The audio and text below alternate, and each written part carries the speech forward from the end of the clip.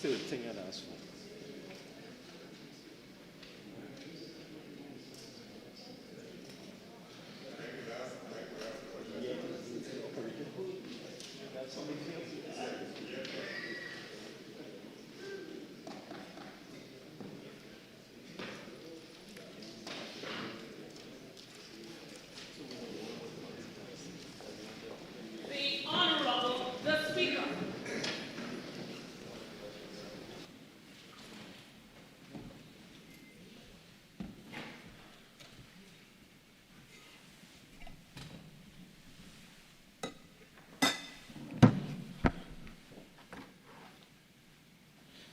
Almighty God, we give thanks to you, the creator of the universe, and humbly beseech you to direct and prosper the deliberations of the members of this house here assembled for the advancement of your glory and the trust and welfare of the people of Trinidad and Tobago.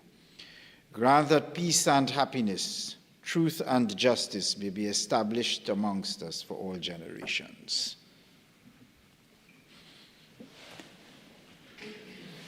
Any leave of absence?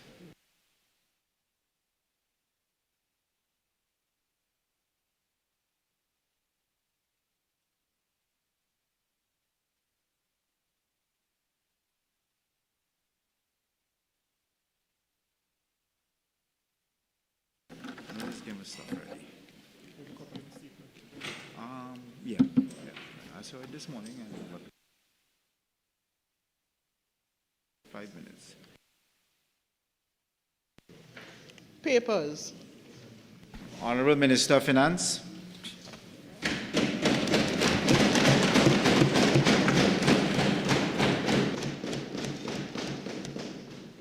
Mr. Speaker, I have the honor to lay the following papers.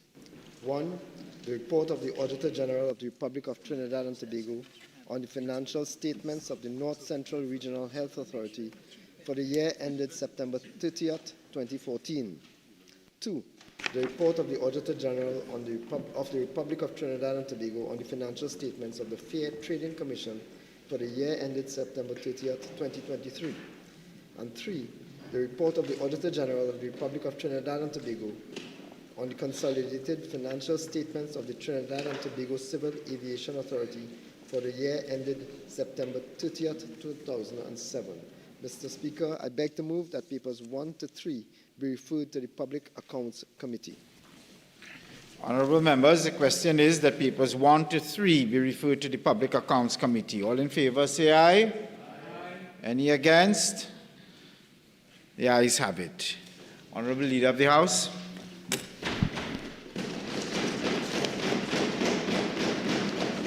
Thank you kindly, Mr. Speaker. Mr. Speaker, I have the honour to lay the following papers in the names of the Honourable Attorney General, Honourable Minister of Tertiary, Education and Skills Training, and the Honourable Minister of Trade, Investment and Tourism. The Annual Administrative Report of the Office of the Attorney General and Ministry of Legal Affairs for the periods 2022, 2023, and 2023-2024. The Annual Administrative Report of the National Institute of Higher Education, Research, Science and Technology, NIHURST, for the fiscal year 2021-2022. The Annual Administrative Report of the MIC Institute of Technology Limited for the fiscal year 2015 to 2016. The Annual Administrative Report of the National Training Agency for the fiscal years 2016 to 17, 2017 to 18, 2020 to 21, 2021 to 2022, and 2023 to 2024. The Annual Administrative Report of the Trinidad and Tobago Creative Industries Company Limited for the year ended September 30, 2021. The Annual Administrative Report on the operations of the Fair Trading Commission for the years ended September 30, 2021 and September 30, 2022. The Annual Administrative Report of Invest TT for the year ended September 30, 2023. The Annual Administrative Report of the Trinidad and Tobago Bureau of Standards for the year ended September 30, 2023. Thank you most kindly, Mr. Speaker. Prime Minister's questions. Member for Roodal Opino. very much, Mr. Speaker. To the Prime Minister. In light of recent criminal incidents affecting children, can the Prime Minister indicate what measures the government has taken or intend to take to strengthen support and protection services for children? Honourable Prime Minister.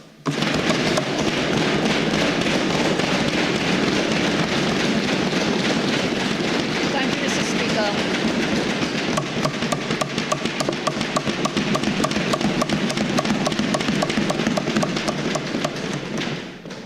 Honourable Speaker, I continue to be astonished by the temerity of those on the other side.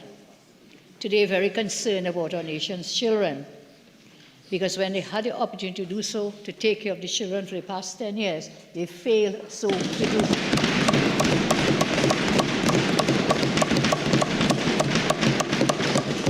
And even after that 10 years, in this last session of this Parliament, they failed to support children. They failed to support the children's lifelong.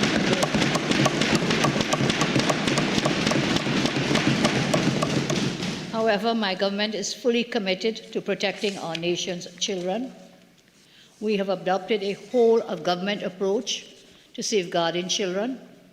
We have strengthened collaboration amongst the Children's Authority, the TTPS, the Ministry of Education, the Ministry of Health, and the Ministry of the People and Social Development and Family Services to ensure that vulnerable children are identified earlier and protected more effectively.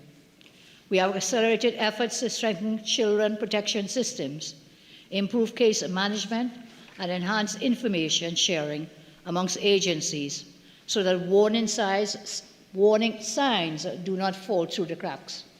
We are also working to increase frontline capacity within agencies responsible for child welfare and family support, recognizing that prevention begins long before a crisis occurs. I thank you, Mr. Speaker.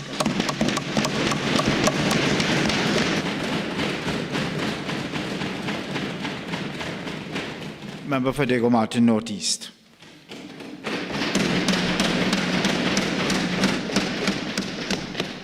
Thank you, Mr. Speaker. Given the recent nationwide shutdown of transportation services, what is the government doing to alleviate the concerns of maxi-taxi drivers? Honourable Prime Minister. Thank you.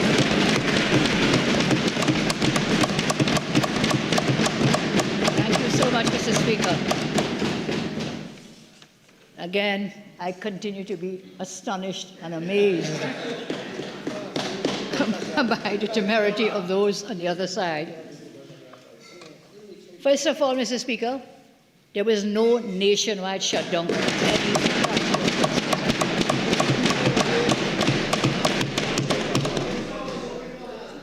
Again, I repeat, no nationwide shutdown of any transport services at this time. The vast majority of maxi-taxi operators are decent, hard-working individuals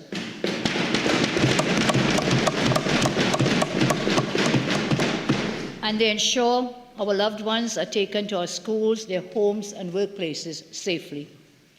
Based on their essential services, my government is committed to addressing their concerns, which those on the other side ignored for 10 years.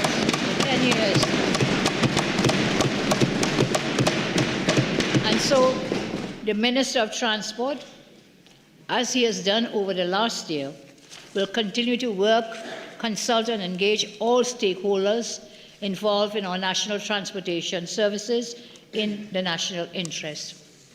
For 10 years, the former administration was tone deaf. They refused any meaningful dialogue with stakeholders.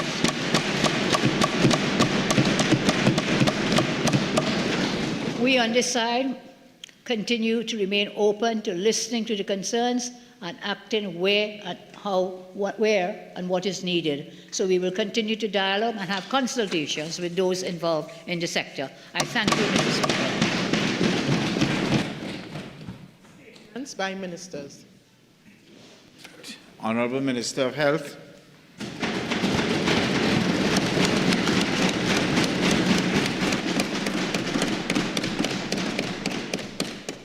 you very much. Mr. Speaker, I have been authorized by the Cabinet to issue the following statement. In light of the Ebola Bundibugyo virus outbreak in Central and East Africa, the Ministry of Health, in its continued efforts to proactively manage our public health borders and to ensure the safety of our citizenry, has considered it necessary to issue this urgent preventative guidance. The government of Trinidad and Tobago maintains a policy of vigilance without disruption. However, in light of recent global health developments, immediate action is necessary to protect our population and to prevent potential complications regarding future quarantine or repatriation efforts. The Ministry therefore strongly advises all nationals of Trinidad and Tobago to avoid all travel to the following countries due to an active outbreak of the Ebola Bundibugyo virus disease: the Democratic Republic of the Congo, Uganda, South Sudan. These countries are considered high-risk zones. It is to be noted that the World Health Organization, WHO, has officially declared this outbreak a public health emergency of international concern. Additionally, Mr. Speaker, the Ministry advises citizens to exercise very high caution when traveling to the following 9 countries, which have been identified by the African CDC to be high risk for Ebola. These countries are as follows: Angola, Burundi, the Central African Republic, the Republic of Congo, Ethiopia, Kenya, Rwanda, Tanzania, and Zambia. Additionally, in order to safeguard the public health of Trinidad and Tobago, strict border management measures have been implemented. Citizens and residents arriving in Trinidad and Tobago who have visited or transited through the Democratic Republic of the Congo, Uganda, or South Sudan will be subject to enhanced health screening upon arrival. Furthermore, these individuals will be subject to mandatory 21-day active monitoring protocols. Depending on the results of the initial health screening, travelers may also be subject to immediate isolation or quarantine measures as directed by port health authorities. The following recommendations are being made for citizens. Regards your travel, consider canceling or postponing travel, re-evaluate all upcoming travel plans to the affected regions. Stay informed, monitor updates from the Ministry of Health and the WHO. Seek medical attention if you are currently in an affected region or have recently returned and develop symptoms such as sudden onset of fever, intense weakness, muscle pain, headache, or sore throat. Seek medical attention immediately and isolate yourself from others. Mr. Speaker, the Ministry of Health remains committed, and this government remains committed to the safety and security of all nationals at home and abroad. We will continue to monitor the situation closely and update the population as new information becomes available. I thank you, Mr. Speaker.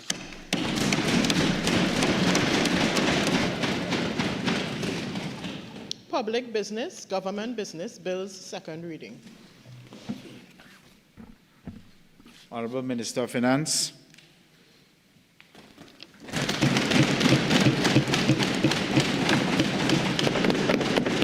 Mr. Speaker, I beg to move that a bill entitled An Act to Make Provisions of a Financial Nature and Other Related Matters be now read a second time. Mr. Speaker, just over a year ago, the people of Trinidad and Tobago placed their faith in this government. That trust came from persons and citizens who wanted fairness, order, opportunity, protection, stability, and delivery. They were not only asking for promises, they were asking for promises to be kept. The Finance Bill 2026 is part of the work of keeping promises and making people's lives better. It is where policy begins to take shape as law. It is where fairness is given structure, where responsibility is recognized, and where the machinery of the state is adjusted to serve citizens better. Mr. Speaker, the opposition has already tried to make mischief with this bill. Those opposite have told the country that this finance bill is about tax, tax, and more tax. Nothing, Mr. Speaker, nothing could be further from the truth. and they celebrate their misinformation, Mr. Speaker. So let me begin by addressing the mischief of the PNM, Mr. Speaker. There are 31 clauses in this bill, Mr. Speaker, and not a single new tax that any citizen has to pay. You are misinforming the population. It's mischief. The only new introduction of a fiscal regime, Mr. Speaker, is for companies involved in drilling operations in marginal fields and who must now pay to the Treasury the country's part of the shares and proceeds. In other clauses of this bill, we are providing tax relief for pensioners. We are providing retirement benefits for members of the protective services. We are providing for the ease of filing documents. We are providing targeted support to women and girls and for those who would support them. We are providing protection to law-abiding citizens. And in one instance, we are even reducing taxes, Mr. Speaker. So the only intent of the opposition PNM has been misdirection, misinformation, and blatant mischief. Unlike those opposite, Mr. Speaker, this government believes in the rule of law. It is no secret, Mr. Speaker, that every single time that this Kamla Persad-Bissessar, Persad-Bissessar-led administration brings legislation to protect citizens, that the opposition, the PNM opposition, votes against it. Today we will see it again. Today they will oppose this bill knowing that it is for the benefit of taxpayers and for citizens. They will stand in defense of lawbreakers and against penalties for breaking the law, Mr. Speaker. Mr. Speaker, the former administration took a deliberate approach not to implement existing laws. They facilitated legal, unregulated operations, sabotaged the BRR, which would ensure compliance, and compromise the revenue base of this country. Why? Well, if I were to guess, I would guess that they sabotaged our country's revenues just so that they could borrow billions upon billions, pushing government's financial business into the hands of a select few with familiar and familial connections, Mr. Speaker. Mr. Speaker. I am reminded, Mr. Speaker, the Honorable Prime Minister. Mr. Speaker. 48-6.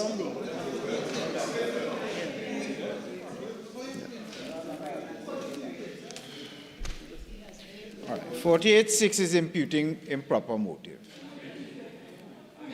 I think there's a distinction to be drawn between. You could take that full-on expression off your face, all right? Yes, it's unhelpful. There's a distinction that needs to be drawn, and it's a matter of context. You will have your adequate, proportionate, just right of response. Okay? There's a distinction that needs to be drawn here. The Minister of Finance, I suppose, is adding context to what he's going to say here. And some measure of leeway must be accorded to the Honorable Minister of Finance. Sorry? Well, yes, and you should avoid the running commentaries whilst I'm speaking. I'd be very grateful for some silence. All right, so I guess the gravamen of what I'm saying is allow the minister to develop the context. If it is the minister gets out of hand and directly imputes an improper motive to anyone sitting here, fine, fair enough. But there's a distinction to be drawn which can be readily discernible if you apply some intellectual elbow grease to it. So, Minister. Mr. Speaker, I feel that those members opposite protest too much. And if it falls in their garden, that's a matter for them. Mr. Speaker, I am reminded by the Honorable Prime Minister that we are bound by an oath to serve the people. And today I am proud to continue in that vein. Mr. Speaker, promise made, promise kept. Mr. Speaker, every clause of this bill is important. However, because several clauses are interconnected, I will address them by policy area rather than strict numerical order. This will allow this Honourable House and the national community to see how the clauses work together as part of one coherent programme of reform. With that established, Mr. Speaker, I now turn to the examination of the bill. Mr. Speaker, Clause 1 is the short title. It provides that this legislation may be cited as the Finance Act 2026. This gives the bill its legal identity and establishes the foundation for the measures that follow.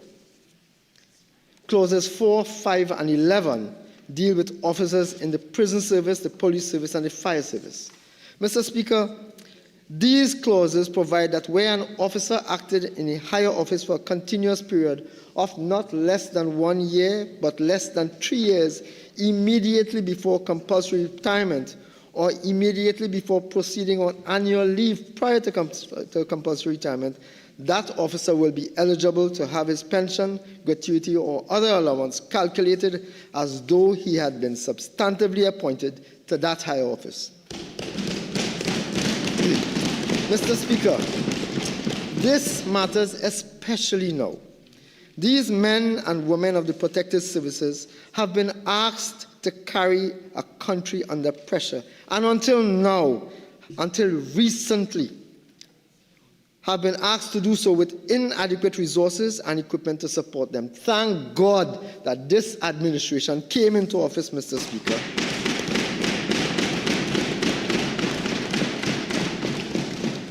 Mr. Speaker, the Honourable Prime Minister has made this government's position absolutely clear.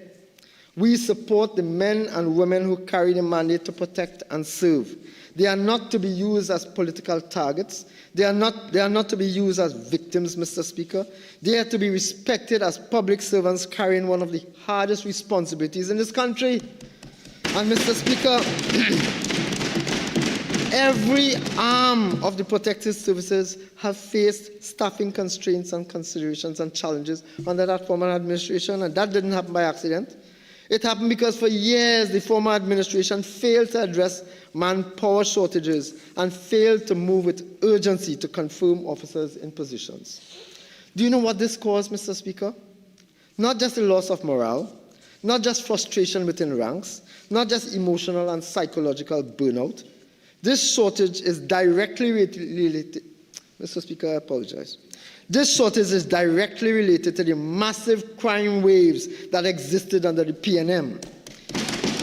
It was PNM's refusal to act that facilitated the highest murder rates in this country year after year after year. We inherited a police service, Mr. Speaker, which was understaffed by an estimated 1,400 police officers. The prison service was also severely understaffed. The fire service was missing 400 officers.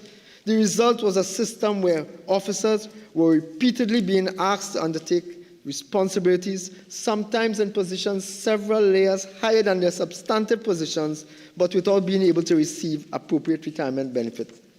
I am proud to say that this is what clauses 4, 5, and 11 begin to correct. Mr. Speaker, when we asked the country for their support, we promised that we would improve the lives of members of the protective services. Mr. Speaker, promise made, promise kept.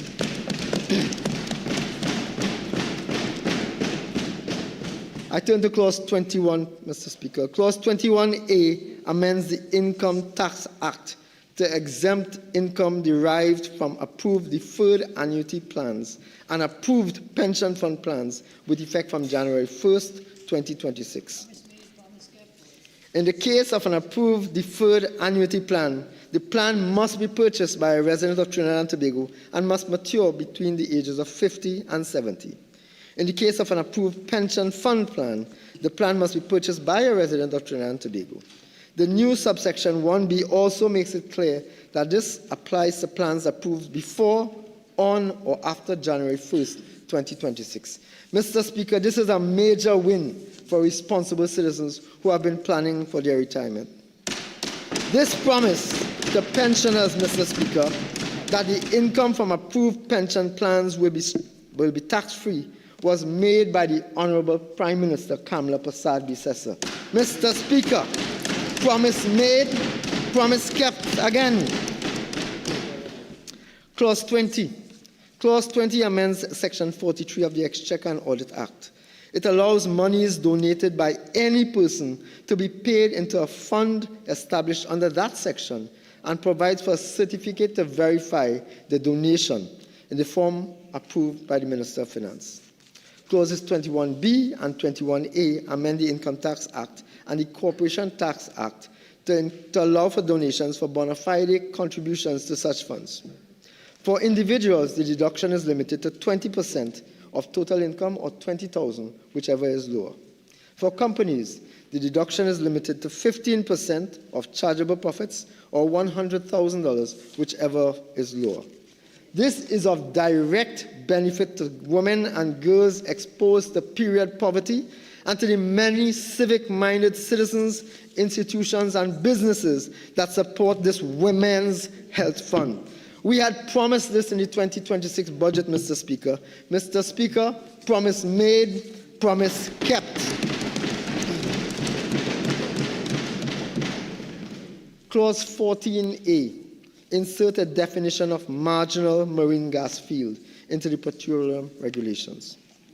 It is an offshore shallow water field with recoverable gas 2C contingent resources of 300 billion cubic feet or less, an internal rate of return under 15% as a standalone project coming into production after January 1st, 2026 and certified by the Minister responsible for energy. Clause 14B sets the royalty for such gas at 8% on the natural gas won and saved from the marginal marine gas field. Clause 29B and 29C provide an allowance of 20% per year of 130% of qualifying expenditure spread over 5 years for investment in these fields. Clause 29D provides for certification by the Minister. For years, Mr. Speaker, the previous administration spoke about energy while production declined. They spent millions of your taxpayers' dollars traveling the world, whining and dining at taxpayers' expenses, amateurs engaging in negotiations with professional negotiators. Citizens paid for that excursion of excess immediately and directly from the Treasury for a decade under the PNM. But the country also paid for their incompetence in the form of a failed energy policy, resulting in sectoral collapse. This government, Mr. Speaker, has taken a different approach. These provisions that I have just identified create a targeted framework to encourage investment where the economics are challenging. They unlock gas that would otherwise remain stranded.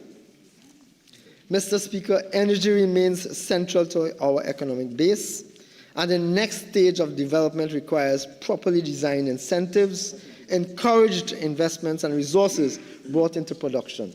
I am proud to say on behalf of the government and on behalf of my colleague, the Minister of Energy, that today, Exxon, BP, Shell, Perenco, EOG, Woodside, and many others are investing billions of dollars into our energy sector.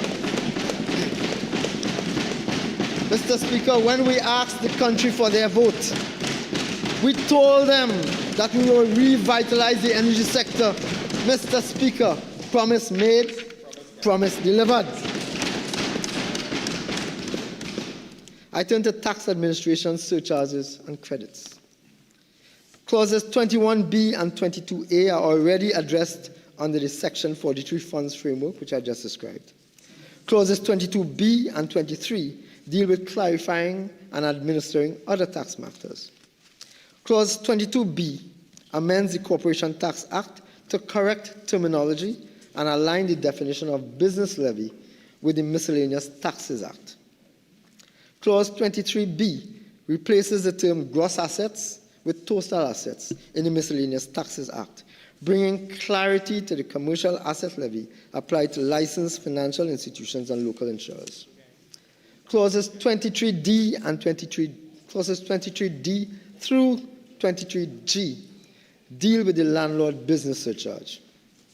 Mr. Speaker, those opposite have spent a lot of time trying to create mayhem, mischief, and confusion in the minds of the population about the landlord business surcharge.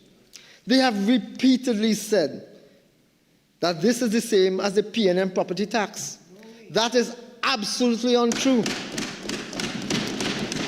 Mr. Speaker, as you and the rest of the population well know, the P&M property tax was based on imaginary rental income, where tens of thousands of persons who were not renting their homes were being threatened that if they did not pay this rental tax, they would lose their property to the state.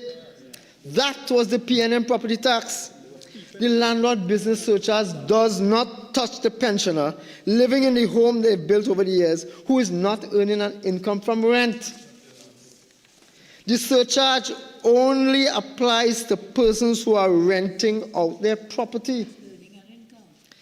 Only if they are earning an income does this surcharge apply to them, Mr. Speaker. Totally opposite to the P&M fake tax.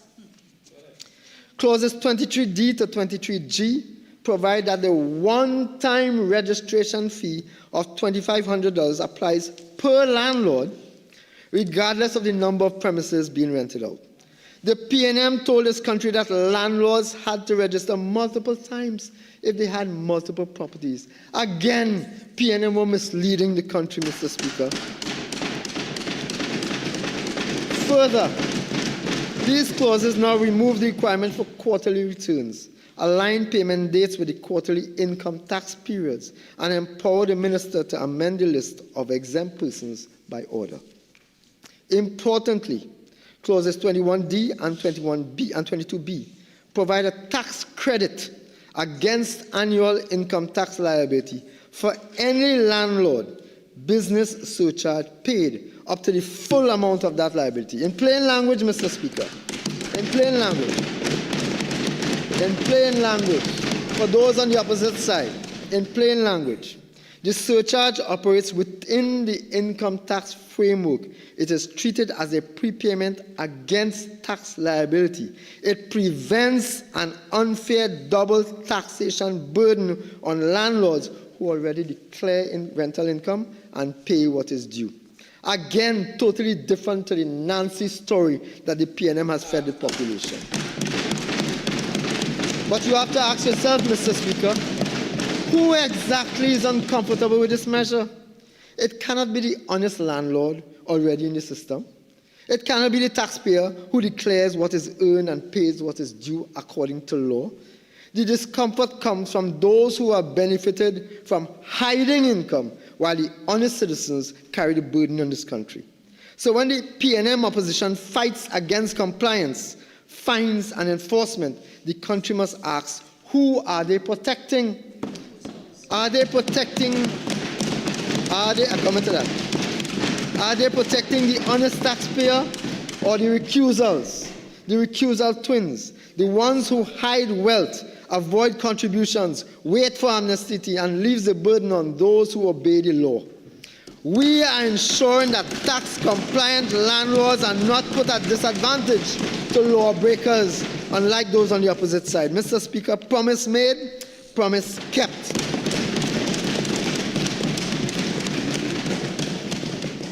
Mr. Speaker, Clause 28 amends the Liquor Licenses Act. In Budget 2026, following discussions with stakeholders, including the TTPS and the bar owners associations, the tax for amusement games other than a roulette machine increased to $25,000, with roulette devices increasing to $200,000 per annum. We have continued since then extensive discussions with stakeholders and promised to review these measures. Mr. Speaker, promise made, promise kept. The new Clause 1A under Section 20B provides for a reduction in gaming tax from $25,000 to $12,000 per year for any amusement game other than an electronic roulette device.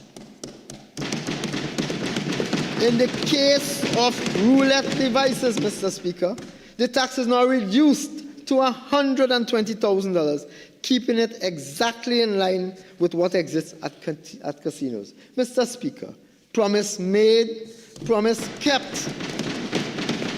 But we went even further. We are now proposing to increase the maximum number of amusement games permitted on certain licensed premises from 20 to 33. This is on consultation with the owners themselves, Mr. Speaker. This section also creates an offense if the holder of a license under Section 35.3 or 35.4 is found to hold more than 33 amusement games.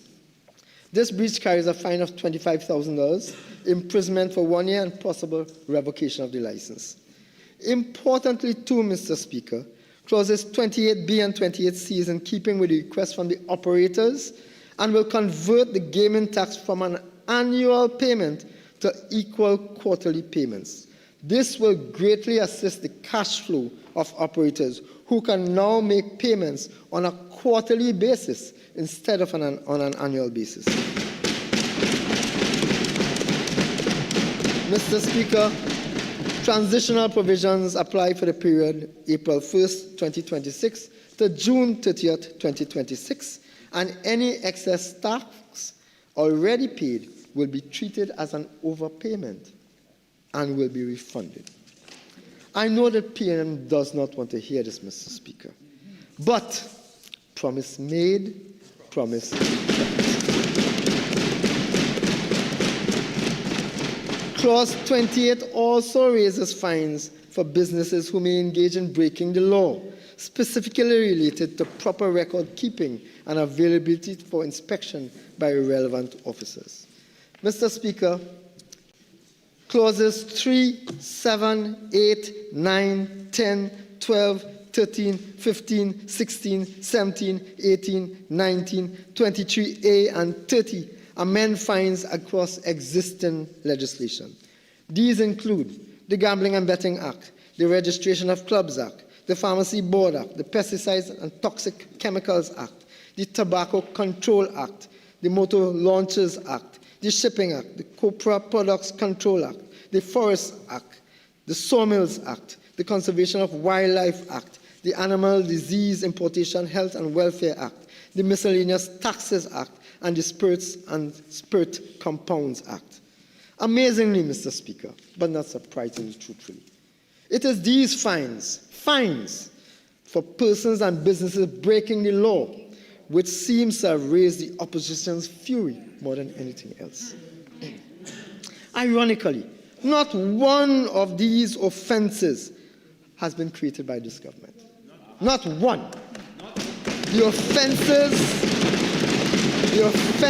and fines were created and put in place 99.9999999% of the time by the PNM. Those are put in. But I have heard a former minister, PNM minister, former minister, fall over himself, talking about taxes in this new finance bill. Taxes and taxes and taxes.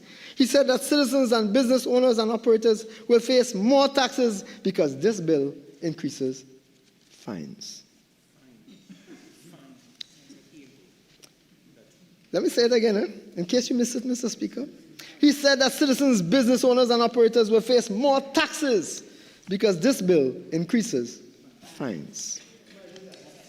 Mr. Speaker, this is why you cannot trust the PNM. This is why a tax and a fine are two separate things, two completely different things. I don't expect that San Fernando East even knows about that. That's why he never acted as a minister. That's why he was never allowed to act as minister. He simply doesn't know that. Any standard one student will tell you that a fine is not a tax. A fine arises when a law is broken. It's a consequence. It is a consequence. And these offenses already existed. They didn't talk about it all the time before. They spent 10 years in government and never talked about the offenses that were here. Today, all they care about people. Mr. Speaker, they are fooling no one.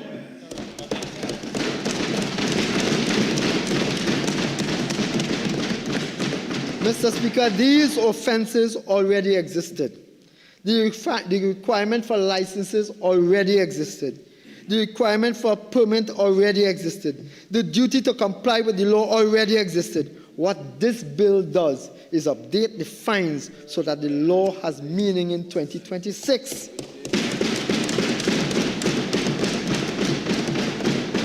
Mr. Speaker, the opposition only wants to talk about the size of the fine, the magnitude of the fine. The size of the fine is deliberate. It is supposed to act as a deterrent, Mr. Speaker. Many of these provisions protect people. They protect consumers. They protect passengers. They protect honest operators. They protect the environment. They protect public health. They improve people's lives. They protect citizens from being exposed to fake products, Mr. Speaker. And that is what the opposition will come here today to vote against. Protecting the country, Mr. Speaker. Shame, shame, shame, Mr. Speaker.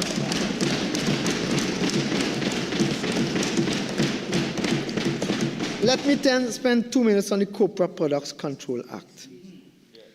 The law already requires a person who intends to manufacture copra products to apply for a license. It already exists, passed by you, members on the opposite side. You know what the irony is, Mr. Speaker? It's a very simple process. You apply to the minister with responsibility for agriculture, and the license fee is $25. $25, Mr. Speaker. So exactly what is the former Minister of Finance griping about? What is he objecting to? Is he objecting to a $25 license that they put into place, or was the reason more sinister? You see, the cost and procedure to license operations under this legislation is exactly the same as it has been over the last 35 years. No other part of the law has changed. And up to last year, April 25, they wanted this law in place. They put it in place, and they kept it. Today, they are crying. Oh, they are crying. The fines are too high. The penalties are too high. Mr. Speaker, it's ironic that nowhere did the member for Diego Martin Northeast say that these operators should not pay the $25 license fee. That fee still exists. We didn't touch that fee. We are encouraging people to apply and pay for the fee. He's not saying that there should be no fee.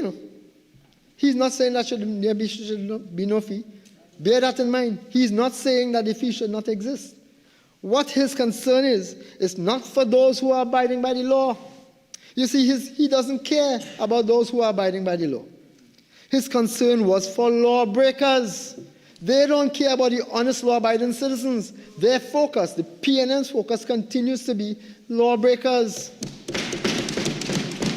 Instead of doing, Mr. Speaker, instead of doing the responsible thing and encouraging citizens to abide by the law, this PNM seems intent on arguing in defense of lawbreakers. The PNM is saying, go ahead, break the law. And if we, that's them, if they were in charge, you would have nothing to pay. Mr. Speaker, thank God that last year, the people of this country saw the true face of the PNM and voted them out of office. You see, Mr. Speaker, I don't know if they saw the same oath of office that we did. But when we on this side, led by my Prime Minister, Kamla Persad-Bissessar, senior counsel, and I will come back to that if I have the opportunity. When we swore by the God we all serve, we swore to defend the Constitution and the law, and we will do so. Any patriotic law-abiding citizens who wants to see this country develop, who wants to see this country grow, would be anxious to encourage citizens to do the right thing. And in this case, to register in accordance with the law that has existed for generations. But that clearly is not the intent of the PNM. They do not care about the average citizens. Mr. Speaker, I'll touch another one of those. Clauses 12 and 13 increases fines for breaking the law under the Motor Launchers Act. I heard the member for Diego Martin Northeast condemn the government for increasing the penalty for party boats for, as he puts it, any little thing. Let me show you how dangerous the member for Diego Martin Northeast is, Mr. Speaker, in the commentary that he has made. You see, under the same law, these vessels, whether it is a party boat or a glass-bottom boat in Tobago, they are required to have specific equipment on board, including specified safety equipment, approvals, and certificates to show that vessel and crew are fit to sail. Should they not have that, Mr. Speaker, the insurances are void. In the case of an accident, even with loss of life, victims or their families will not be entitled to compensation, and the state's only recourse will be a $2,000 fine. Mr. Speaker, imagine, instead of encouraging persons and entities to comply with the law, the PNM is vexed that we are seeking to protect people. Obviously, they do not care about people, Mr. Speaker. If they cared about people, they would support this bill. They would support increased penalties for operating without a license. They would support higher fines. They would support higher fines for removing timber without a permit. They would support harsher penalties for selling tobacco for children underage, Mr. Speaker. They would support increasing penalties for breaching pesticide and toxic chemical regulations or for overloading vessels with passengers. Mr. Speaker, you see, once the offense is explained, the opposition's arguments collapses. A weak fine, Mr. Speaker, becomes a cost of doing business. The offender will simply pay the fine and move on. A serious fine makes the offender think twice about breaking the law. An honest operator does not need protection from a fine he does not trigger. A licensed sawmill should not be undercut by a person operating outside the law. Excuse me. A responsible boat operator should not be placed in the same category as one who ignores safety rules. The pharmacy that follows the law should not compete against someone selling drugs without proper authority. This government stands, Mr. Speaker, with the honest citizen, the compliant taxpayer, the licensed operator, and the business person who follows the law and should not be undercut by those who breached it. Mr. Speaker, clauses 2, 6, 25, 26, 27, and 31 modernize the filing framework across several pieces of legislation. Yep, easily. Clause 2 amends the trustee ordinance to allow late registration of express trusts with approval and a monthly fine. It empowers the Registrar General to determine whether documents should be filed in print or electronic form and to require valid identification and supporting documents. It clears up an ambiguity created by the former administration, Mr. Speaker. Clause 6 amends the Registrar General's Act to make it mandatory for the Registrar General to determine the filing mode. Clause 25 amends the Companies Act to allow electronic filings and voluntary strike-off of companies. Clause 26 does the same for partnership. Clause 27 applies similar changes to business names, and Clause 31 modernizes filings under the Non-Profit Organizations Act. These are mainly administrative clauses, Mr. Speaker, but they do matter. You see, Mr. Speaker, citizens and businesses should not be trapped in systems designed for yesterday. The Registrar General must be able to accept and manage electronic documents as exists in the rest of the world, Mr. Speaker.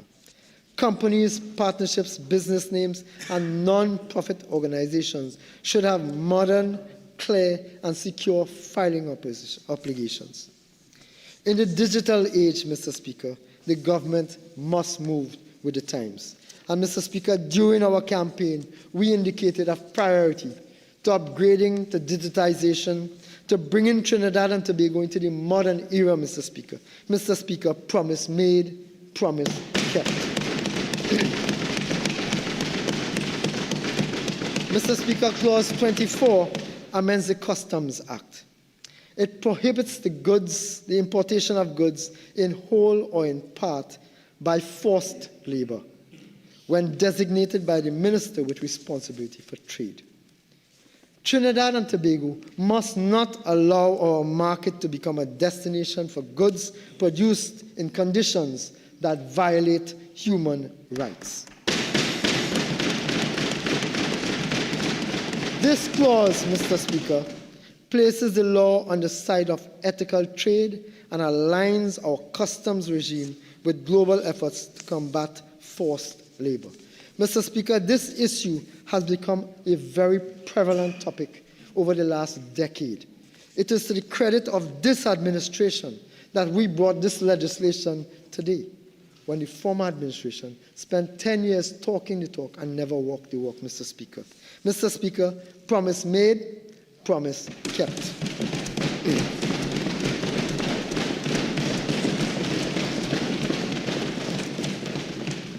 Mr. Speaker, our objective is clear: to create a modern, orderly, productive, and internationally competitive Trinidad and Tobago, one that attracts investments, rewards enterprise, creates opportunities for our citizens, and secures a brighter future for generations to come.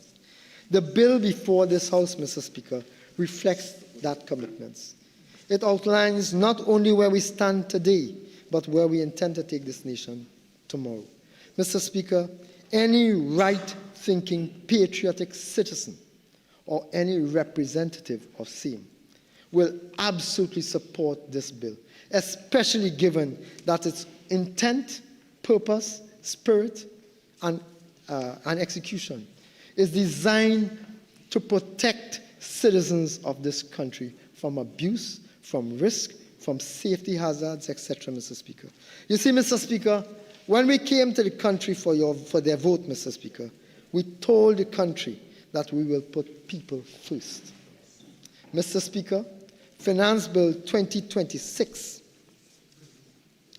is one such example, Mr. Speaker.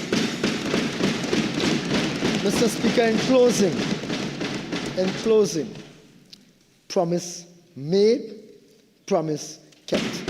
I beg to move. Member for Diego Martin Northeast.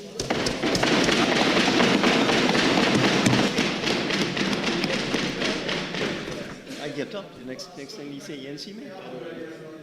You know how he does. Honourable members, I shall now propose the question for debate. The question is that a bill entitled An Act to Make Provisions of a Financial Nature and Other Related Matters be now read a second time. Member for Diego Martin Northeast. Thank you, Mr. Speaker.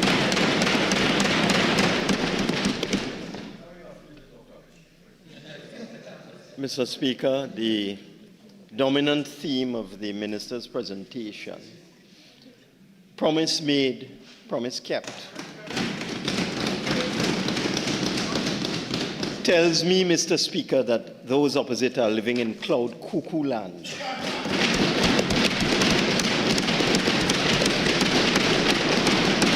Because I have a record of promises made by the member for Siparia, who is now the Prime Minister. And I read from the Newsday of April 2024, just before the general election of 2025, addressing a UNC cottage meeting in Princestown. Mr. Speaker, I did not say a word when the minister was speaking. As soon as I've started, the children are making noise. I seek a protection.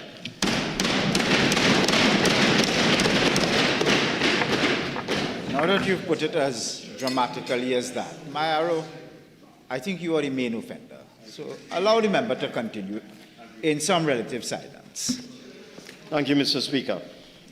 Addressing a UNC cottage meeting in Princestown on April the 22nd, Persad-Bissessar chastised government for imposing heavy traffic fines on the driving public. According to Ms. Persad-Bissessar, traffic fines are just another form of tax. That was their policy before they were elected fines are just another form of tax. Touted as a mechanism for promoting road safety and accountability, the ticketing and demerit point system is being abused by police and licensing officers, has become a source of anguish and frustration for countless drivers across Trinidad and Tobago. We will reduce the fines for traffic offences. Mr. Speaker, 48-1. 48-1. There's a point of order. 48-1, Mr. Speaker. 48-1. There's no reference to traffic offences in the finance bill, Mr. Speaker.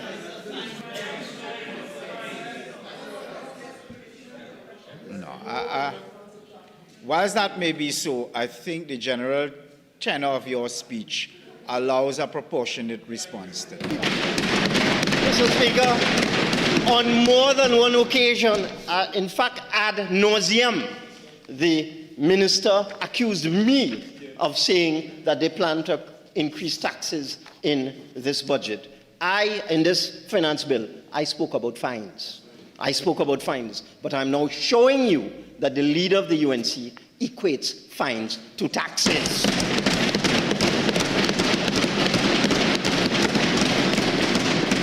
Let's go as far back as September 2020. This is the Facebook page of Kamla Persad-Bissessar. Good morning, friends. I know many of you are not only worried, but also angry with the government's announcement they plan to move ahead with collecting the dreaded property tax. Then she goes on to say, the government must be innovative. More taxes is not the way. I mean, I could read this entire thing. But let me read this one. June 8, 2024. Opposition leader Kamla Persad-Bissessar, during her response to the mid-year budget review in Parliament, said, more taxes are on the horizon, as she claims government will be seeking to cover a fiscal deficit. Sounds like now. Which is expected to climb beyond 9 billion. Sounds like now too. She made the claim during her response to Finance Minister Colm Imbert's mid-year budget review. She accused the government of being broke and bankrupt and seeking to raise revenue from fines and taxation. Yeah, I am advised, and I'm asking if this is true, that the government intends to increase VAT. Imagine that, eh? They said we came to increase VAT. They are planning to cut social programs. Who cut out CPEP, URP, and rural forestation?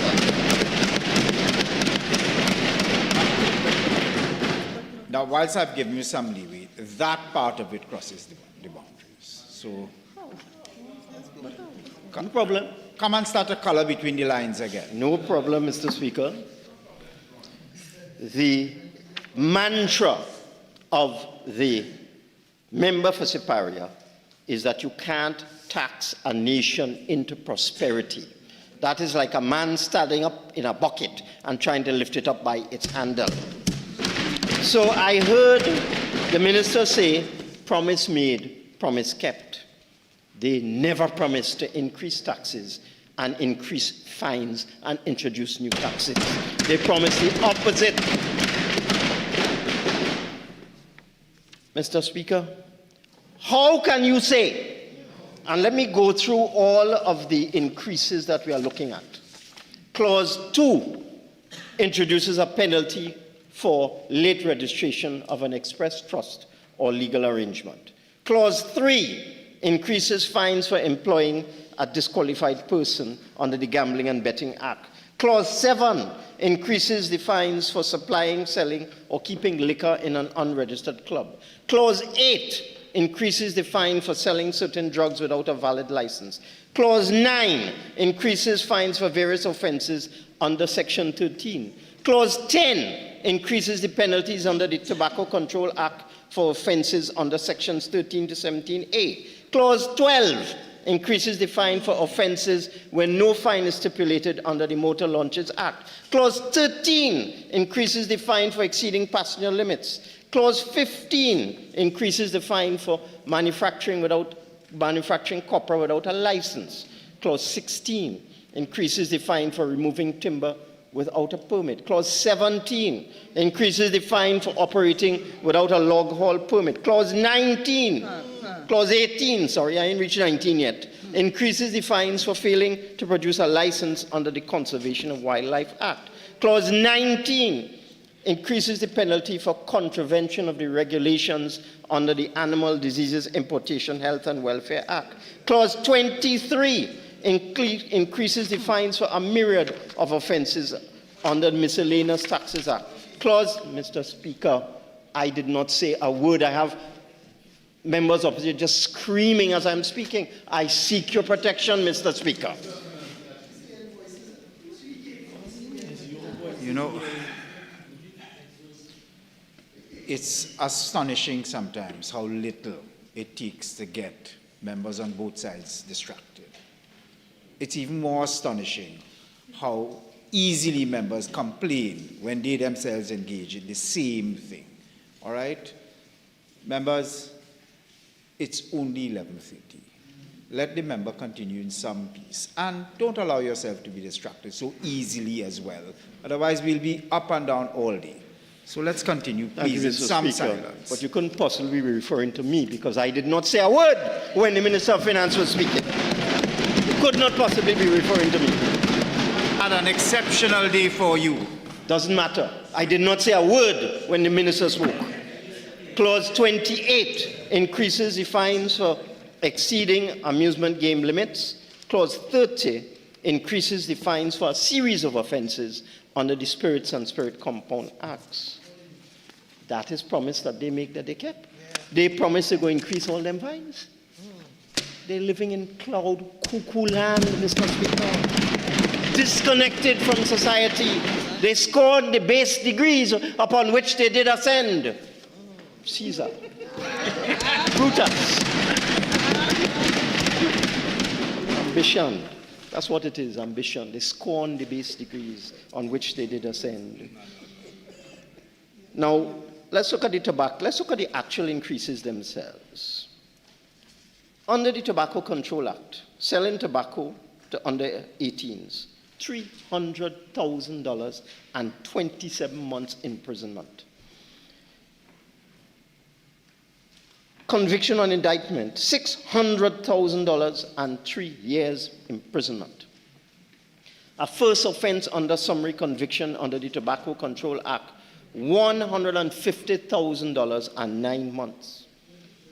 Forest Act, removing timber without a permit, that fine has been increased by 50% from $100,000 to $150,000. Forest Act, contravening Section 7F, $100,000, $150,000 fine. Sawmills Act, operating without a license, increased by 50% from $100,000 to $150,000. Conservation of wildlife, increased by 50% from $100,000 to $150,000. Animal Diseases Act, increased by 20%. Pesticides and Toxic Chemicals Act, increased by 50%. Liquor License Act, increased by 17%. Spirits and Compounds Act, distilling without a license. You can't make babash now, Mr. Speaker. That is what I mean. They are disconnected from the base from whence they came. Distilling liquor without a license. Fine increased by 50%. Using spirits for the wrong purpose, fine increased by 20%. Well, I imagine they're good at that sort of thing over there. Spirits and Compounds Act increased by 400%. Mr. Speaker, improper measuring under the Spirits and Compounds Act, the fine has gone up by 400%, Mr. Speaker. And registration of clubs, the fine has gone up by 50%. Methylated spirits violations, fine gone up by 100%. Registration of clubs, fine gone up by 50%. And right through the fines have gone up by 50%. Sawmills Act fine gone up by 233%, Mr. Speaker. Operating a log haulage without a permit, gone from $3,000 to $10,000, Mr. Speaker. 233. They promised that? They promised that? I doubt. I didn't remember that during the election. The Copra Products Act, and this is the most ridiculous of all, and I heard the minister defending it. I saw something in the papers. They're completely disconnected from reality. I will read that article in a short while, Mr. Speaker. The fine there has gone up by 100%, from $4,000 for manufacturing copra products without a license to $8,000, Mr. Speaker, 100% increase. Gambling and betting from $4,000 to $6,000. Miscellaneous taxes from $3,000 to $5,000, 67% increase. Shipping Act, excess passengers, 400% increase. Motor Launches Act, and this is one where the minister has demonstrated, he just doesn't understand. And you know something I realized, Mr. Speaker, since we came in here? They are so incompetent. They just bring any rubbish to this parliament and they wait on us to correct it because they know that we know about proper legislative drafting. So they bring the nonsense and they wait on us to make the point to correct the legislation.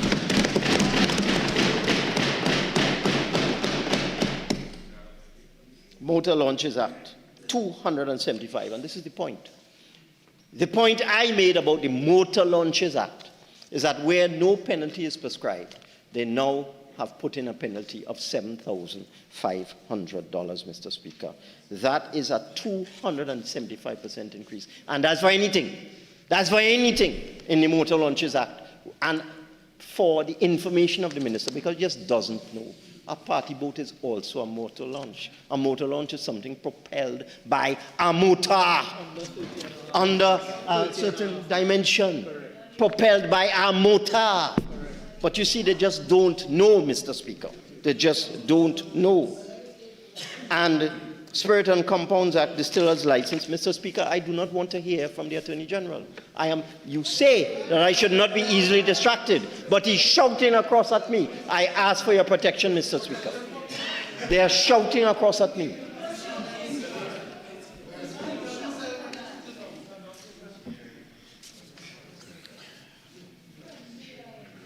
Come on. Let's just not waste time. Continue. So, Speaker, if you think me asking you to quieten them now is wasting time, I'm sorry. That's unfortunate. Now let us go through the actual bill itself. What does it do, Mr. Speaker? What does this bill do? I remember during the election campaign of the UNC, they said they would exempt public pensions from taxation. Public pensions.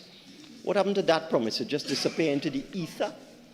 All public servants now who get pensions, they no longer are going to benefit from that promise, which has not been kept, Mr. Speaker. And with respect to the exemption from taxation for private pensions, anybody who's getting a private pension would be happy for that. But how many persons in receipt of a private pension get a pension in excess of $7,500, Mr. Speaker? Very few. Very few persons. You see, shouting at me again and wrong again, demonstrating his ignorance of the law, Mr. Speaker. I am in receipt of a public pension, not a private pension. How many persons who get private pensions get more than $7,500 a month? Very few, Mr. Speaker. And we already have a personal allowance of $90,000 for persons in receipt of income. And there are already tax measures in place for persons who have been contributing to a deferred annuity scheme who can take out 25% of the accumulated balance without being subject to taxation. So really, how many people will this tax on private pensions help? This exemption on tax. There he goes again, Mr. Speaker. You are a stranger in this house. Behave yourself. Now let me move on, Mr. Speaker. Let me move on. I will read this article. Let me first go to the whole question of this ridiculous tax on or fine. But let's not call it a tax, even though the Prime Minister called fines taxes. Let's go to this ridiculous imposition on the production of vinegar, Mr. Speaker. And to find out what's going on with vinegar, you have to go to a law called the Spirits and Spirit Compounds Act, Mr. Speaker. And the Minister of Finance told, no big thing, no big thing. Let's see what you have to do to get a license to produce vinegar. And if the members opposite were connected to their constituents, they would know very well that the production of vinegar is a cottage industry that is throughout rural Trinidad, which is the constituencies that they represent, Mr. Speaker. So let's see what you have to do to get a license for vinegar. And this is part 10 of the Spirits and Spirit Compounds Act. No vinegar intended for sale shall be manufactured by any person except under the authority of a license granted under this part, and in accordance with and subject to the provisions in the said part contained. That's clause, section 95. 96 speaks to the fee. But it goes on to say, and it's interesting because the Minister of Local Government made a big song and dance about licenses that expire on the 31st of December. So if you get a license in October, you only have 2 months. If you get it in September, you only have 3 months. But it's interesting that when they do their legislation, there's no harmony among them at all. There's no harmonization, there's no cross-fertilization. They don't think. Because under the Spirit and Spirit Compounds Act, that provision is there. The license, whenever granted, shall expire on the 31st December. And next following, except that licenses may be granted for a proportionate part of the year to persons who have not been licensed during the previous 12 months.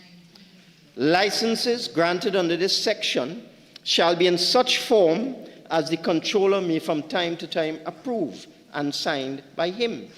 Every license shall contain a description of the premises authorized to be used by the licensee for the purpose of the license. Licenses may contain such conditions as the controller may think fit. This is just to make vinegar in your backyard for your neighbor. You're a pensioner. You're trying to supplement your income because you're only getting tax, and fine coming from this government. So you're supplementing your income. You're making vinegar. Thank you. You're making vinegar, Mr. Speaker. Licenses may contain such conditions that the controller may think fit to impose. Applications for licenses shall be in such form and shall contain such particulars as the controller may from time to time require. No license, this is just to make backyard vinegar, you know. No license shall be issued by the controller under this section until the applicant has furnished a bond with sufficient surety. You could believe that? A pensioner making vinegar in the backyard to sell to the neighbor to supplement their income. They had to post a bond. Who are you protecting? Which one of your financiers are you protecting? And it goes on to say, in such sum as the controller may require, condition for the payment by the applicant and the surety of any penalty or sum of money which may be imposed on such person for any offense under this act. And I just halfway through, you know, what you need to do to get a license. The controller shall have power to refuse to grant a license or to impose such conditions as he may think fit. No premises used for any other purpose under the Excise Act shall be used for the manufacture of vinegar. I just read half the conditions. This government is anti-people. That's the point I'm making, Mr. Speaker. They are anti-people. They are pro-big business and anti-small business. Because everything they are doing, Mr. Speaker, is designed to punish small entrepreneurs. Yeah, okay.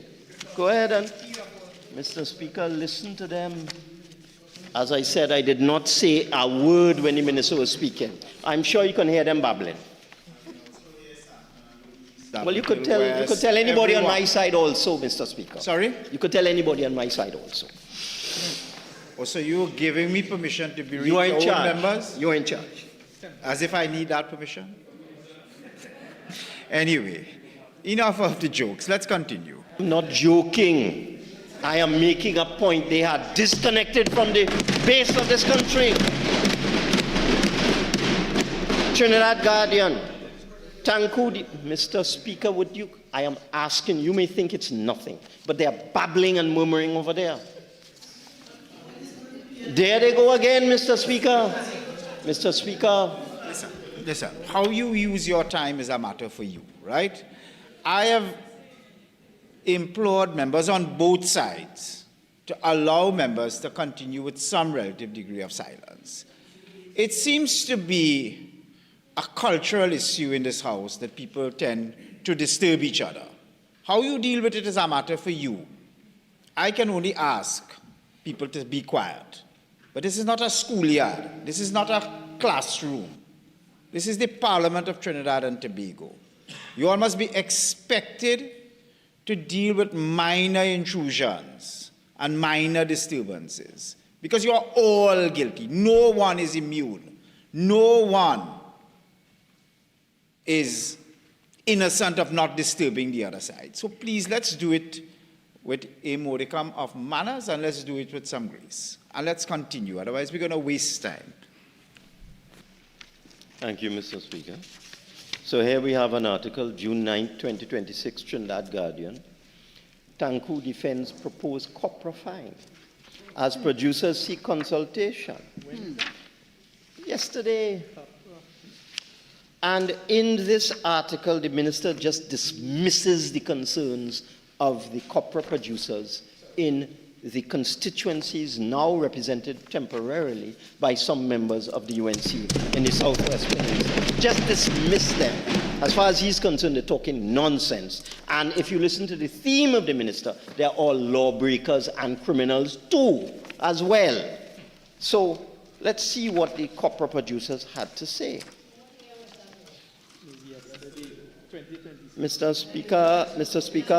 Speaker, I'm being disturbed by the member for Siparia. Mr. Speaker, I'm being disturbed by the member for Siparia.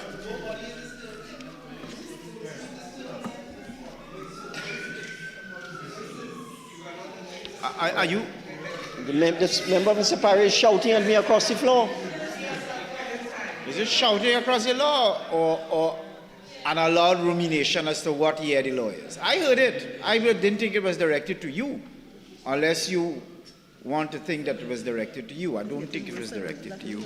As I said, you are far too experienced to allow yourself to be distracted by an inquiry which might be made a little louder than it ought to be made.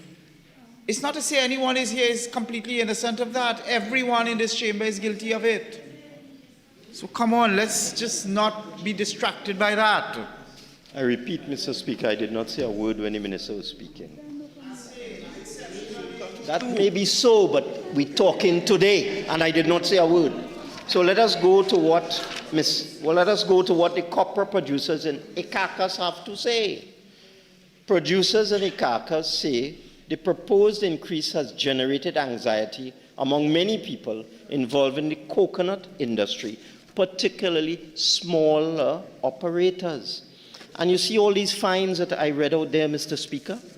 You see all these fines for breaches of Tobacco Control, Forest Act, Conservation of Wildlife Act, animal pesticides, liquor license, spirits and compounds, all these massive increases, sawmill, etc. What the members opposite are not understanding is that the people who put them into office are small business people and small entrepreneurs in rural districts. So let's see what small entrepreneurs have to say in Icacos. Mr. Speaker, it seems that the member of Siparia cannot help herself. I heard it, and it's a theme from the minister. They're breaking the law. They're breaking the law. So why then, if breaking the law is a reason to double and triple and quadruple fines in 2026, It wasn't a good reason in 2024, 2025, and 2020. Then, an increase in fines and taxes was seen as oppression, a criminal action on the part of the government. A 10% increase in fine was criminal under us, but a 400% increase in fine under them is okay, because these people are lawbreakers. But let's take a look at what these little people in the carcass have to say. Alfred John Williams, who has been producing coconut oil for more than 20 years, said the industry remains an important source of employment and income within the community. Here in the carcass, it have a lot of people employed by the coconut industry. It's low wages and hard work, but it is how some of us make our living. For producer Feroz Ali, who has been involved in the coconut industry for approximately 11 years, the business has served as an important supplement to his family's income. You hear what I'm saying? A supplement to the family's income. It is just like the person producing the backyard vinegar. Originally, we are fishermen. But the problem is we try to do something else to help with the fishing. And with that, we started the coconut oil about 11 years ago. It has supplemented our income. Ali questioned government's argument that stricter enforcement is necessary to protect consumers. How is it going to help to protect consumers? Because they can't find a problem with the oil. If there's a problem, test it and then say this oil has a problem and we can't sell it. But nobody will come to we and test it and say this is not a product suited for customers. This is grassroots expression. If you think our oil is no good, it's contaminated, it's dangerous, come and test the oil and tell us whether we are selling bad oil or not. There are a lot of persons in the community, a lot of people throughout the country who are unregistered and rely on the coconut industry. It have a farmer, he has 1 acre of land. He picks his own coconuts, that means he can't make oil. He had to go and register a business to make a case of oil or 2 cases of oil to sell for his family. It makes no sense. That's what the farmers say.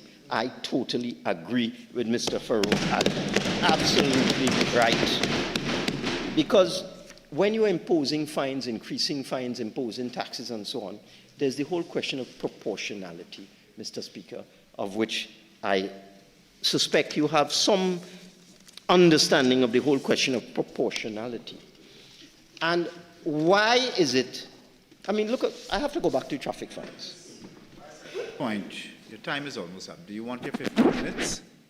Of course, Mr. Speaker, you don't need to ask that. In fact, I'll tell you from now, every time I get up, I'll want my extra minutes, okay? Thank you. Thank you very much, Mr. Speaker. So when you go back to the fines for traffic offenses, they increase. 100% increase. And you see, Mr. Speaker, you have to make things easier for little people. This is what all developed countries recognize, Mr. Speaker.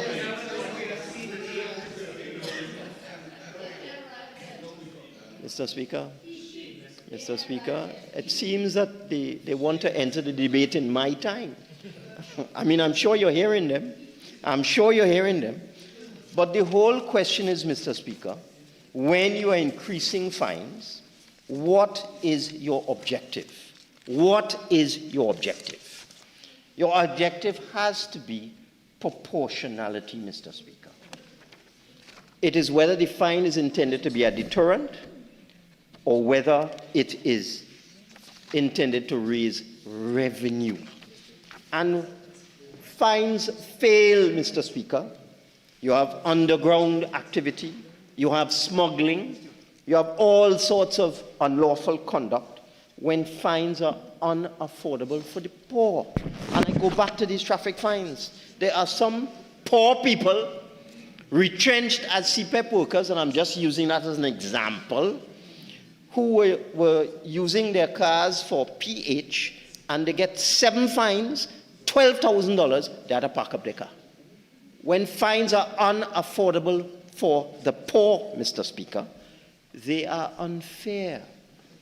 A fine of $2,000 for speeding for a wealthy man, he could pay it. But $2,000 for speeding for a poor man can't pay it. $8,000 for manufacturing copra products, and you heard a man might have 1 acre and 10 coconut trees, making a little oil, selling in the market to make some money for his family. You're now telling him if he does not go through a licensing regime, and listen to what he has to do. Every person, the minister spoke about $25, but again missed the point, deliberately or otherwise. Every person who intends to become a manufacturer of copra products under this act shall apply to the minister for a license. And the minister may refuse to grant such license without assigning any reason for such refusal. That's the law. So before they change that, before they come and say that that is an unreasonable provision in the law, they decide to increase the fine to $8,000. And that is how this government is operating. Where in the election campaign did they promise to increase fines for basic things by 100%, 200%, 300%? I mean, I think it is reprehensible. I think it's an insult to the voting public for the minister to say, promise kept, promise make, when you're increasing fines by 100%, 200%, 300%, wiping out small businesses across this country, putting little people out of income, turning them to a life of crime. That is what this government is doing with these increased fines, Mr. Speaker. There's no proportionality. There's no justification. The minister produced no examples to us.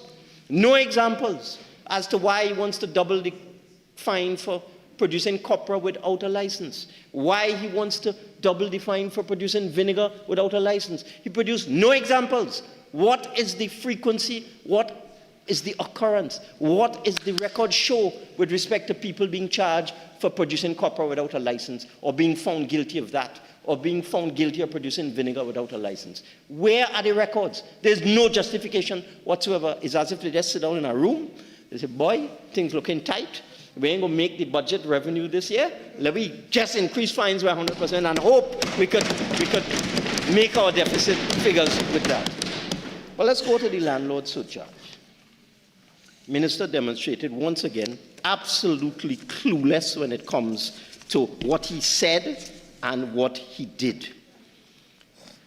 The landlord surcharge, Mr. Speaker, could be as much as 5 times as much as the property tax for the same property. For most properties, the landlord surcharge is 2 to 3 times what the property tax would have been, Mr. Speaker. And I can assure you that sooner or later, landlords will pass on the surcharge to tenants. And the minister used an example about the poor pensioner who had to pay property tax on his property. 2 things wrong with that. In the property tax legislation, there was a provision that dealt with indigent people, people of low income who were unable to pay the tax. They would get a waiver. So that example does not apply. But what about the pensioner who is renting his property? And I can assure you, Mr. Speaker, there is a large number. There are many, many pensioners in this country who are renting a room, who are renting an annex, who are renting a little extension of their home in order to supplement their income. And that is the example that the minister needs to focus on, Mr. Speaker. Let me see what really went on here. The PNM told people they had to pay $2,500 multiple times for the landlord surcharge. Oh, really? So is the PNM tell people that? So why in this legislation, Mr. Speaker, why in the bill before us, and let me go to the actual provision on page V of the bill, which amends clause V. It says V, 5. If you don't know Roman numerals, V is 5. So go to clause 23. Clause 23 amends the Miscellaneous Taxes Act. Clause 23C. In section 81, to clarify that the initial registration fee for the landlord business surcharge is a one-time fee to be paid on a per landlord basis irrespective of the number of premises being let out by the landlord. That's the explanatory note, Mr. Speaker. And if one goes to the actual clause 23 itself, Mr. Speaker, let's see what clause 23 says. Since it's the PNM that tell people that they have to pay the registration fee multiple times, why are you amending the law in subsection, this is 23, the Miscellaneous Taxes Act is amended in subsection 1B by inserting after the word dollars, the words irrespective of the number of premises being let out by the landlord. Why are they doing that? If it's so crystal clear that the $2,500 was for the landlord, irrespective of the number of properties that the landlord rents out, what are they putting that in the law for, if it was so crystal clear? Because the PNM say so? Nonsense, Mr. Speaker. Every single landlord in this country who had more than one property was confused as to what to do about this. They had to amend it, and we told them so. This is a classic example of we on this side telling them that the provisions that relate to the landlord tax were rubbish, and they have to come back and fix it. And this was one of the main problems. Look at another thing they are doing with respect to the landlord tax, Mr. Speaker, in this bill. They are repealing the requirement for the public register. And we told them so. We told them that that's an invasion of privacy.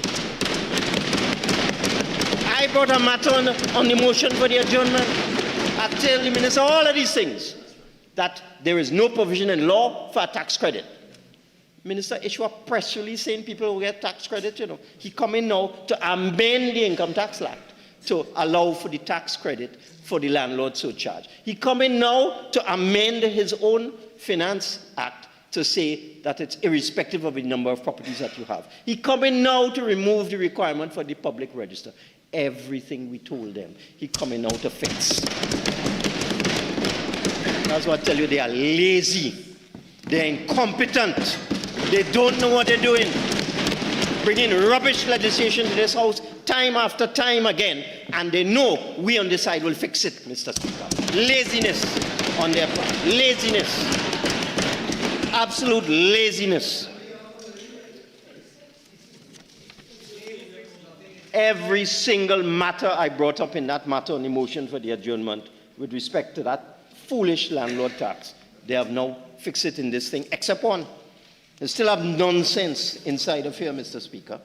They still have nonsense that where if the agreement for rental between the landlord and the tenant terminates, the registration lapses and ceases. Nonsense. Every single rental agreement has a termination end date in it. Every single one. So if you have to implement that provision, that if the rental agreement terminates by agreement between landlord and tenant, every rental agreement has an end. It has an end. So it is going to be terminated. You have to do over your registration. That rubbish had to fix too. And I know the Attorney General, he don't like to take advice. So he will come back maybe 3-4 months from now and fix that, but he'll fix it nevertheless. I am aware of that, Mr. Speaker. This finance bill is an attack on the poor people of this country.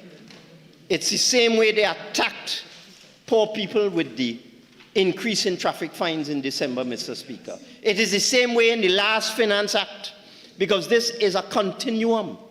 They came in December with a whole host of new taxes and fines and draconian measures and so on. Electricity surcharge, business levy, single-use taxes. They just bring a whole plethora, a tidal wave of taxes in the last Finance Act in December 2025. And now they have a tsunami of increased fines in this Finance Act. This is a betrayal of the population. And when I listen to the minister talking, promise made, promise kept. They never promised to punish the people.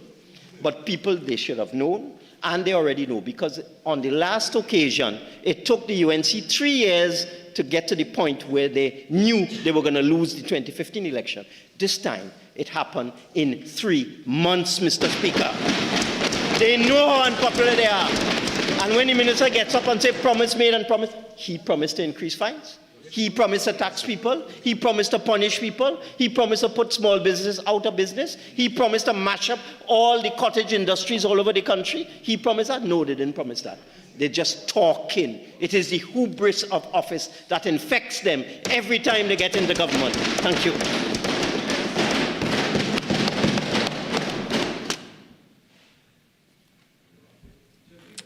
Member for Barataria, San Juan. Thank you very much.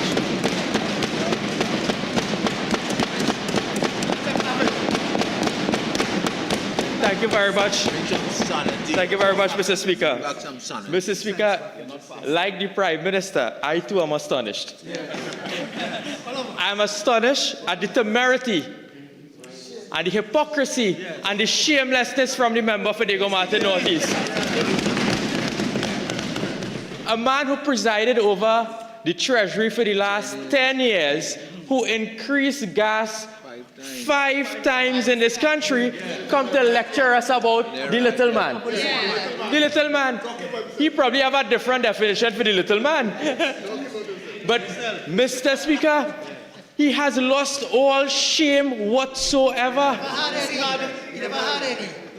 Mr. Speaker, I am astonished at the presentation from Diego Martin Northeast. He's a little man. But you see, I have some questions for the member for Diego Martin Northeast. Because he talks about us pressuring the little man and the poor people. But, Mr. Speaker, I have a list of cabinet recusals in my possession.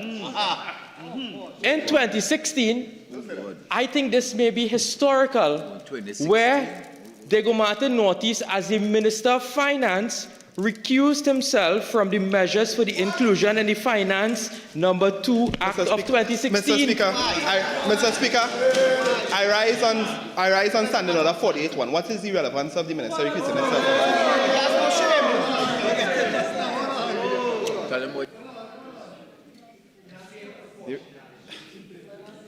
I don't think I need to explain that. I think that is so entirely and wholly and absolutely without merit. I don't need to give an explanation. Baratara, continue. Mr. Speaker, I go on. Mr. Speaker, in 2020, as Minister of Finance again, recused himself from fiscal and other measures for the inclusion in the budget statement for fiscal year 2021 and the ensuing Finance Act. This is the first time in the history of our country a Minister of Finance would have recused himself from the cabinet decision to approve the budget. Why? And they're here talking about the small man. He recused himself from the approval for the additional public offerings of shares held by FCB. Why? He recused himself for the proposal for the lease of a lot of land in Woodbrook, Port of Spain for residential and institutional purposes. So, Mr. Speaker, when they come here to lecture us about the little man, we must remind them about what they did while they were in government. They were not concerned about any little people. And it is shameless for them to come to this house to say, oh, we are protecting corporate producers and so on. When they served under Prime Minister, and I want to remind the country of this, when Dr. Rowley as Prime Minister, opposition leader, stood up in the Parliament and made fun of a government minister rubbing coconut oil on their head. You all remember that? You remember that? So when they want to come to talk about protecting corporate producers, Mr. Speaker, they were laughing. They were laughing at people. That oil on head come into this, Mr. Speaker. Mr. Speaker, 48.1. Shall I go through the litany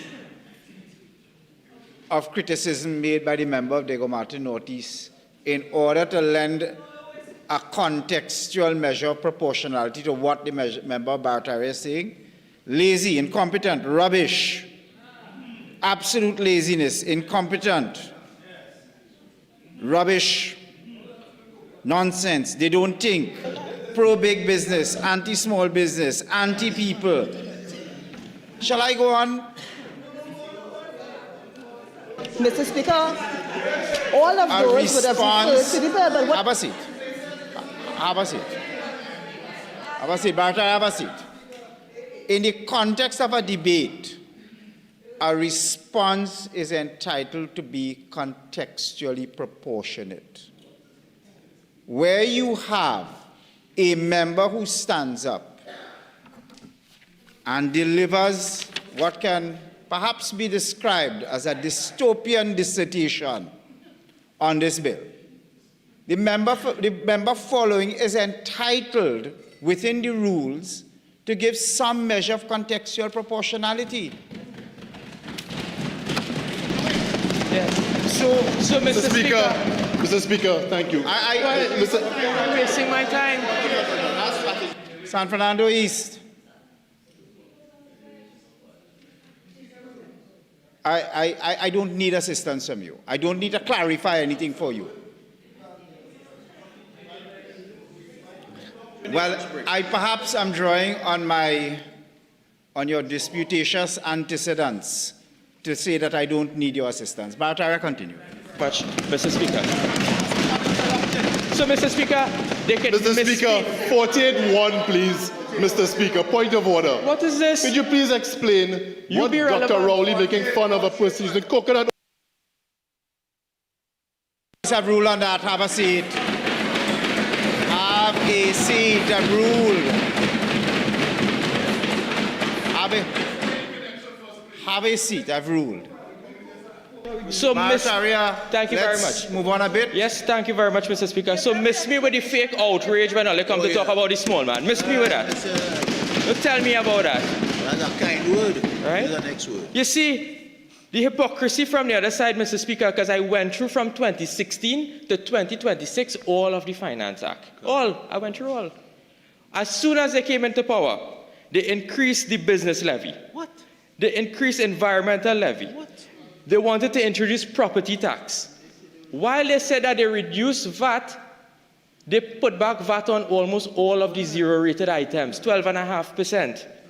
Then they came in 2016, again, with respect to 2017, increasing taxes on private hospitals operating without license by almost from $100,000 to $900,000. And when they talk about traffic offenses, they talk about the increased driving without valid license, disqualification of license, failure to register, and so on. Almost all of those fines were increased by 100%. 100%. Then they increased, Mr. Speaker, they added the environmental tax. They increased the price of gasoline. They introduced something called the online purchase tax. They came again, Mr. Speaker, and they increased super gasoline. They increased in terms of the stamp duty, predial larceny, the sale of tobacco to minors, the unlawful sale and use of tobacco products all increased by 200%. The sale of alcohol to minors increased. Illegal alcohol distribution of offenses increased. But when we are trying to protect the nation's children from alcohol and marijuana, I'll have a problem with that. I'll have a problem with that. We will ensure that we protect the nation's children, and we have a Prime Minister who cares about the children. That's right. Because when we brought the amendment to the Children Life Act, what you all do to that? You all voted against it and opposed that piece of legislation. That is what you all did. Mr. Speaker, they increased several other items over their term in office. So I don't understand what they are telling us today, that we are not taking care of the small man. I want to remind the nation and my colleagues opposite that one of the first things we did in our budget while the minister was speaking was reduce super gasoline by $1. By $1. You all forget that? You all forgot that? We ensure that one of the first things we did was repeal the dreaded property tax law. And one of the second things we did was repeal the dreaded TTRA legislation, Mr. Speaker. That is what we did. That is what we did. We were taking care of the little people. So, Mr. Speaker, I cannot for the life of me understand the contribution by Diego Martin Northeast. Then he spoke of the Motor Launches Act and that we are increasing the penalty on that. Mr. Speaker, this piece of legislation was introduced in 1926. And the last time it was amended was in 1985. The fine then was $5,000. We have now increased the fine by $2,500, so the maximum fine is $7,500 across offenses across the Act. And you know what that is for, Mr. Speaker? That is to ensure that people who use these vessels are safe. Because if they don't comply with certain safety requirements, then they will face a fine. How could you, as a responsible opposition, oppose that? We're not responsible. How you would oppose something like that? You see, they want to protect their friends and family. Because you must remember, Mr. Speaker, you must remember, there's an article called from the Trinidad Express dated the 18th of February 2022, the DPP orders Schoon promoter to face charges for party boat. You remember that? Who is that Schoon? A former cabinet colleague of yours, son, who was breaking the law. And today we are coming to ensure that there is enforcement of law, and then you oppose that? You oppose that? You can't oppose that? The Shipping Act, that is an outdated piece of law. We are now coming to increase fines to protect the small man, to protect the little people who use those vessels for entertainment. But the fellows who are making the money with these vessels will now have to ensure safety for all of the occupants. There is absolutely nothing wrong with that, Mr. Speaker, and I support those measures that are included in the finance bill. Then they criticize the landlord surcharge. But I know why, Mr. Speaker. Because this is the time, as a government, we examined what was happening with the landlords in this country. And they're talking about the little tanty who rented a one-bedroom and so on. That person, Mr. Speaker, they're telling us, they're making it assume or look as though that we are pressuring these people. That is not true. Because the rental is on a tiered basis in terms of what you have to pay. But there are a group of people in this country, Mr. Speaker, who were charging the government millions upon millions upon millions of dollars per month in government rentals, who were not really giving back the government what we deserve. As a government, we identify that because many of them opposite, including the Martin Northeast, sat in the cabinet when they approved rentals for their own colleagues. Yes. You remember the $23 million man? You remember him? They will now have to pay the landlord surcharge. And I support that, Mr. Speaker. I support that. So Diego Martin Northeast, when he say who we trying to protect, we must ask him who he trying to protect. Who he trying to protect? Is he protecting the properties in Picton? Is he protecting those properties? Is he protecting number 1 and number 3 Alexandra Place? Are they protecting Agra Court? I could go on and on, Mr. Speaker. I know them by heart now. What about Gulf City Mall in San Fernando? Mr. Speaker, we know exactly what they were doing in government. They were not taking care of the small man. They were taking care of their own pockets, Mr. Speaker. That is what they were doing. That is what they were doing. And I want to stress again the point that the Minister of Finance made. And I think it's a difficult concept for San Fernando East to understand. A fine is not a tax.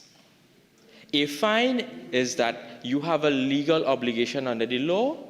If you break that law, the sanction is that a fine, you will attract a fine. The member for Diego Martin Northeast quoted some article in the news that closed down right now. That article, Mr. Speaker, skewed what the member for Siparia would have said at a cottage meeting.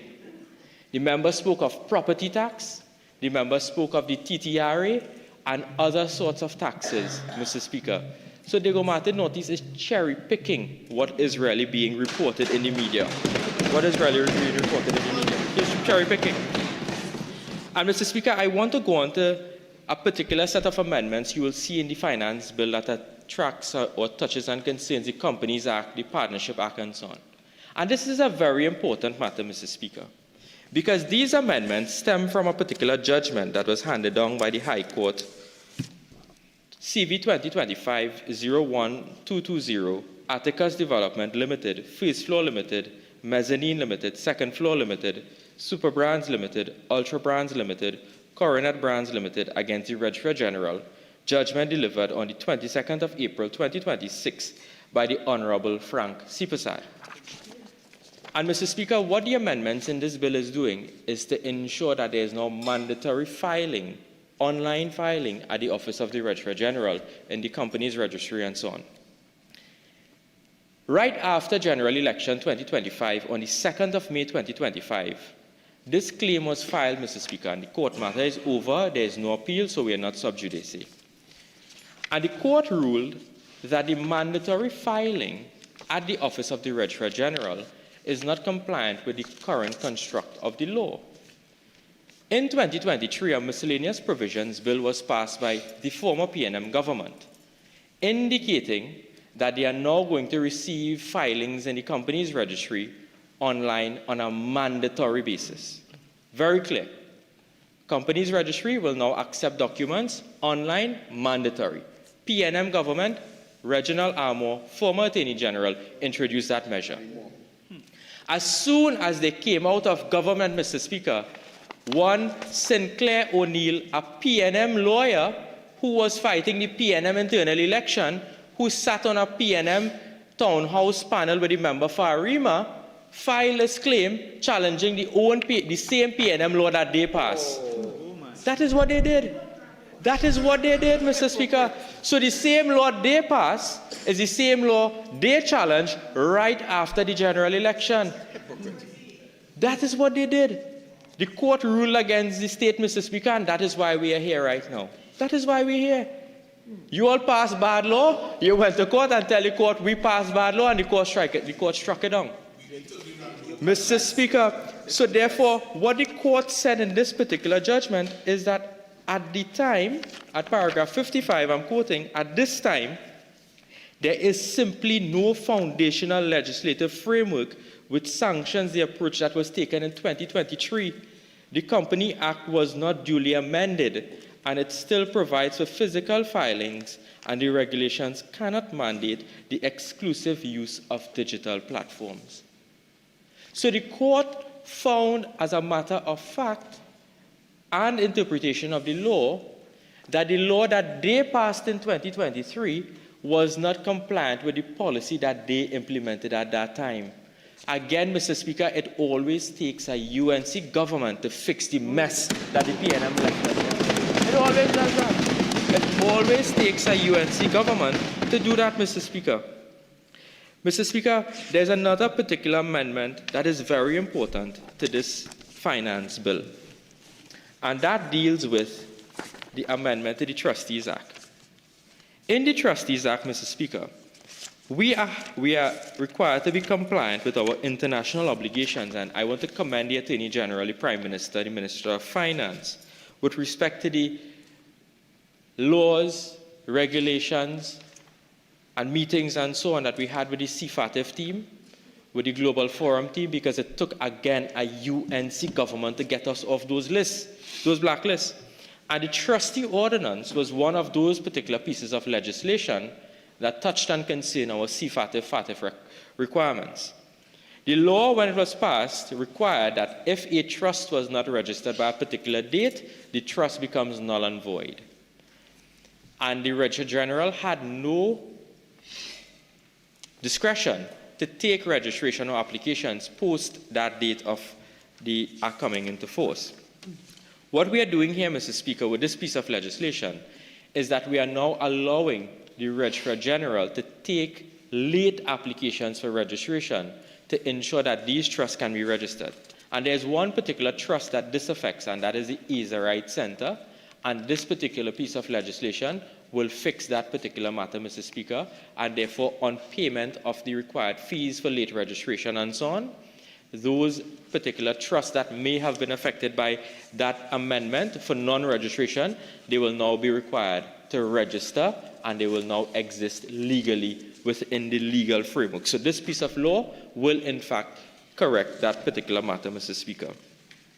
Mr. Speaker, again, the clauses dealing with the amendment to the Registrar General Act in terms of may determine to shall determine that came out of the CPSAR judgment with respect to the mandatory filing of particular documents and so on. Again, Mr. Speaker, there are other pieces of amendments that deal with the Forest Act, the Sawmills Act, and the Conservation of Wildlife Act, the Animal Disease Importation Health and Welfare Act. I'll get into those additional matters, Mr. Speaker. But, Mr. Speaker, there's another issue that we're dealing with here, which is with respect to the Partnership Act. And this also touches and concerns, again, the CPSAR judgment that I outlined earlier with respect to the mandatory filing of online documents. And the Non-Profit Acts, which is also amended by Clause 31 of the bill.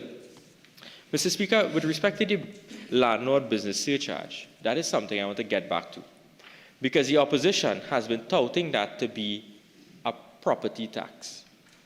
The landlord business surcharge is not a property tax. I want to be absolutely clear about that.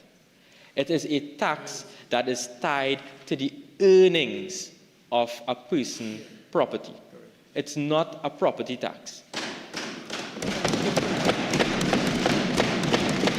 And I need to explain it in this context, Mr. Speaker. The context is that under the previous law, the Property Tax Act, once you are the owner and or occupier of a property, the government at the time will assess your property based on what is the annual rental value, irrespective of whether or not your property is rented or not. They will calculate the ARV, which is the annual rental value, and that will be determined, that figure will be determined as the annual taxable value based on the percentage. Mr. Speaker, if a person fails to pay the property tax, they will be liable for forfeiture of their property and or distress, which means that the state can enter your property and take your personal belongings, put it up for sale so that the state can recover. Further, if the tax remains unpaid for a particular period of time, the state had the power to forfeit that property. So therefore, the dreaded property tax, which we repealed, was a tax that was tied to your property, irrespective of whether or not you rented your property or not. With respect to the business levy, the landlord surcharge, Mr. Speaker, what that does, it only attracts a tax if you rent your property. So if a person uses their property strictly for residential use or commercial use, they are not liable to pay that tax.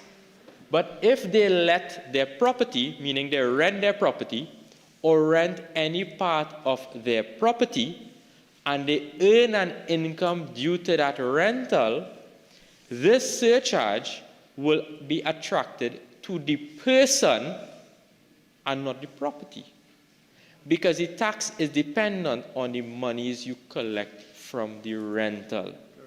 This is a much more proportionate and fair and realistic surcharge as compared to the fake rental value the government wanted to attribute to any property tax.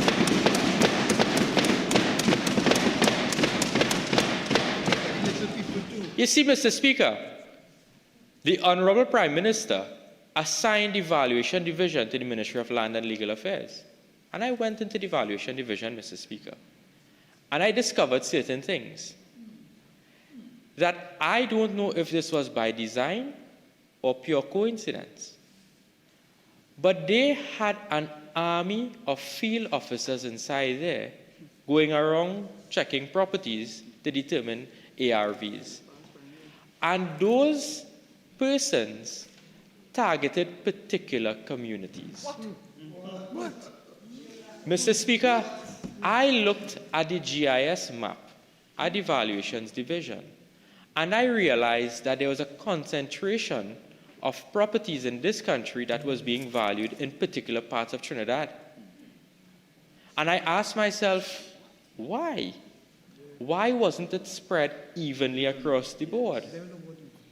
So, Mr. Speaker, I hope it was not by design, but it was only by coincidence. That can't be coincidence. Because, Mr. Speaker, if you remember the law, that at the time the law was amended that if they assess 50% of the properties in Trinidad and Tobago, that 50% they will trigger the collection of property tax. They didn't have to wait for the 100%. But when you look at the map, Mr. Speaker, and you realize the 50% where they concentrated upon, it may have been areas that were yellow as compared to red. Mr. Speaker, I am asking whether or not that was by design or by coincidence. Minister, when the member for Faizabad, the Minister of Finance, sat in the opposition, he always spoke about something called geographic discrimination. Geographic discrimination. And for the first time, Mr. Speaker, in 10 years, you are now seeing places outside of Port of Spain having a lot of development. Places that were neglected by the PNM. Neglected. And just to show, Mr. Speaker, why that statement is accurate, earlier on, Diego Martin Nortis asked the Prime Minister about a nationwide shutdown in terms of transportation. Yes. I know that affected the East-West corridor, Mr. Speaker.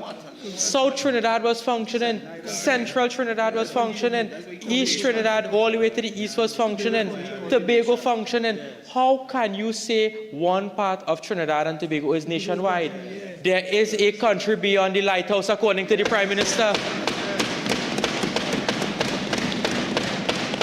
There is a country beyond the lighthouse.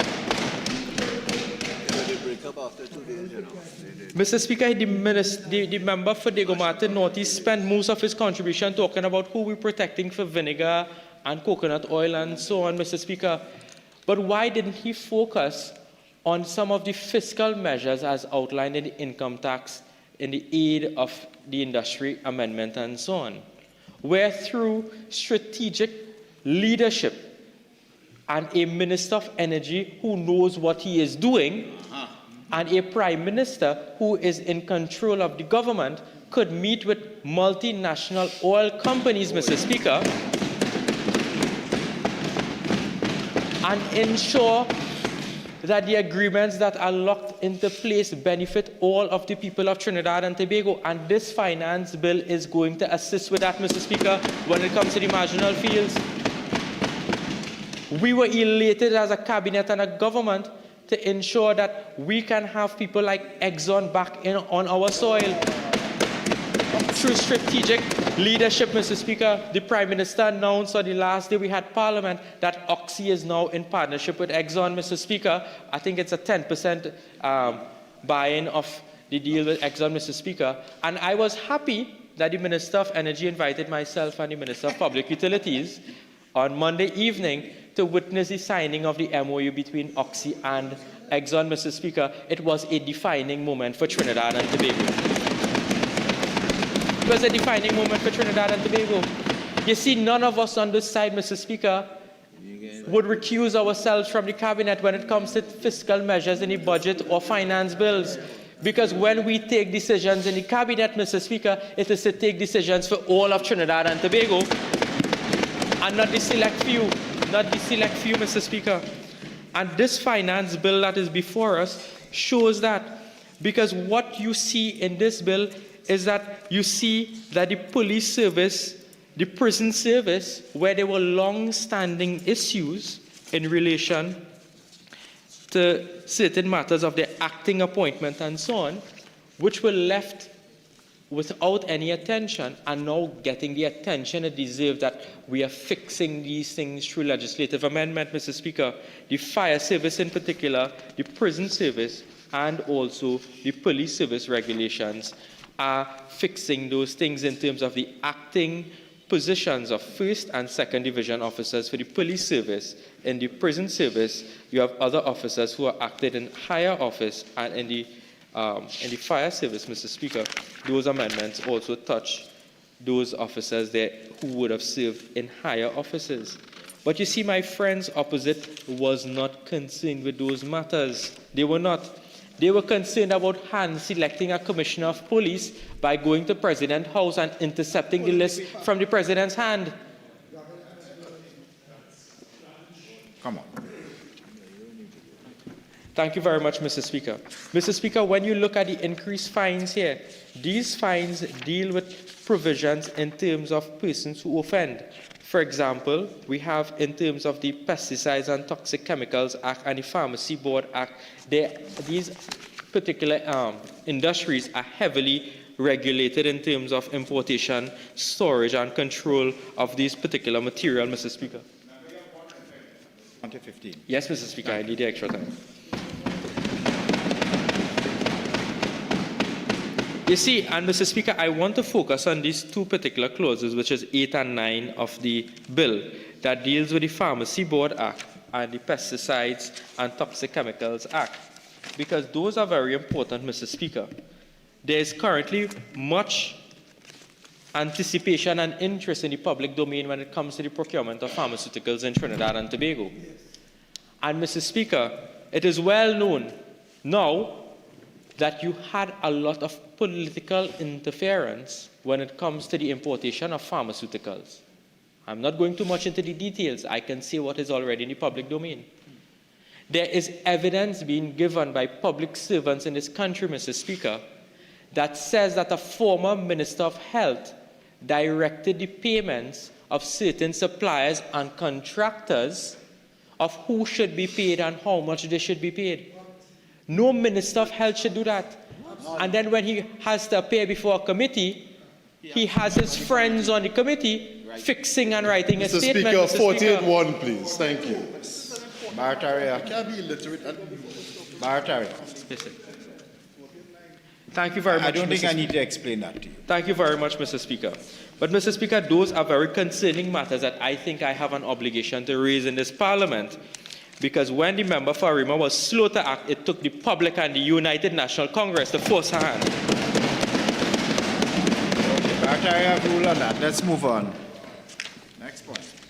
Thank you very much, Mr. Speaker. Mr. Speaker, the other point that I wish to now touch deals with the amendments to the Shipping Act, as I said earlier on, and the amendments to the Agricultural Ministry's portfolio that deals with the Forest Act, the Sawmills Act, the Conservation of Wildlife Act, and the Animal Diseases Importation, Health and Welfare Act, Mr. Speaker. Mr. Speaker, these amendments are very important because it deals with the regulation of this particular sector in Trinidad and Tobago.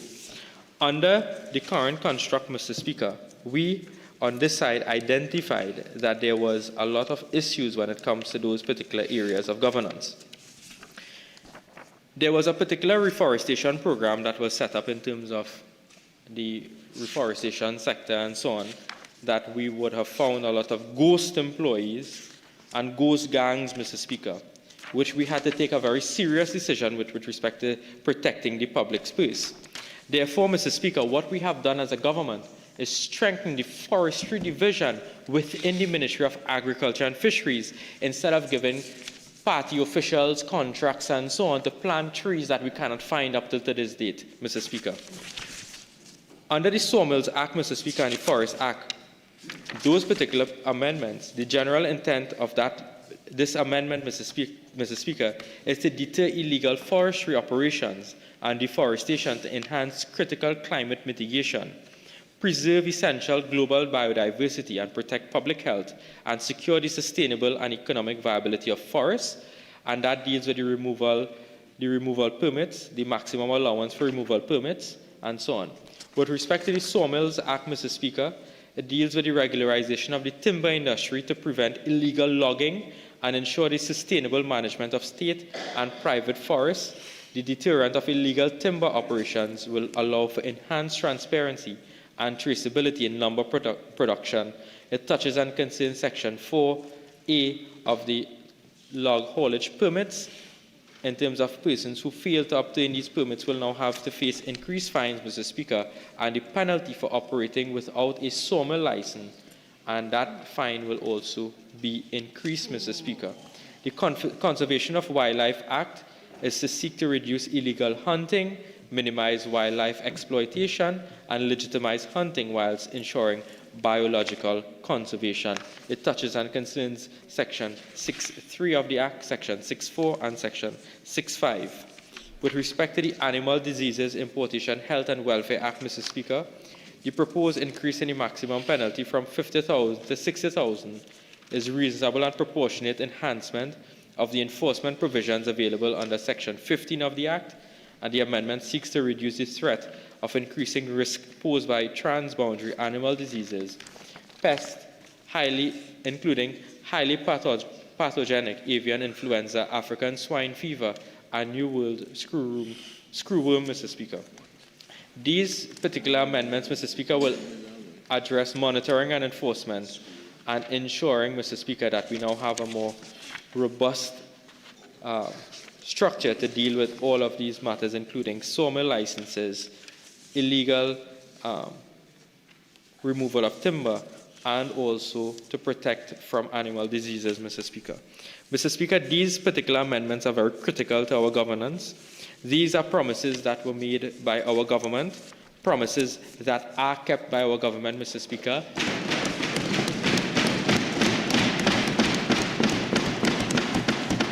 And through the fiscal management of this particular government, Mr. Speaker, responsible fiscal management by this government, Mr. Speaker, we now have a government that cares for all of the people of Trinidad and Tobago.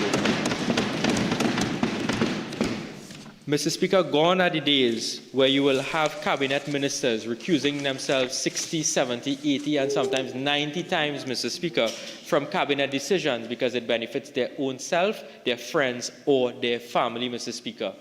Mr. Speaker, I can say on the record that not a single member of this cabinet recused themselves from the fiscal measures in this bill, Mr. Speaker. Not a single one of us. Not a single one of us, Mr. Speaker, because we care for the people of Trinidad and Tobago. Mr. Speaker, they can try as much as they can. They can fight us in the Parliament. They can fight us in the court, Mr. Speaker. We will ensure that at all material times that we take decisions under the guidance of our Honourable Prime Minister to protect the public's interests from my friends opposite, Mr. Speaker. Mr. Speaker, I wish to commend this bill to the House. I ask that my friends stop fear-mongering and telling the population and spreading propaganda, Mr. Speaker, that we are only taxing, Mr. Speaker. That is absolutely untrue. When you look through the provisions of this bill, Mr. Speaker, most of the pieces of this bill, most of the clauses actually deal with relief for people, proper online filing, tax reliefs in terms of pensions, Mr. Speaker, tax reliefs in terms of exploration through the Ministry of Energy, Mr. Speaker,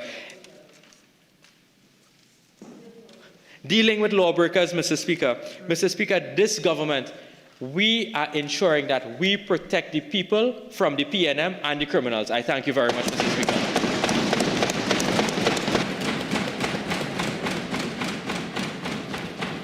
For the Spain North, whilst I recognize you, we had proposed to take the lunch break close to 1, but I realize that if I allow you to start now, it will just truncate your speech. So I propose to take the lunch break now and we come back at 2. So the sitting is suspended. We'll resume sitting at 2 o'clock. Thank you very much.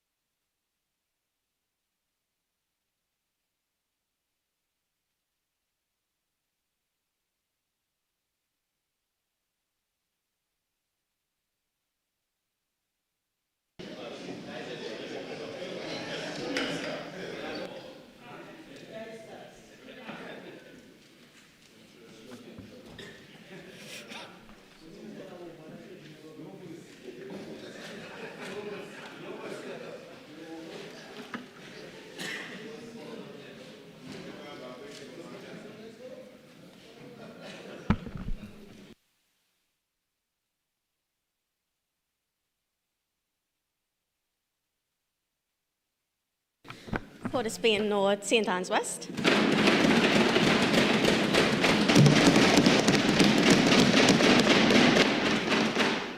Thank you very much, Madam Deputy Speaker.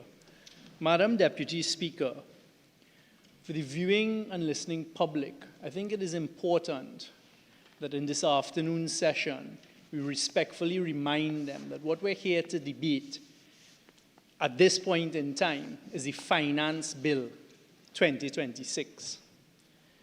And the Finance Bill 2026 is an attempt by the government to now implement the measures that they promised the population at large in October 2025 in their first budget, the maiden budget of the member for Faizabad.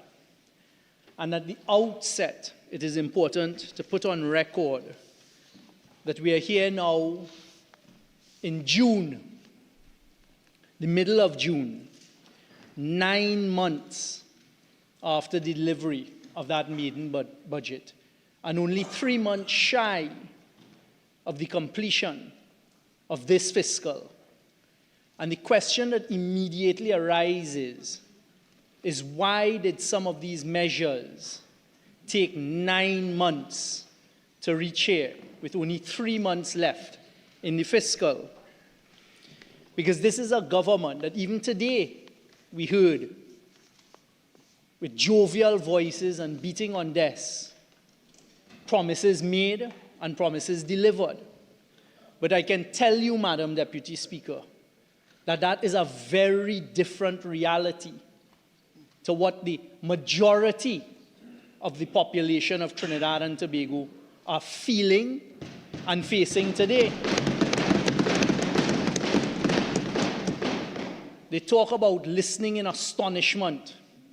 I can guarantee you, Madam Deputy Speaker, that the vast majority of the population outside there, living the day-to-day realities of Trinidad and Tobago, are in complete astonishment at the disconnect between the contributions we heard from those on the other side and the realities of what they are living. Because the truth is, there are many, many, many families, too many to name, that we as members of Parliament would interact with, both in our constituency offices, when we're walking our constituency offices, and just by being outside in Trinidad and Tobago on a day-to-day basis, that tell an extremely different story to what one is listening to from the other side. You could start with those 40,000 to 50,000 workers who were summarily dismissed, who were fired. And we heard some of the reference here today from URP, from CPEP, from reforestation, who now do not know how to put the next meal on the table. And why did it take 9 months in their first year for some of these promises of the budget delivered in October 2025 to reach the Parliament's floor? But one thing I can assure the population, and I say this without any fear of contradiction, is the level of increases in fines and penalties was not stated by the government as a campaign promise or a budget promise. So to then have the Minister of Finance say, and the Speaker who followed from Barataria Sawan, that, oh, it's not new taxes, it's about fines, and the member for Siparia talk about, well, you'll only be fined if you break the law. Sounds nice, is true. But the question is, who? Two questions. One, who outside in the population is really hurting as a result of the fiscal measures and the destruction that has taken place since May 2025? And the second question that will come up repeatedly as we look at this finance bill and we explore and we make requests for answers, who do some of these measures really benefit? Who is it that is really determining the policy of some of these fiscal measures? Because it's certainly not those who sit on the other side. It's certainly not the Minister of Finance who in his maiden budget delivery talked about this landlord surcharge and how it's going to be delivered, etc. And they put in place the law, as the member for Diego Martin Northeast pointed out a short while ago, talking about a public register. And we said, but don't go it. Of course, they throw it. We said, don't have a public register. That's a breach of privacy. Anyone with sense and sensibility will know the exposure that brings. There was beating on the chest by the other side. They don't take on those suggestions. I guarantee you, Madam Deputy Speaker, and the population of Trinidad and Tobago, it is the friends and financiers who then told them, hey, I don't want to see my name on no list that brought them here with that amendment today.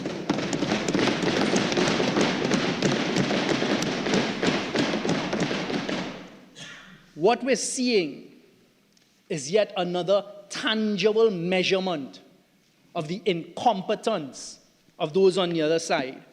And in particular, that they're lost. There has not been a single new initiative after the expiration of 1 year from those on the other side that they can point to with honesty that has moved this country forward and say, hey, that is an initiative that was first conceptualized come the 1st of May 2025 to now. Not a single one that has been positive for Trinidad and Tobago. And I'll get to the energy sector in a short while.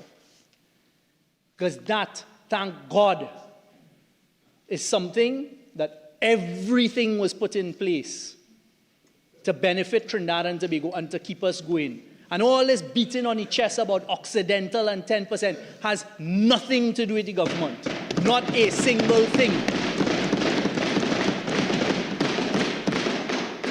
Exxon was re-engaged by the P&M administration. And funnily, in my travels, there was no disengagement because the PSC could have been signed. The full negotiation of the PSC terms could have been signed before the 28th of April, 2025. The note was prepared, etc., but I took the decision we will not do that before an election because energy is a serious place that you don't play politics with. And this country is seeing today, a la Nutrien and a la the downstream industry at Point Lisas, what incompetence does to destroy progress in a global field. What is troubling about this piece of legislation today is that the vast majority of measures that it introduces have been done so surreptitiously. Because as I said, this really is the delivery of the budget of last year. And what we saw, for example, Christmas Eve, or it was Christmas morning, with the increase in fines, you see the same thing taking place here. And no one is saying that if persons break the law, there should not be penalties for breaking the law. But what is of concern in particular to us, and I'm sure all who live in the reality of life in Trinidad and Tobago, is who is hurting as a result of the decisions and the measures of the UNC government. And I say, Madam Deputy Speaker, again without fear of contradiction, the persons who are hurting the most are the middle class and those from lower income households, some now who don't even have anymore a steady stream of income. It was only yesterday that I had a family talking to me, and the business that they were in had to do with school uniforms. And this is the second time in the space of a year I've had to hear this. The drop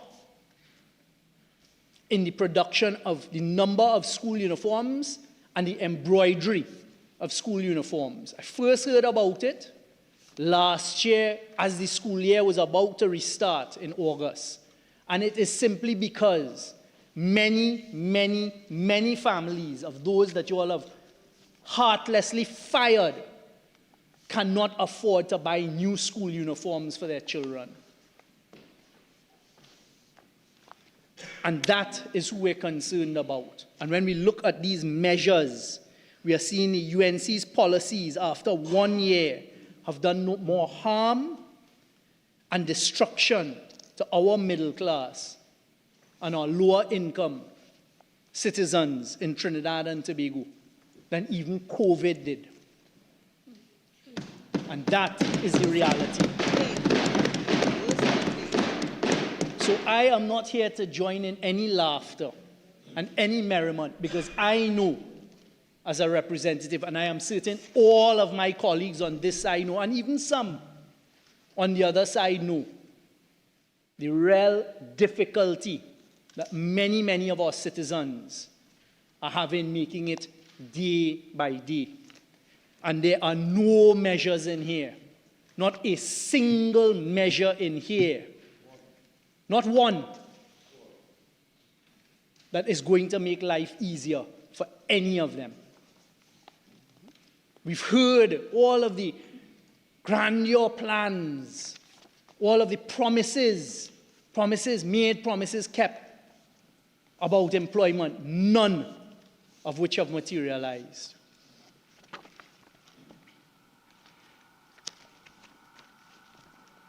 It is only fines, penalties, and some initiatives in here that I'll get to, which are of benefit. But the legislation certainly is not making it clear to us with the experience on this side who those measures and provisions are intended to really benefit. And to make that point, I turn immediately to clauses 20 and 21 of this bill. Because when we were looking at it, as a caucus, we asked ourselves, but this is a strange measure. And I listened very carefully to the member for Faizabad today, and for the first time heard what they're attempting to fool the population that this measure is for. And the measure, Clause 20, is an amendment to the Exchequer and Audit Act to now provide that a fund established in accordance with this section may also include money donated by a person. Very, very broad language. And today, for the first time, we hear an attempt by the member for Faizabad, the Minister of Finance, saying that this is for a women's fund. I first perked up my ears when his opening. He said there will be great benefits for young women and girls. I said, okay, well, I read the bill. Where exactly does that come in? Later on, he talked about the Women's Fund.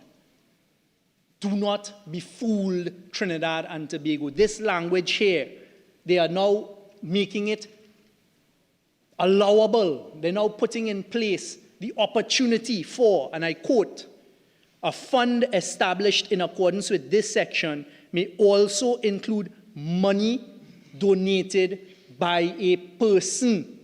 It goes on, 2B, where money is received pursuant to subsection 2A, a certificate in the form approved by the minister with responsible for finance shall be issued to verify the receipt of the money. Okay, so you're making it now that a fund, a named fund, could receive donations and that the Minister of Finance will issue a receipt to verify. So who is making the donation?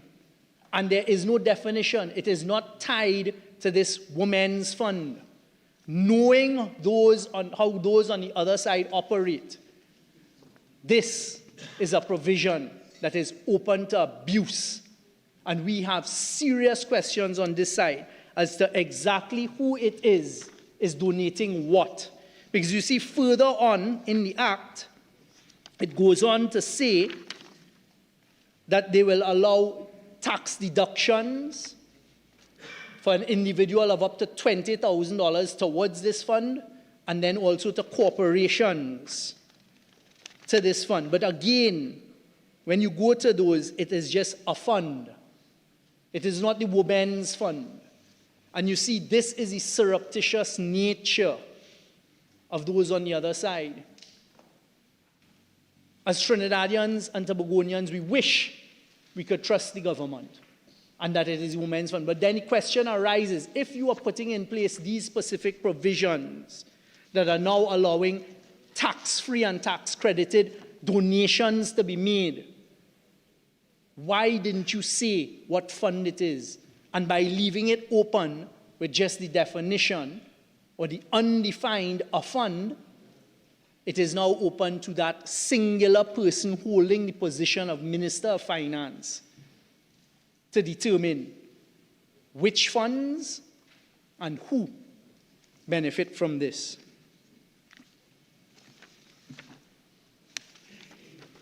It is frightening, the incompetence.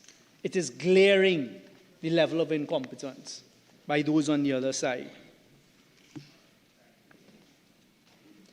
But it has become clear to us on this side, and also many on the outside of this parliament, that there is a very, very small group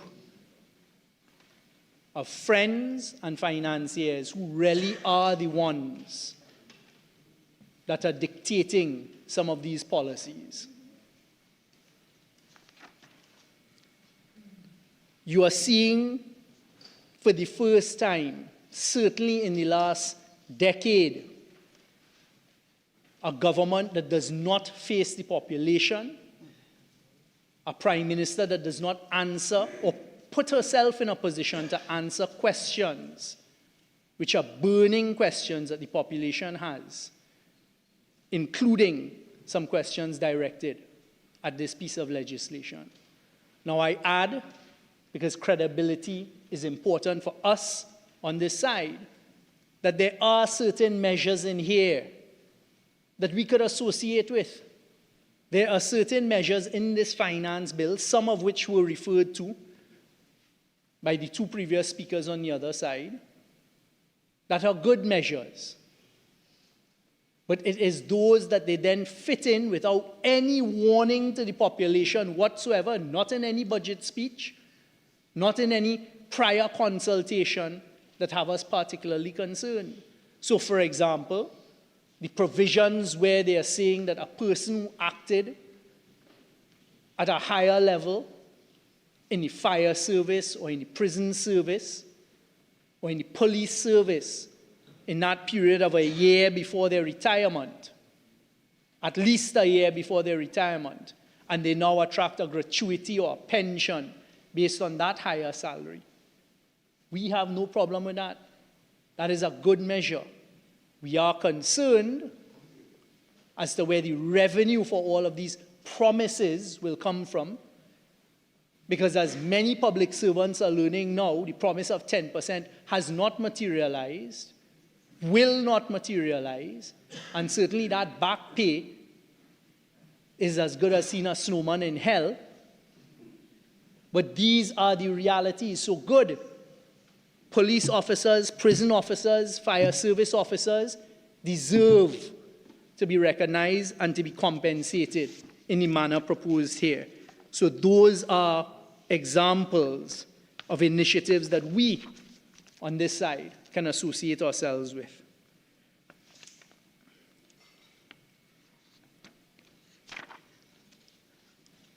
It was interesting in the Minister of Finance's piloting, not surprising, that he referenced the energy sector. And then I think my friend from Barataria Sawa did as well. And a lot of hyperbole and a lot of them just fooling themselves, quite frankly. about what they have done and achieved in the energy sector. But when one looks at the legislation and the amendments that they're proposing here, one, let me immediately put on record, because they're good at trying to rewrite history. The P&M administration in the last 10 years did the work necessary to get marginalized fields and what we call stranded gas actually gone after and produced for Trinidad and Tobago. Those in cabinet who served during that period would recall on occasions, for example, with EOG, with Perenco, with BHP, then Woodside, the Ministry of Energy coming to cabinet and doing initiatives that had never been done before. Because you see, you don't need the legislation. In fact, going with this legislation actually puts the country at a disadvantage. Because very often with marginal fields and stranded gas, each one has different circumstances. So for example, we had one of those energy companies with infrastructure that was in a field, but the way that the reservoir went, a small part of it was in the field next to the block that they had. But it was only a small part. So the rest of that block or field, it did not make sense for them to go after a PSC or an exploration and production contract for the whole block. They came to us and we sat and we negotiated and went to cabinet, and cabinet approved allowing them what you call a sidetrack drill into that small part of the reservoir, and we got additional production. That, we suggest, is the proper way to protect the resources of Trinidad and Tobago. But you see, those on the other side, and in particular, the member in charge of energy now, they are incompetent and they do not know what they're doing. So anyone that turns up at their door and sells them snake oil, they run with it because they are under pressure. Not a single new initiative in the gas sector, not a single one, not one, has been achieved outside of the work that we did before we demitted office. Even the Oxy, and I'll come back to that now, the purchase of 10% into the ultra-deep blocks that were awarded to Exxon has nothing to do with the government. That is private sector negotiation. That is private sector and Exxon wanting Occidental. Occidental wants a play. Because you see this ultra-deep water, what it is, the theory behind it is that the reservoirs and the geological structure coming up from the Suriname-Guyanese basin may exert itself into our ultra-deep. And of course, Exxon have struck gold there in Guyana, in the various blocks that they have, and they have now become experts in that area. So in Guyana, you have CNOOC, the Chinese company. You had Hess that has now been purchased by Chevron, also being joint ventures or part owners of those blocks, with Exxon remaining the producer. So I have to laugh. I have to laugh where, because you're not achieving anything and there's a signing of a CEC, you all rush down to sign a CEC. Every single initiative, and I have the list here, every single one is the work. And if you go back, as the young people say, you will see the receipts.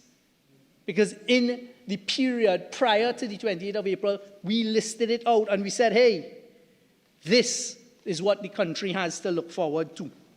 And these are the benefits of the work we've done. So to listen to the member for Faizabad try to denigrate the work that was done before, that bothers me not, you know. And to talk about Rowley and Young going all over the world and can negotiate. The truth is, the facts are there to be seen. The restructuring of Atlantic LNG has never been done anywhere in the world before. And it is the P&M administration that achieved that. Go back to your receipts in a budget debate between 2015 and 2020. A former Prime Minister, the member for Siparia, did not even know what the shareholding of the citizens of Trinidad and Tobago was in Atlantic LNG. We on this side are still being recognized and invited by international bodies to come and speak about the negotiations that we did without requesting an invitation to come anywhere. And that is the reality. You can't change that.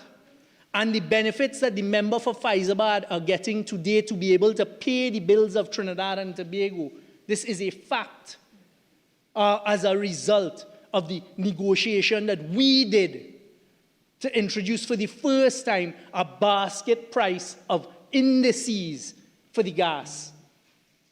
And I'll repeat it here today as they try to rewrite history. What was negotiated by a UNC administration previously in prior trains was just a sticking of Lake Charles and Henry Hub, two American indices for gas. Lake Charles doesn't exist anymore. Henry Hub today is selling at about $3.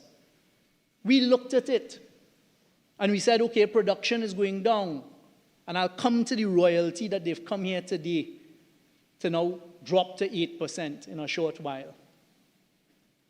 And we said, we must ensure that the citizens, all of the citizens of Trinidad and Tobago, get the benefit of their resources. Because the resources aren't owned by NGC, they aren't owned by the Ministry of Energy, they're owned by every citizen of Trinidad and Tobago.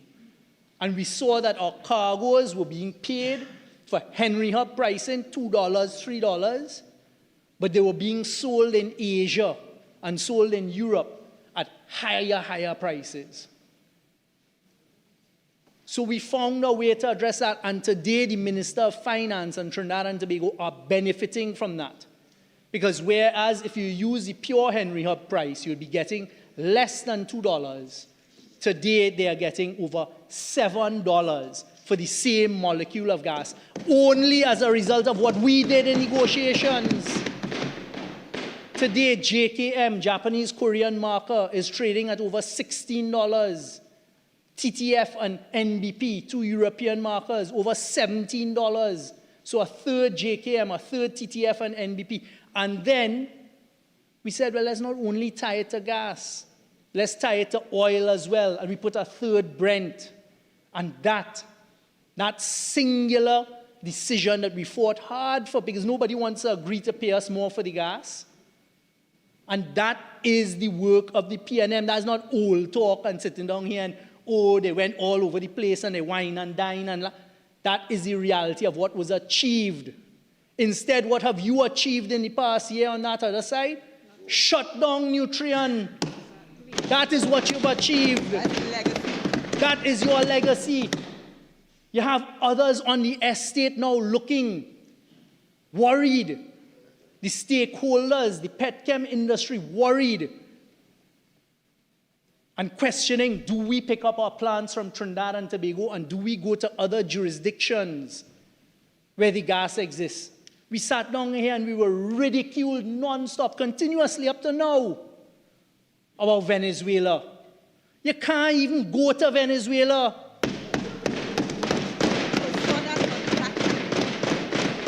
And how that hurts Trinidad and Tobago, because they don't hurt me, you know. They could say what they want about selfie, and they have another clown over on that side talking about tick the box. And say, the fact is, nobody here is persona non grata.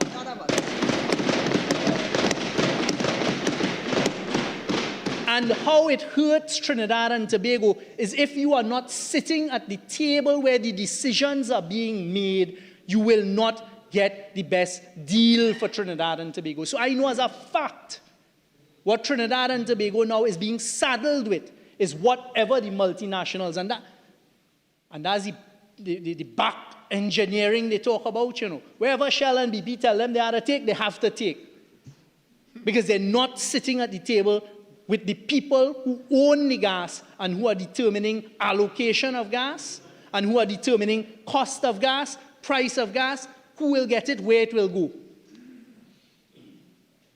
Just last week, I had one of these international negotiators saying how different the dynamic in Venezuela is and what they're experiencing. And when they were asking, how is it that you, Trinidad and Tobago, managed to get an allocation of 30% for your domestic gas? And they say every time they ask that question in the ministry in Venezuela or in PDVSA, they're told, ask Minister Young and how they achieved it. You could laugh. You could laugh all you want, but you all don't even know what it means. That's the... So what has... My apologies. Do you want your additional 15 minutes? Yes, please, sure. Madam Speaker. Deputy Speaker.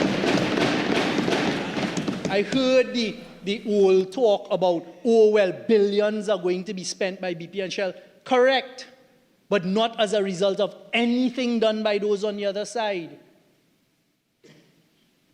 All of these projects, every single one that I'm about to list with the value, is a PNM initiative. And you people of Trinidad and Tobago, listen carefully because you would hear it, thank God, coming into play. But my fear is, and our fear on this side, is that because of the incompetence of those on the other side, their lack of knowledge, their lack of ability, we are not going to get the same terms. Already, they're being pushed back on. 2016, first time ever, all under our initiative, De Novo and Iguana Development, $250 million US, just as the initial investment. 2017, BPTT Angeline, $610 million US.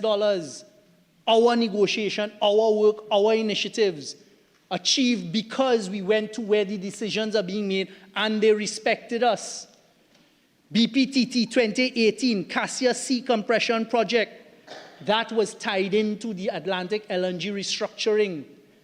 And for that Cassia Sea initial part of the project, $350 million. The trade-off for that was we would give you extensions on the southeast blocks as well as you must sit at the table and renegotiate a restructuring of Atlantic LNG.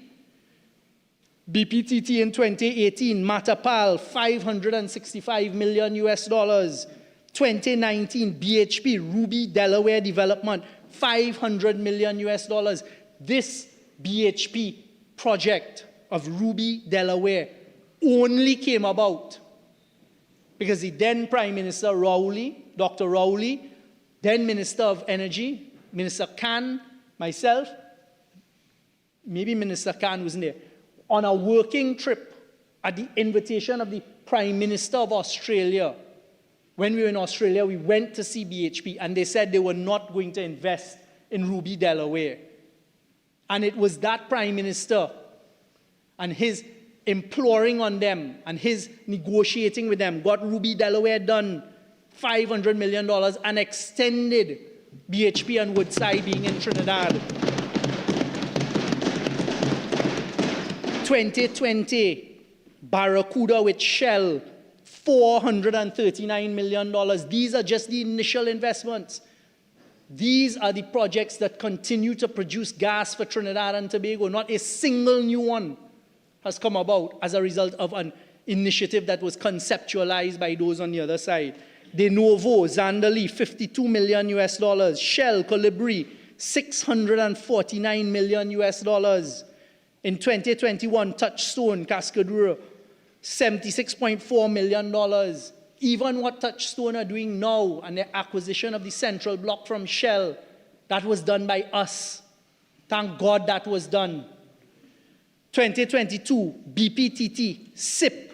Those on the other side can't even say SIP, they say SIPRI. $854 million. 2022, EOG, Osprey, $233.74 million US. 2023, EOG, Mento, $555 million. And that Mento deal, again, we got done by going to the boardrooms in Houston of EOG. That field has done better than was expected, and thank God for that. So it produced more gas that added to the production in the last year that was not expected. Our work. 2023, EOG, Parula, $34.5 million. EOG, Oilbird, $41.85 million US dollars. 2024, Shell, Manatee. FID was taken in 2024 for Manatee. Thank God there's Manatee, because that is the only project that is going to save us right now. Because who knows what is going to happen with Dragon? That is $2 billion US dollars. And Manatee Plus is just the extraction of more gas from Manatee. Over 750 million scuffs to 1 BCF, which we had already discussed, because the gas from Loran, we hope, will come to Trinidad. But again, it is the work that we did to secure that Loran gas. Because they can't even pick up the phone and speak to a minister of the government of Venezuela. There it is, tell me. Raul is a vice minister. EOG and BPTT, coconut. Ginger with BPTT, $884 million. And now, these are the projects to listen to as they come in. Aphrodite from Shell. Calypso Development Woodside. I heard them talking, and the Minister of Finance from Pfizer, the member for Pfizer, about talking about Woodside investing billions. He did not get the memo. Under them, in the first few months, Woodside picked up their shop and left Trinidad and Tobago and have one employee of Woodside left in Trinidad and Tobago. One. BPTT and NGC, mannequin, because we secured the Coquina side. BPTT, Canicona, that they're now putting on ice in the hope that they'd get Coquina first. Frangipani, BPTT. Juniper Phase 2, BPTT. Matapal Phase 2, BPTT. Savinet Infill Drilling, BPTT. And then the other Shell projects, the EOG projects. Now, when you get very briefly, Madam Speaker, to these initiatives here, they sound good, but they have obviously been persuaded, hey, just give a blanket approval and change the legislation for marginal fields. They dropped the royalty. We took a decision because the policy behind the royalty of 12.5% is every molecule of gas that leaves the ground is owned by the people of Trinidad and Tobago. And a royalty protects getting value, because when you see you have cost recovery, that they're now increasing here, and you have other cost write-offs, it could mean that the people of Trinidad and Tobago don't get paid for the gas. But by having a royalty, you do. And rather than set it for marginal fields at 8%, they should have left it open to negotiate on a case-by-case basis. As we did. Thank you. As we did. So let's get directly to what it is that is being proposed here.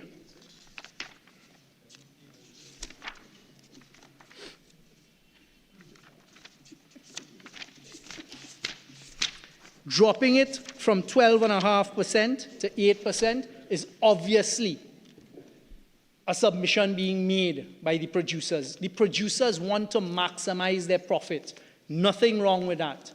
But what is the value Trinidad and Tobago will get? The first question to the member for Oropouche East is, who is it that these marginal field amendments are going to benefit? Which of the companies, on which fields, which blocks, which stranded gas? The frightening thing here is when you go to the cost recovery, the allowance, which is found at section clause 29B. They are now proposing, and it is clear that the figures have not been run, because every time a multinational comes to you, they come crying, they come saying, they can't make money, the commerciality is difficult. If you don't give me this and if you don't give me that, I can't do it. The gas will remain there. You have to be able to decipher through that and negotiate good terms for Trinidad. Look at what is now being put into law here today. any expenditure for these marginal fields on the provision of machinery or plant for use in connection with a marginal marine gas field, there shall be made to him an allowance of 20%, calculated on a straight line basis on an amount equal to 130% of that expenditure. World pulled over their eyes immediately. So not only are you now giving cost allowances, because they have to bring in new equipment, is what they'll be saying, to be able to go after the stranded gas, and according to the PSCs or the existing E&P licenses, they're not entitled to cost allowances at this stage. But you negotiate it the same way we did. But by telling them, hey, bump up the cost, so it's costing 100 million, take your cost up to 130 million, and you could take 20% of that over 5 years. Why are you taking it up to 130%? Why not go 80%? Why not go 90%? You're giving away our gas. And they're not even putting themselves in a position where they can negotiate it, which is the proper way to deal with stranded fields. Because you see what they did is they got rid of all of the competent public servants. Well, there's still a few, but they must be under tremendous pressure. And those with the experience. In the energy sector, you need that institutional knowledge and experience. We can't associate with bumping something up to 120% and then giving a whole 20%. Then you're allowing an allowance of 20% over 5 years, which is 100%. And you're already dropping the royalty down to 8%. And then depending on the PSC, there will be other terms in there as to how much gas is profit share, how much is for us. But I understand how this gets here. Because it is very easy to pull the wool over the eyes of those on the other side.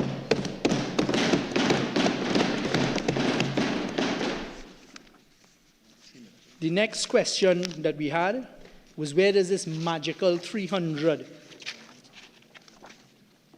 billion cubic feet of gas come from? And that is why we're asking the question. Typical, no transparency, no accountability. Which fields are these for? Is it Onyx?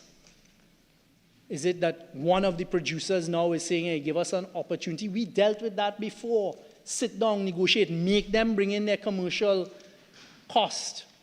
Then use analysis and analysts to look at it, to come up with the proper deal for that structure. By just going with this blanket legislation and formula, you are continuing to do Trinidad and Tobago and the citizens who own the resources a great, great disservice.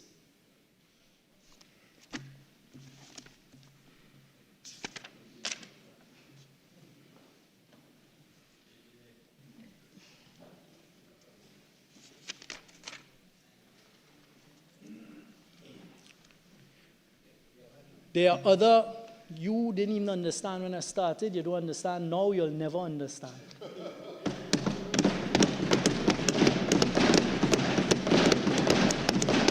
So, Madam Deputy Speaker, the other speakers on this side will pick up on some of the other clauses, many of which we are certain were dictated to them by a small group.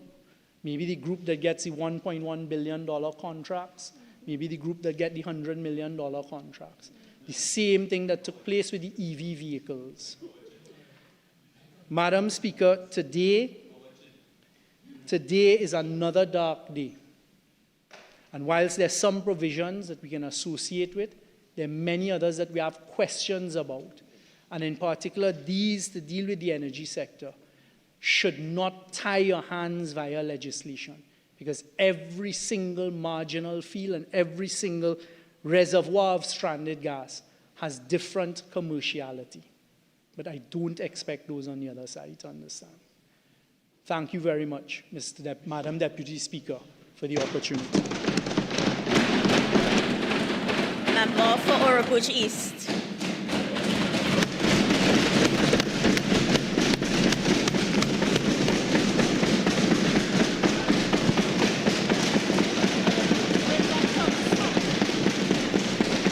Thank you. Thank you very much, colleagues. Thank you very much, Madam Deputy Speaker, for recognizing me. Madam Deputy Speaker, It's a pleasure to rise to contribute to this very important debate on a bill championed by the member for Faizabad and representing the vision of the Honourable Member for Siparia and Prime Minister of the Republic of Trinidad and Tobago, the Honourable Kamla Persad-Bissessar. Madam Deputy Speaker, it is not a pleasure to respond to the member for Paulus Bay North, St. Anne's West, but it is a duty. Having said that, Madam Speaker, I want to just begin by telling the speaker before me that we do not agree with you that persons on this side don't know how to pronounce Aphrodite, which you also pronounce wrong, but you don't know how to pronounce sip, or you don't know how to pronounce mahogany and things. This thing has nothing to do with pronouncing any language. The long and short is that you are arguing, and I've heard it before, that they laid the foundation for this, they laid the foundation for that, they laid the foundation for the other. You know how much men put on foundation for a house and never build a house? You know how much people build foundation and never build a house? We are building the house. We are building the house. And my friend, everything, they did this, they did that, they did the other. But yet, as I'll come to in a few minutes, you had declining oil production. You had declining gas production. You had the closure of several plants, including the refinery, which was really the biggest plant. You had that 10 years of collapse in the energy sector, but you were doing everything right. You understood everything. They traveled with the Prime Minister like Marco Polo throughout the world. Today, they can travel all over the world because they have chalked up about 20 million air miles. They could do that, and they travel. And Madam Speaker, they travel because when you look at the name tag, it is Integritas. What is this? Integritas Chambers. That is Integritas or Integras or something Chambers. Some type of grass they're involved in. Some type of thing. And they are traveling to promote their legal work and legal services and so on. Nothing is wrong with that. People do that all the time.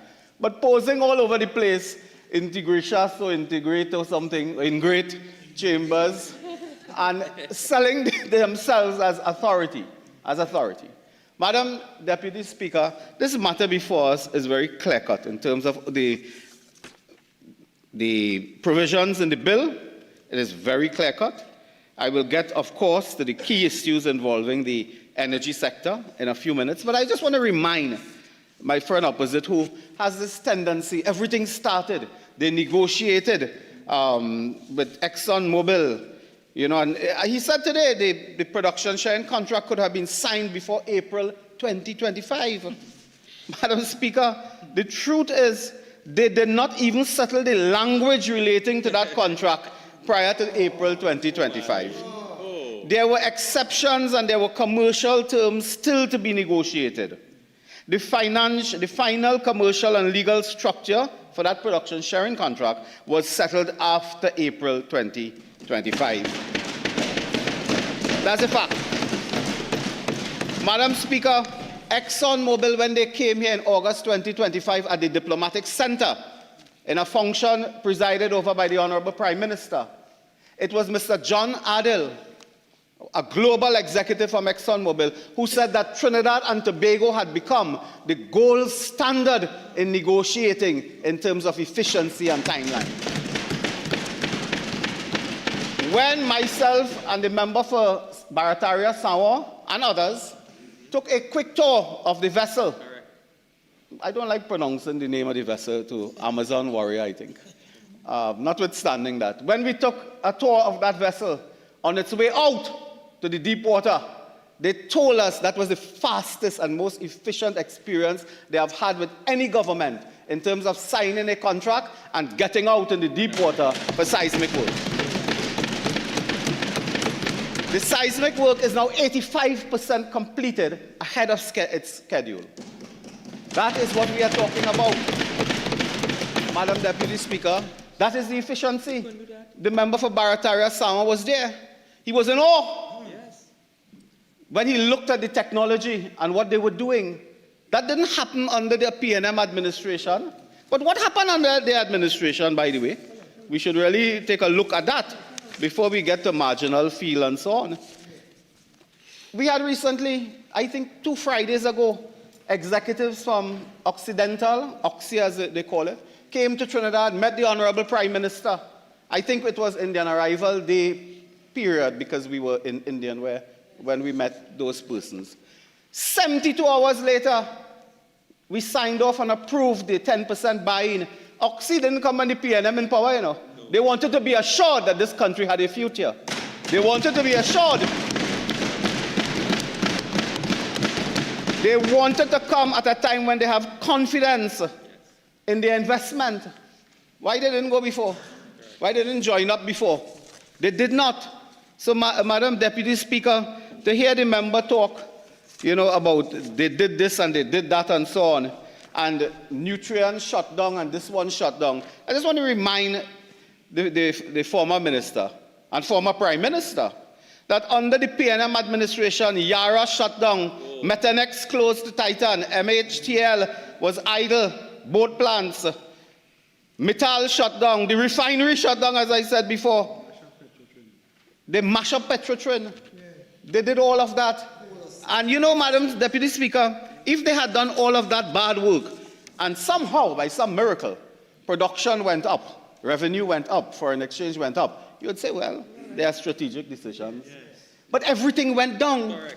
So, Madam Deputy Speaker, today, this is why we stand in strong support of these measures.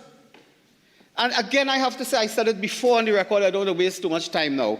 Woodside decision to shut down operations was communicated to the former minister way before we came on the compound. We had the letter, I read it into the record. It was communicated before. They knew of it. Mr. Manatee Plus, it is this administration that worked with Shell to expand gas production that we call it Manatee Plus. It is ours. While we were doing that, they were in office, they were touring the world. They had this favorite line, you have to be in the boardroom of decision making and so on. Madam Deputy Speaker, in the world today, there's a virtual boardroom. Almost every single week, officials of the Ministry of Energy met last week, today is Monday, it's Wednesday, met Monday with Indian Oil Limited, with Natural Gas and Oil Company of India, 2 Indian companies, discussing investment in the energy sector. We met hours on Monday virtually. We don't need the air miles, Madam Deputy Speaker. Madam Speaker, this morning, officials of the Energy Ministry and the related agencies met with Saudi investment, Saudi Iksab. Pronounce that. Met with Saudi Iksab. No, and you don't need? No. And we do all of this thing without a conga line. We do all of it without. We met with Saudi Iksab this morning discussing a $50 million United States dollars investment in the facilities at Pointe-à-Pierre from Port of Spain and Santa Flora. Meeting took place. We didn't fly off all over the world to do that. I mean, again, you're taking me away from my speech, but what did we do since we came into office? What did we do? The president of Guyana came here, had important discussions with the Prime Minister of Trinidad and Tobago. That has deepened, and we are now in discussions with the government of Guyana over Trinidad and Tobago operating and maintaining their NGL plant at Wales in Guyana.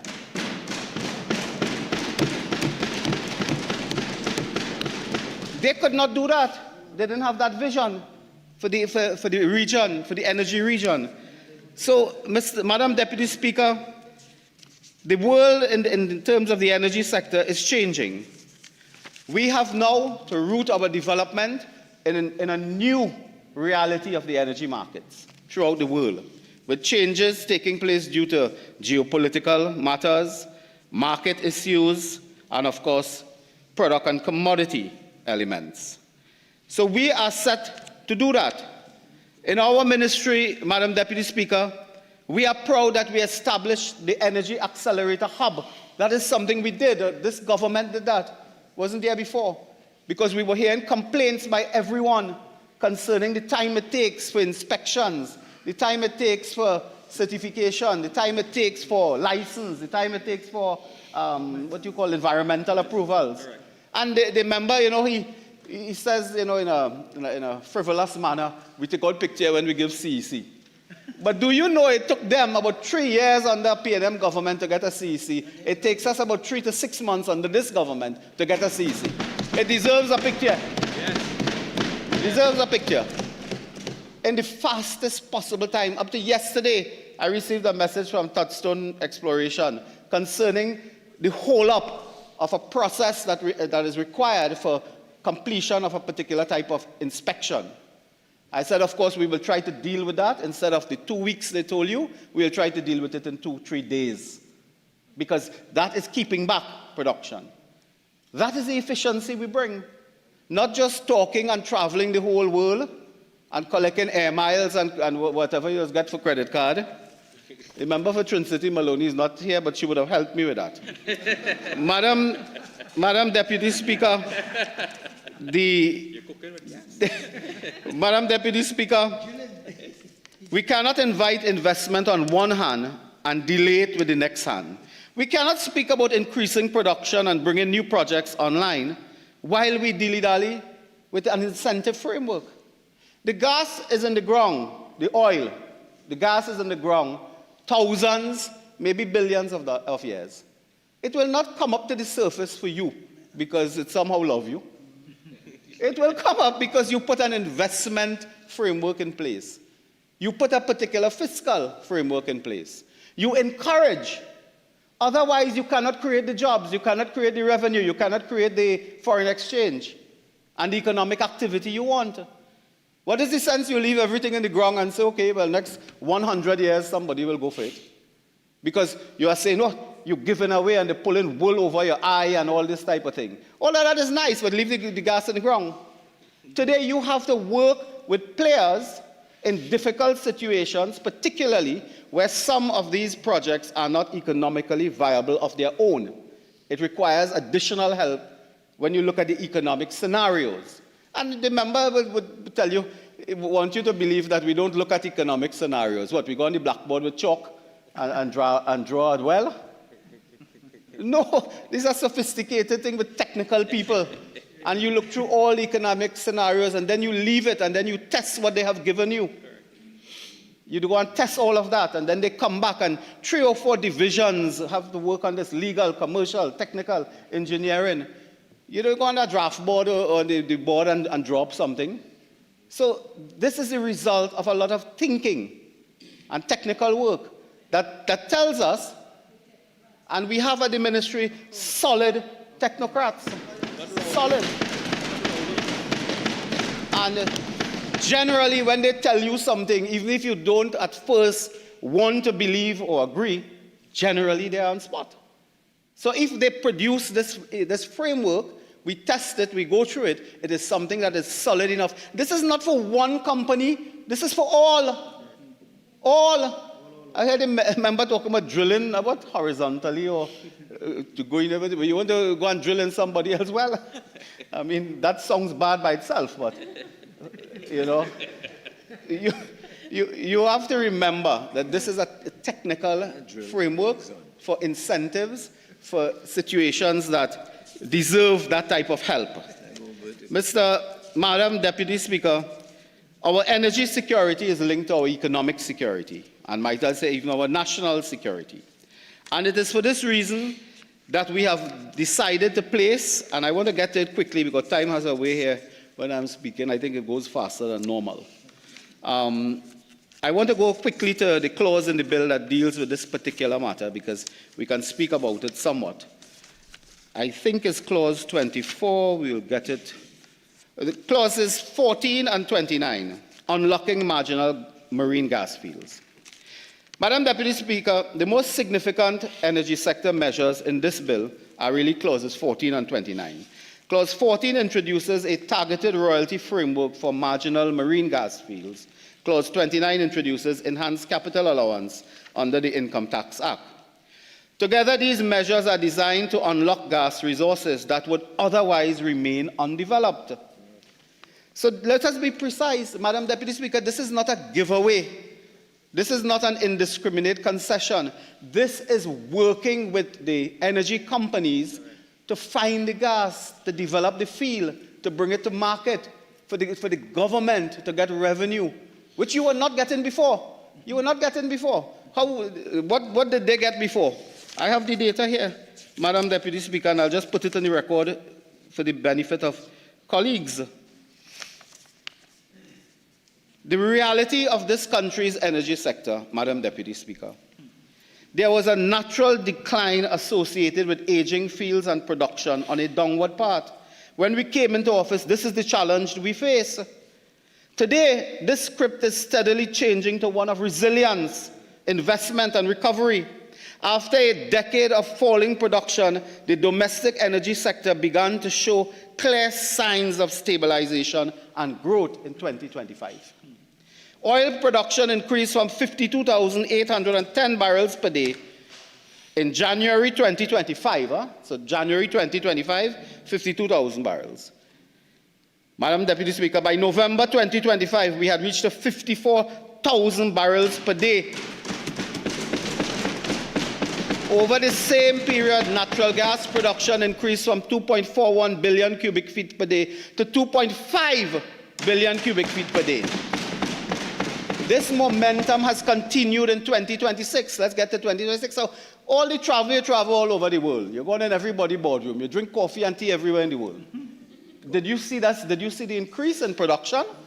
They sip tea.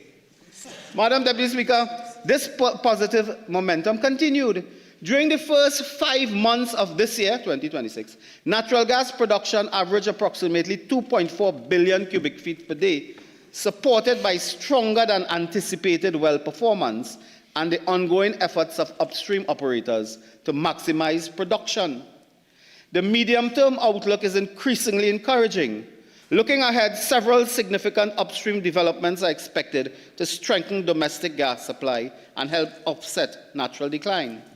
As these projects come on stream, natural gas production is projected to increase to approximately 2.6 billion cubic feet per day by 2028. Current assessments indicate that production beyond 2028 could range between 2.7 and 2.8 billion, reinforcing confidence in long-term sustainability of the sector. We expect, Madam Deputy Speaker, with the extra work being done at Heritage and with our associated companies, private sector companies, oil production is also steadily increasing due to the production of condensate in the new gas fields. Oil production is projected at 59,000 barrels per day by December 2026, that is this year, and 67,000 barrels per day by December 2027.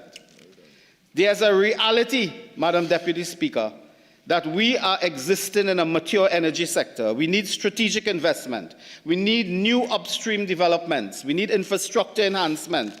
We need regional energy collaboration, and that will create the pathway to growth, Madam Deputy Speaker.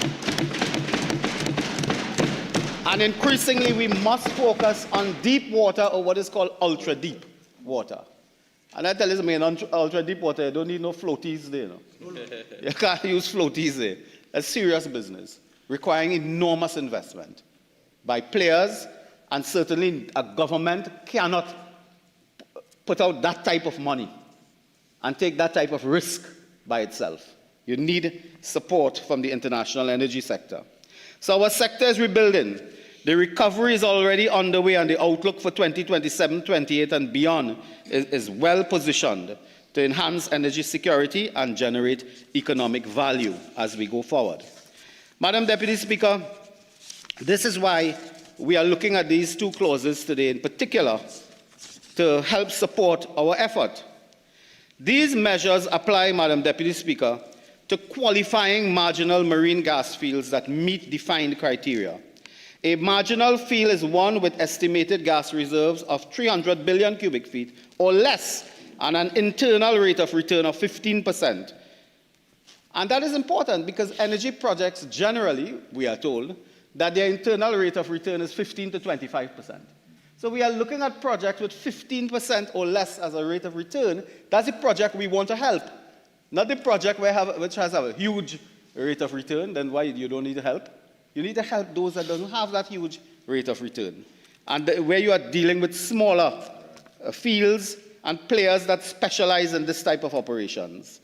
We also include a competitive royalty rate of 8% on natural gas sales and a 30% uplift on development costs to improve project viability. Because otherwise it is not competitive. It will not make sense for global energy companies to come in for these marginal marine gas fields if they do not have a good incentive framework. And this will give you the gas, the revenue, the job creation, the foreign exchange, etc. Marginal fields are not large, and development costs can be high. The fields are sometimes technically complex, smaller in scale, commercially borderline, and difficult to justify in a global investment framework.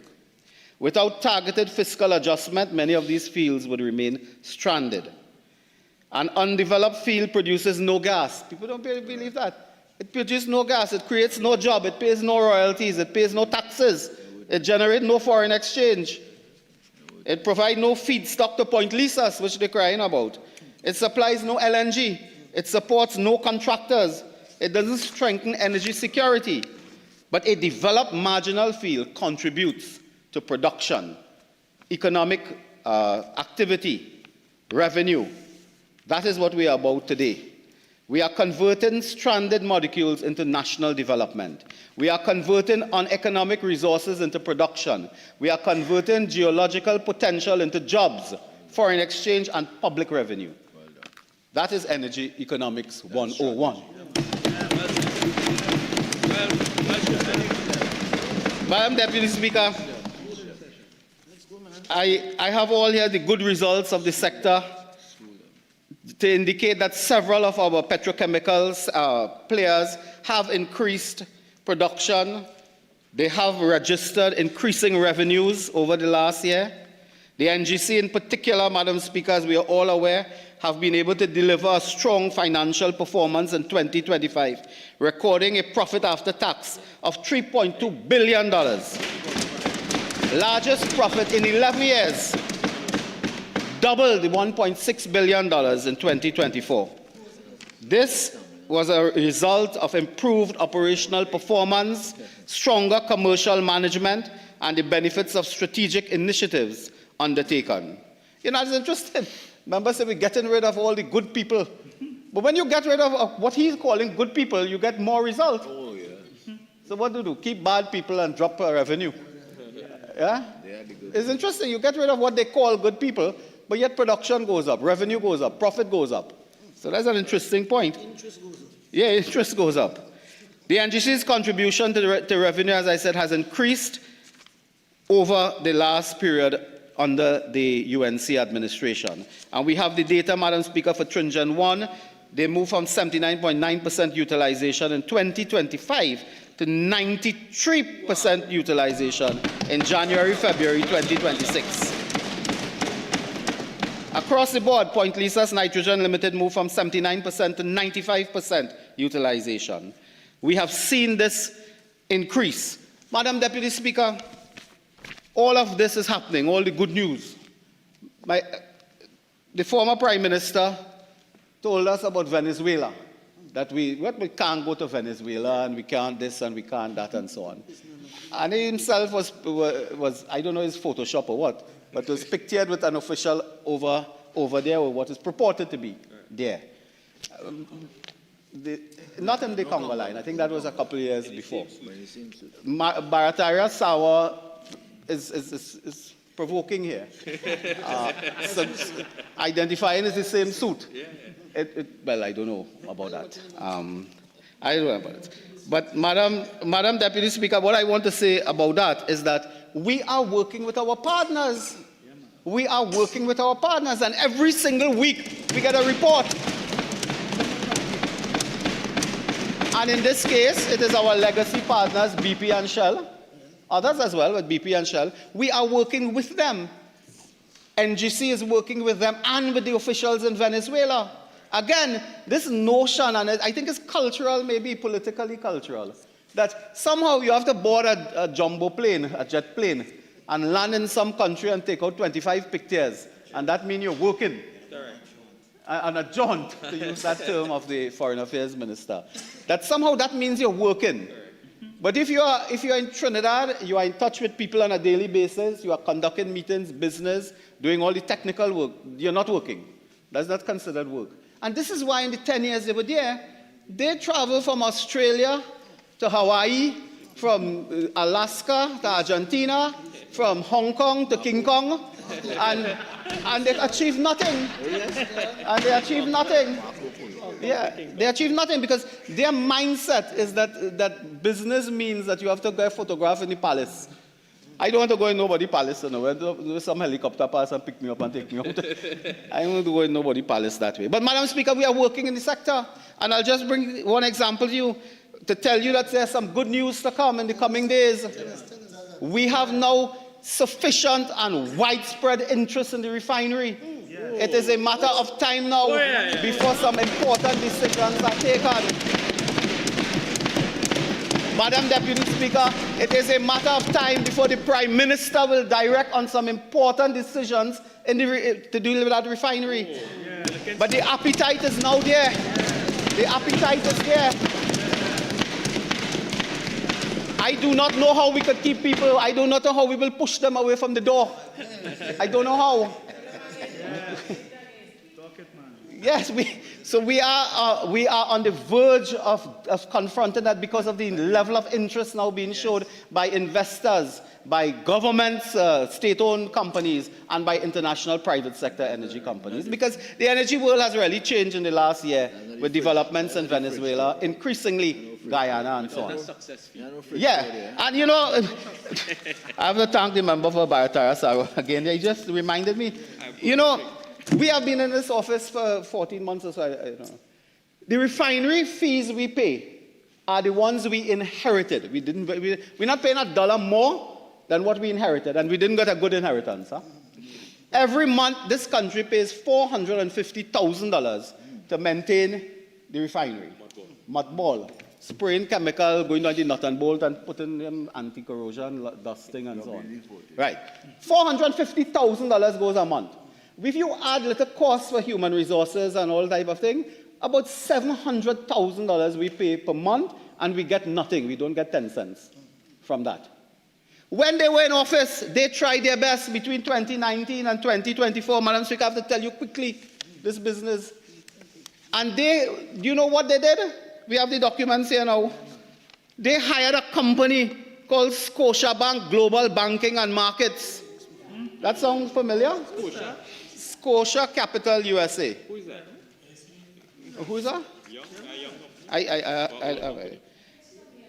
2019, Scotiabank Global Banking and Finance got a letter, an engagement letter, to produce what? To do exclusive, I'm reading from a letter, January 9, 2019, addressed to Trinidad Petroleum Holding Limited. They got a contract to provide exclusive financial advisory services on the refinery. That is what they got. And hear the tune. They have now a success fee. Now, they have never been successful. But the success fee is 21 million Trinidad and Tobago dollars. 21 million Trinidad and Tobago dollars, a success fee. But they have no success. Right? We're now checking on this fee where it may have gone. They got a company, they agreed to pay Scotiabank, United States dollars, $150,000 as a monthly retainer. US. 150,000 United States dollars. Monthly.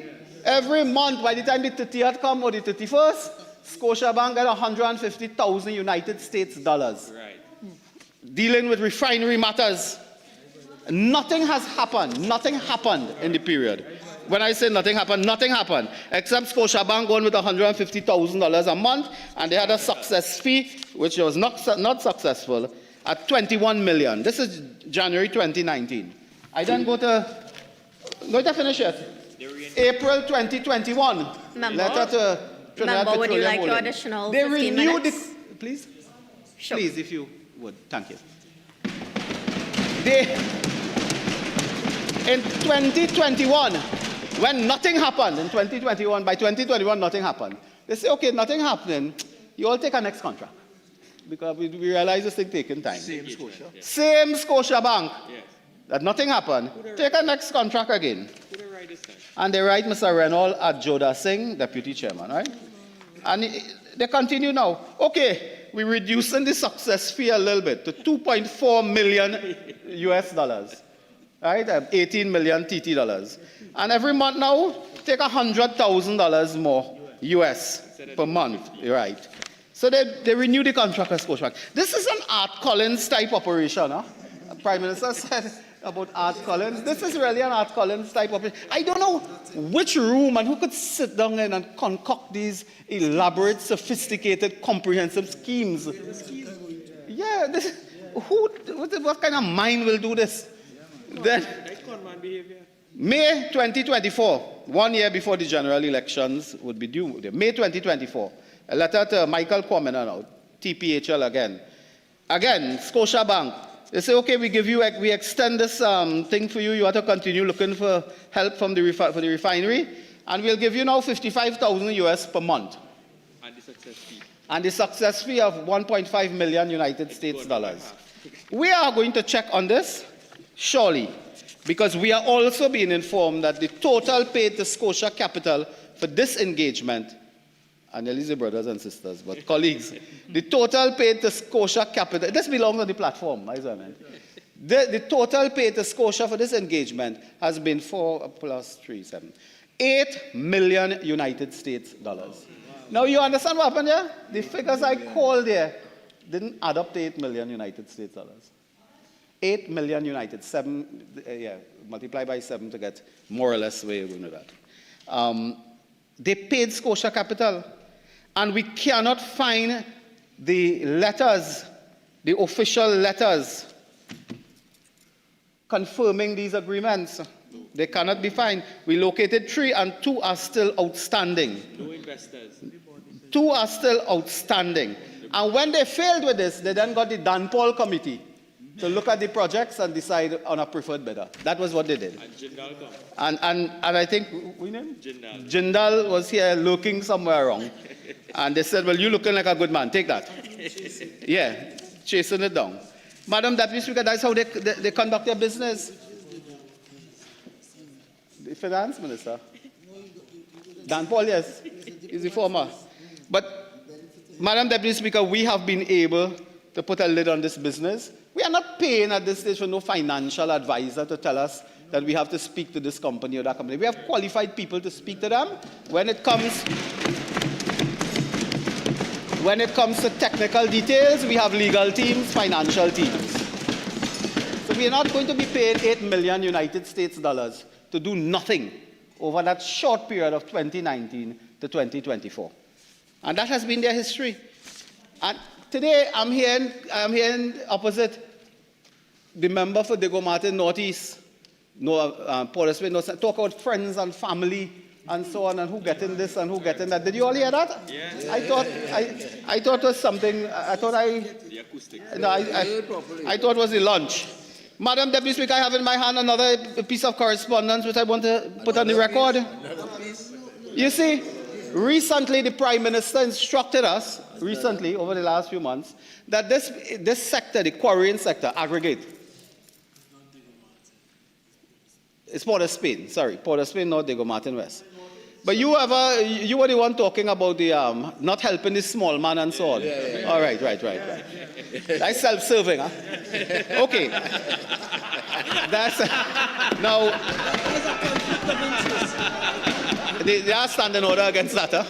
So, Madam Deputy Speaker, we discovered in the quarrying sector and aggregate, to unlock the construction sector, you need affordable, reasonably priced, and a certain quantum of aggregate. Quite frankly, construction is gravel and sand. When the construction industry booms, the economy booms. And our national revitalization plan hinges on the affordability and availability of aggregate at a reasonable price. So the Madam Prime Minister instruct us that all these years, people waiting for their license and they can't satisfy A, B, and Z and so on. Deal with that, meet and treat with that in a way that allows them to lawfully do their quarrying work, mining, processing, sales, and so on. And we gave what was called, which is not the first time, there's a precedent there. We gave holdover letters, not held over letter. Holdover letters where the persons who have already had a license but it expired. And we are now going through years of looking at their license to help them, including national quarries. Under the former administration, the state company that produces aggregate had no license. You know why? But there's a reason. These things don't happen by accident, I guess.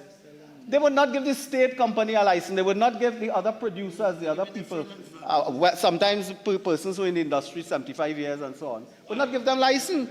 Because you see, a letter in my hand here, dated 22nd May 2024, addressed to the Honorable Stuart Young, Minister of Energy and Industries. Listen, it is from Warren's Quarry Company Limited. What's that?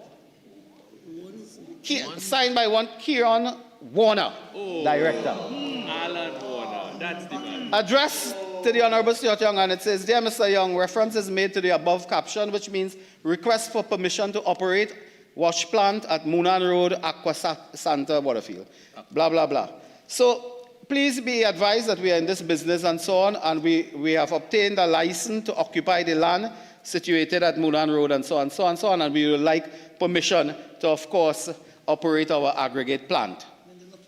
And they said this is critical for national development program. What program? Right? They are applying now for this license to operate an aggregate plant. And they said this is critical for the development of the country. This is May 22nd, 2024. Do you know, one of them was locked up, I'm not sure which one. Well, one in jail, one out.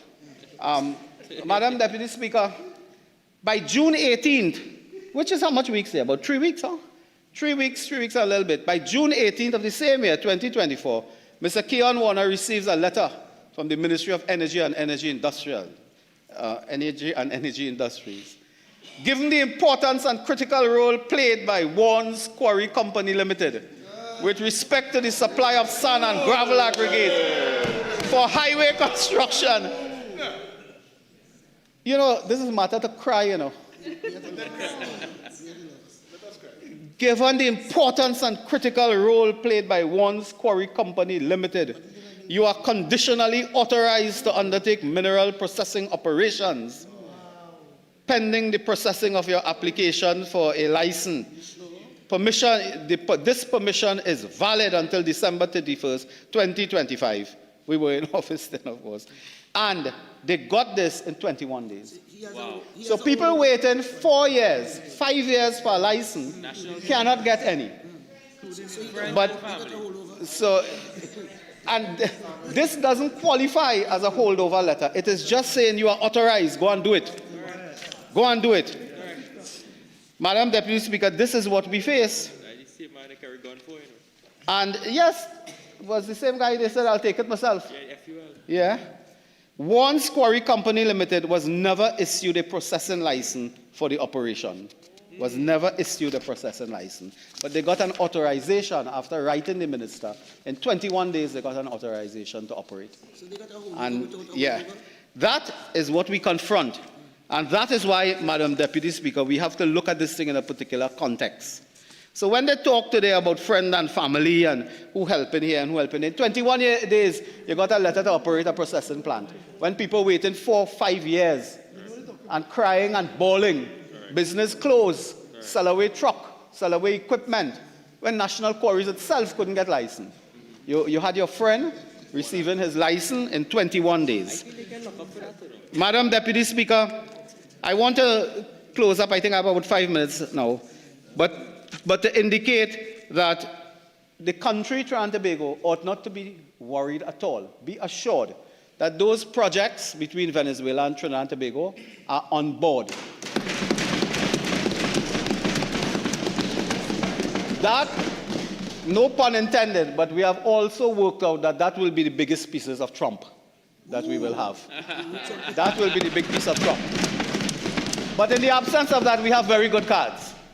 We can play, because there are 11 projects that will come online in the next 18 to 24 months or so. When that is happening, the big boy ExxonMobil are quietly optimistic. They are quietly optimistic. And we'll tell you something, companies like Oxy will not go and invest millions of United States dollars to lose it. They must be, I don't want to use the term of Cuba North, but in an energy sense, they must be sniffing some fuel. And so that while my friends opposite may get high on butane, I want to assure you that we are keeping our feet on the ground. Yes. And we are measuring our success by the week, by the month, by the year. When you are in this position, the only measurement of success, the key ones, is really oil production, gas production. Your measurement of success is attracting investment and enhancing the position of the Minister of Finance with his deposits. And I forgot to read that we have also confirmed, because as you know, Madam Deputy Speaker, we work very closely with the Ministry of Finance. In fact, that is one of the defining qualities of these ministries. They work so closely that sometimes almost 80% of correspondence are copied to Finance Energy because of the relationship we have with that. And while I gave the figures for energy before, I also have, Madam Speaker, the figures for revenue. And to indicate to you, Madam Speaker, without going into full detail, which I do have, that we have contributed to the Treasury more revenue in the last year than the previous year, 2024. And we have been contributing, the first 2 months of this year as well, has been more revenue again than the equal period last year. So that we have been able, Madam Deputy Speaker, to contribute to the Treasury, to the economic situation. As bad as we found it, we were able to contribute to that and to ensure that we will help to provide revenue, badly needed revenue that this country needs. So, Madam Speaker, with those few words, I thank you. San Fernando East.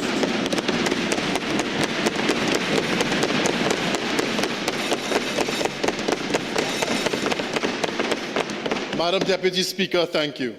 Madam Deputy Speaker, if the people of this country were not concerned before, they are concerned now after listening to this Minister of Energy, Madam Deputy Speaker. This is a person in charge of the driving force of our economy, and we just heard an entire contribution of nothing more than Morvillang and Bacchanal, Madam Speaker. We are here to discuss a finance bill where various concessions were given to operators in the energy industry. The Minister of Energy says nothing about that. Nothing at all. He preferred to talk about reading letters from this one and that one. Nothing of substance to the people of this country. What he wouldn't say is that during his time, Nutrien shut down all 4 plants, Madam Deputy Speaker. He didn't say that. And that when Yara shut down, as it was an aged plant, over 40 years old, and it was no longer efficient. That's when Yara shut down. Titan is operating today. Atlas is preserved due to a lack of gas, and right now Titan is under threat. Not a mention of that from this Minister of Energy, a man who has his hand on the driving force of our economy. There is also no gas supply contract for the sale of gas, Madam Deputy Speaker, till the end of this year. What is the Minister of Energy and his ministry doing or saying about that? Now, Madam Deputy Speaker, this is the finance bill. The finance bill is usually used to enact measures that were outlined in the national budget. So we had the finance bill 2025, this one is 2026. Yet again, Madam Speaker, the Minister of Finance brings here measures that were not mentioned in the national budget, Madam Speaker. and they weren't mentioned in the national budget because he knew they would be woefully unpopular. He knew that it would have engaged in discussion in the national community and it would have enraged and inflamed several sectors of this economy. Madam Deputy Speaker, the Minister of Finance simply stood here and was playing smart with foolishness, trying to talk about the difference between taxes and fees. At the end of the day, it means an increased expense and cost to businesses, which they will pass on to the consumers of this country, Madam Speaker. This Minister of Finance has dramatically increased the cost of living in Trinidad and Tobago, and that cannot be denied. But at least he's consistent, Madam Deputy Speaker. This Minister of Finance has been consistently trying to destroy every small business in Trinidad and Tobago with his policies and taxes and fees. Every single one, they are marching up and down, they're complaining. We have here in this bill the corporate operators of Trinidad and Tobago. These are small businesses, many of them making coconut oil. Madam Deputy Speaker, may I ask you to pay attention to Standing Order 55-1B, please. This is the third speaker with the same narrative on the same issue. Member, I understand that you have the right to speak, but please keep it short and move on. Thank you. Thank you, Madam Speaker. These are small business people, like many other small business people in this country, and they are being driven out of business by this Minister of Finance. What we are experiencing in this country right now is a self-inflicted recession, Madam Deputy Speaker. Self-inflicted, inflicted by this Minister of Finance and his policies. The member for Barataria stood here and said with glee that, well, we saved you $1 on regular fuel in the last budget. See, super. See how nice we are? But let me remind this member from Barataria all the other taxes that they inflicted on the people of this country. Remind them. Right? And I'll make it quick. Trust me. Levy on assets of commercial banks and insurance companies operating in Trinidad and Tobago. Every bank is tempted to raise fees. They had to beg Republic Bank the other day to rescind their attempt to increase fees on the people of this country.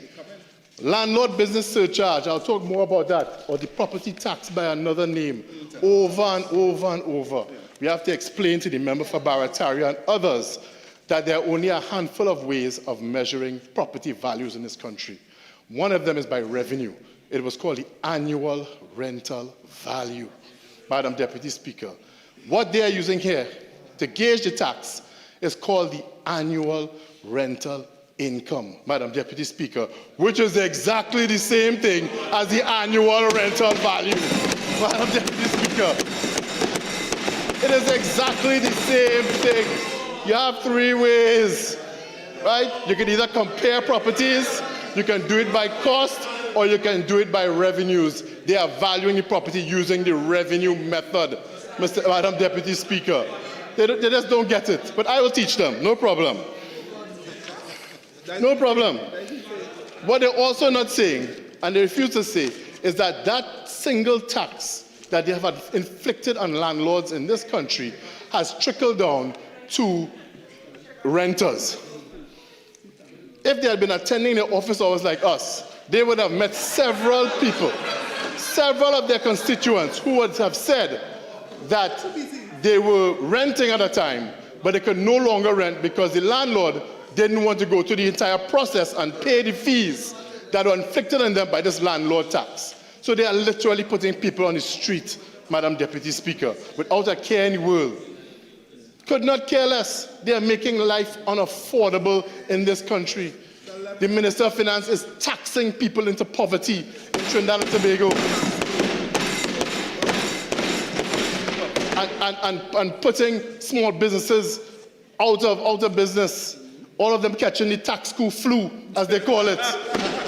You have businesses that survive generations, survive recessions, multiple governments, a pandemic, but they couldn't survive this Minister of Finance. But he wants to come here to this Parliament and say that everything is okay. Blue skies are here. Let him step out in the street and find out and lift this SOE and so that all the people that they have damaged and destroyed can let this government know exactly what the reality is on the ground in Trinidad and Tobago. That's all the SOA is for, but I'll get to that later. We'll talk more about that. The Minister of Finance said that the PNM had sabotaged this country's revenues to place the country in the hands of a few. Well, that has to be the stock joke of the year, Madam Deputy Speaker, because the first thing they did when they came into office was to cancel the Trinidad and Tobago Revenue Authority. First thing they did. What the TTRA was supposed to do was to democratize tax collection in Trinidad and Tobago. It was to ensure that big business people and professionals in their private practice paid their fair share of taxes, Madam Deputy Speaker. As I give an example, we all know we have been to professionals' offices in this country offering a service, and they refuse to take anything but cash. Why do you think that is? Because they're not paying any taxes. The TTRA was supposed to democratize that system and bring it into fruition so that big business people and wealthy professionals in this country would have had to bear their fair share of the tax burden in this country, not just the middle class and the public service. The first thing they did was get rid of that. Then coming here to say that they are for the poor man and that they are not for big business. Every policy they have here has damaged the poor, small man and small businesses in this country and have protected big business people and the wealthy in Trinidad and Tobago, Madam Speaker. Without fail. Without fail. Listen to the member for Barataria. Yeah. I spoke about him already. I'll move on. This finance bill is a simple document, as we would expect from this Minister of Finance.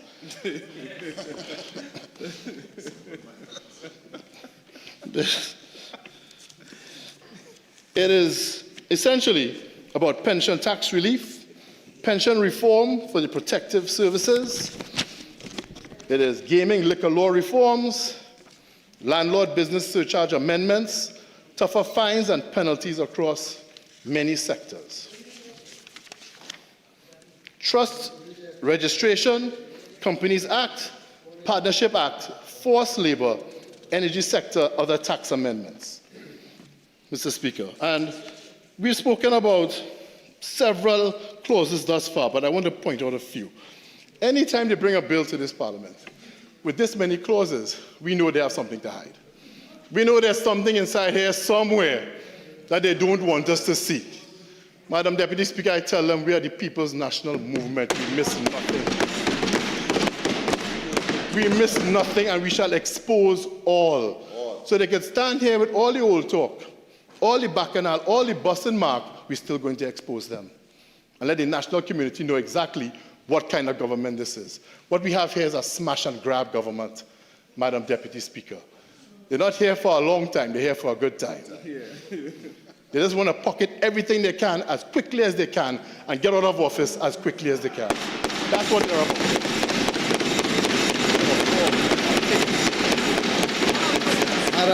Madam Deputy Speaker, I rise on 48.6. This gentleman is describing his characteristics to others. I think that's inappropriate.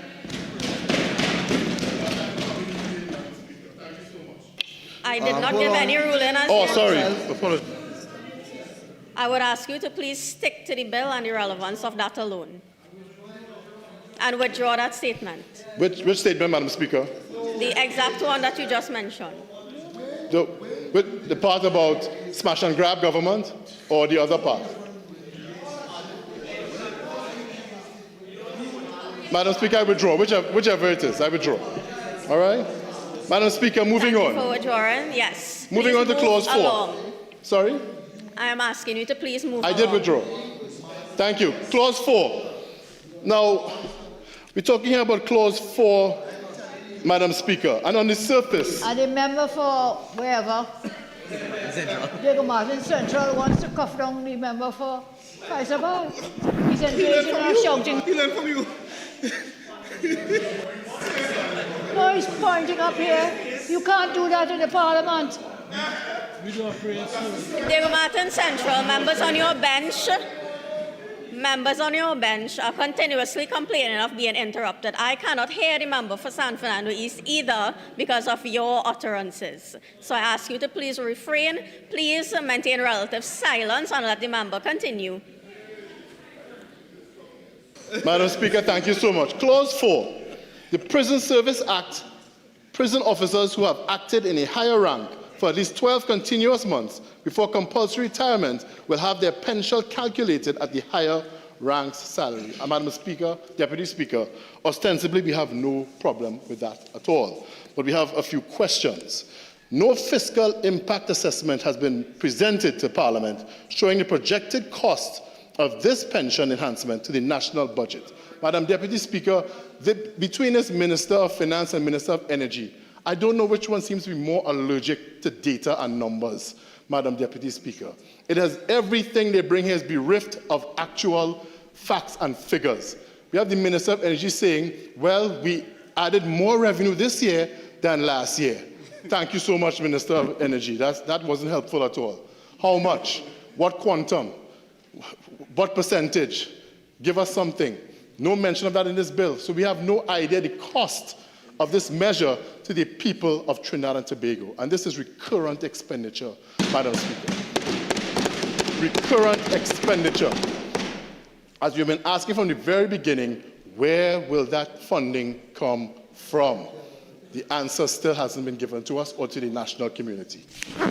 Moving on to Clause 5. Police service regulations. Same pension benefit as Clause 4, extended to police officers who serve continuously in a higher acting role for at least 12 months before retirement. Same as Clause 4. Additionally, the police service has a well-documented acting rank abuse problem, where officers are kept in acting positions indefinitely without substantive appointments. This clause rewards the symptom rather than fixing the structural problem of delayed substantive promotions. Madam Deputy Speaker, again, lazy legislation, trying to fix what is a structural problem with fines and fees. What legislation have we seen here from the Attorney General, Minister of Justice, Minister of Homeland Security or Defense to fix this persistent problem in the police service? Anything at all? Nothing. But they come here with this legislation that is going to add a recurrent cost to the people of this country, and we have no idea how much it is. The government should instead be legislating mandatory timelines for converting acting appointments to substantive ones. Totally agreed, Madam Deputy Speaker. We'll move on to Clause 11, which is similar to 5 and 6. The Fire Service Act, same acting rank pension benefit as Clause 4 and 5, extended to fire officers with at least 12 continuous months in a higher acting role before retirement. Madam Deputy Speaker, the Fire Service has amongst the most severe acting appointment backlogs in the public service. Again, the government is treating the symptom rather than the cause. What have they done to fix the actual problem? Nothing. They throw money at everything. Money that we don't have and don't know where it's coming from, Madam Deputy Speaker. The provision allowing the President to amend the 5th schedule by order without returning to Parliament is a concerning delegation of legislative power that reduces parliamentary oversight. That too is very concerning to us here on this side. I move on, Madam Deputy Speaker. Madam Deputy Speaker, we have here Clause 8. The Pharmacy Board Act increases the fine for selling scheduled drugs without a valid license from $5,000 to $7,500. The provision does nothing to address the shortage of licensed pharmacies in rural and underserved communities, which often drives residents to unlicensed vendors in the first place. What is being done to fix the problem? We have people who are on the CDAP program in rural communities in Trinidad and Tobago who cannot access their drugs. How does this, in this finance bill, benefit anyone in those communities? It doesn't solve any problem. It is simply a cash grab by this Minister of Finance, and sadly, it won't work. because a lot of it is going to depend on enforcement coming from our two ministers of national security. As I said during the budget debate, if this Minister of Finance is depending on these two ministers of national security to increase revenues, God help him.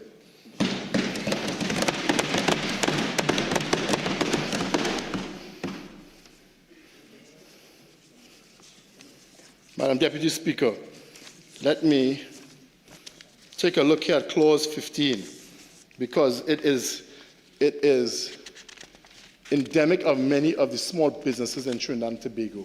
This Minister of Finance, I don't think he understands the kind of destruction that he has cast on small businesses in Trinidad and Tobago. Every time they turn, it's a new tax, a new cost, a new fee. And he's making it difficult for small business people to survive in Trinidad and Tobago. We have here clause 15. Corporate Products Control Act doubles the fine for manufacturing corporate products without a license from $4,000 to $8,000. Doubling the fine to $8,000 is largely symbolic, given the near collapse of the corporate industry in Trinidad and Tobago. So the Minister of Finance sees a man laying on the ground dying and decides that the right course of action is to kick him in the stomach. Madam Deputy Speaker, this is a small industry that was already crippled and collapsing. The minister says, hey, let's find them. Good idea. Yeah, let's make sure they're dead.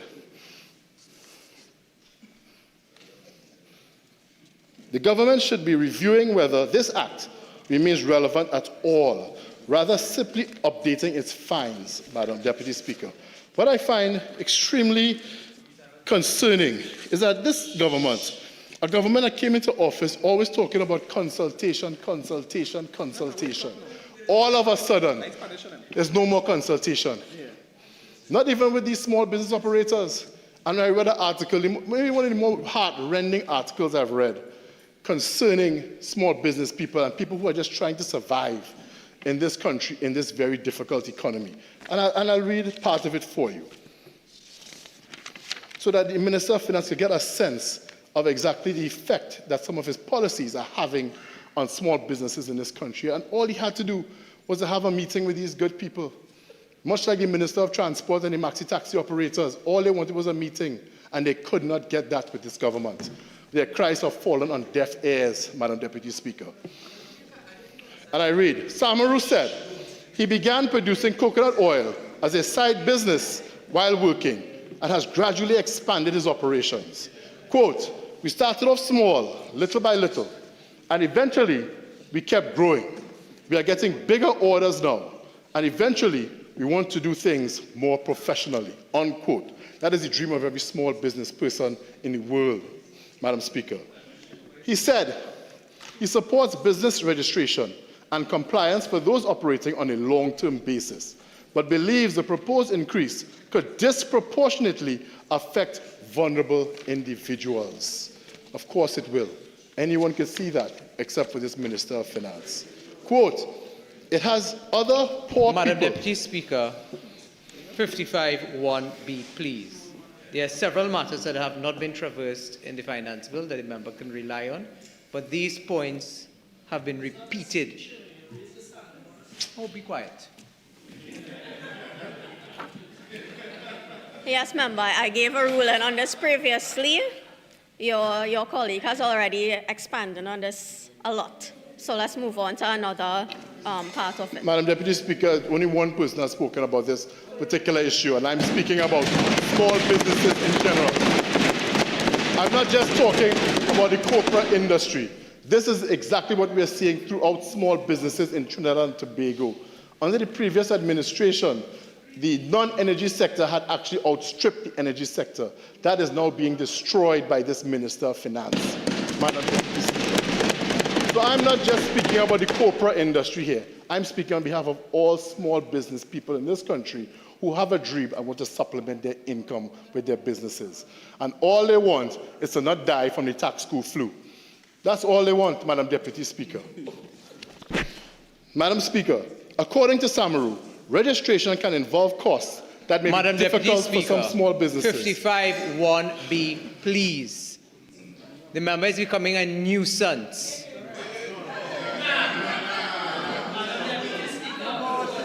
Madam Deputy Speaker, I want a ruling on 55(1)B. You have raised this on several matters, that he continues to repeat himself and others who spoke before him. Yes, member, again, please move along. Thank you, Madam Speaker. I'll end here. The last statement made by this gentleman, who just wants to ply his trade, the last statement, Samru's message to the government, was one of caution and compassion. If only the Minister of Finance and his government would listen, Madam Deputy Speaker. I move on. And I will let the member know also that people everywhere still want water. Thank you.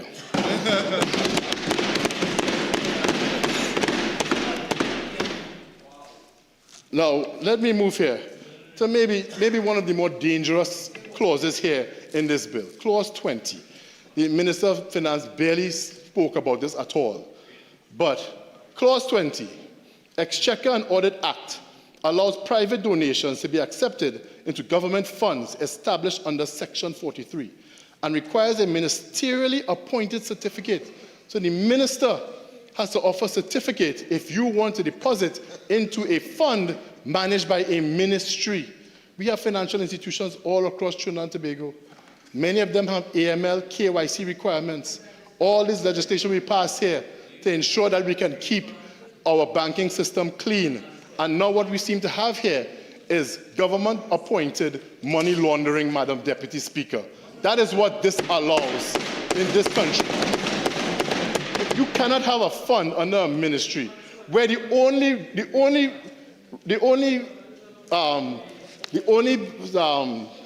thing that you need to deposit to this fund is the approval of our government minister. What is that asking for? That is asking for corruption. That is asking for graft. Why would any fund need to be managed by any ministry in Trinidad and Tobago by any politician? Please tell me. We have the UTC, we have the RBC, we have FCB, we have all kinds of banks and other financial institutions. We have the central bank, the NIB. We have funds all over managed by financial institutions that are governed by certain international laws to make sure that our system is clean and that money launderers cannot get their money into this system easily. The government that we have tries to bypass all of that by creating ministry funds. Managed by who? People who know nothing about funds? How is that supposed to work? Why would they do that? So, requires a ministerially approved certificate to be issued upon receipt of such donations by the minister himself. Good Lord. Good. Madam Deputy Speaker, this allows private donations to government funds, no less. Is a significant policy shift that raises serious conflict of interest concerns. 55(1)B, Diego Martin Northeast raised these in a very valiant manner, and he's repeating Diego Martin Northeast.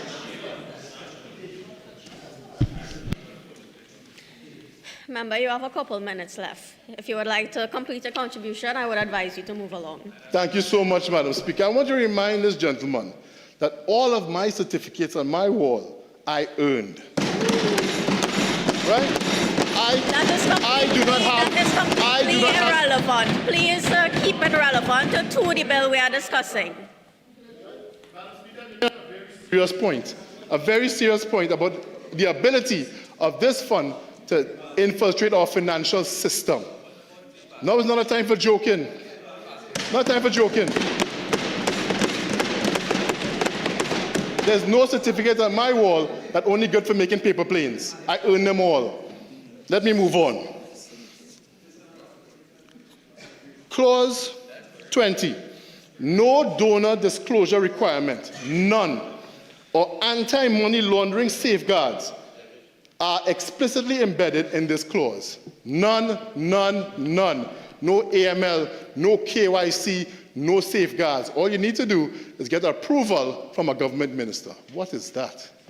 That is just asking. That is begging for a bribe. That is begging for corruption. That's all it is. Creating potential for abuse. Well, that's an understatement. The certificate mechanism for verifying donations is vaguely defined. Who issues it? What are the verification standards? And what happens if a fraudulent certificate is obtained? Nothing like that. This could inadvertently create a parallel funding channel that bypasses normal parliamentary appropriation oversight. But, Madam Speaker, we suspect that that is exactly what it was designed to do. And we totally and wholeheartedly reject this Clause 20 of this finance bill.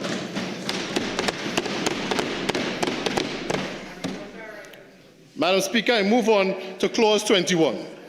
The Income Tax Act. 4 important changes. Deferred annuity income exemption. Income from approved deferred annuity plans maturing between ages 50 to 70 is exempt from tax, effective January 1st, 2026. The pension fund income exemption. Income from approved pension fund plans upon maturity is tax exempt in Trinidad and Tobago.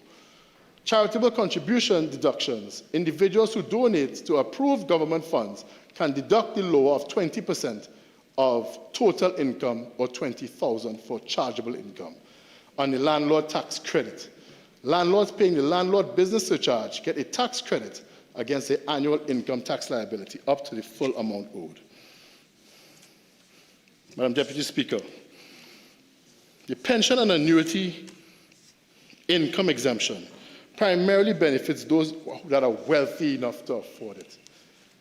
As you would understand, many of the private pensions in Trinidad and Tobago are paid for by the wealthy. So again, another policy that only benefits the wealthy in Trinidad and Tobago. How does it help the poor man in this country? It simply doesn't. The $20,000 cap on charitable deductions is low enough to be meaningful only to middle-income earners. That's it. No one else. The landlord tax credit effectively subsidizes landlords, many of whom are already property investors, at a time when housing affordability is a pressing crisis for ordinary Trinidad and Tobago citizens. This reward should instead be tied to rent stabilization commitments. What has this minister done? Member, would you like your additional 15 minutes? Yes, I would. Thank you so much. What has this minister done to protect renters in this country? What has he done? They place increasing costs on landlords and somehow don't think that it will eventually be passed on to the more vulnerable renters in this country. Yes, we have a different breed of business people in this country who don't pass on expenses to their customers. That can't work. On top of, oh yes, I remember that too. The minister, when asked about it outside the parliament, said that if they don't like it, you should find somewhere else to live. I believe that was the comment from this Minister of Finance. How caring. How caring. I mean, imagine a constituent coming to this minister asking for help and say, well, my landlord kicked me out because you put a tax on his business. And he said, well, find somewhere else to live. Have a nice day.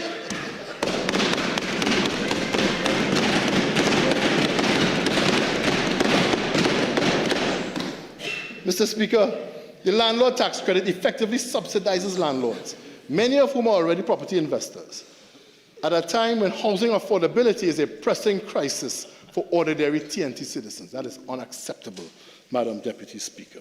I move on. Madam Deputy Speaker, Clause 22, Corporation Tax Act, charitable contributions deduction for companies. Companies donating to approved government funds can deduct the lower of 15% of chargeable profits or $100,000. Corporate landlord tax credit. Companies that are landlords get the same tax credit against annual income tax as individual landlords. The 15% deduction cap on chargeable profits for corporate charitable contributions, while generous, could be exploited by corporations donating to government-aligned funds in exchange for regulatory goodwill. Another hole, Madam Speaker, for graft. Another opportunity for undermining the financial system of this country. Why is that? Is that a coincidence? We don't think so.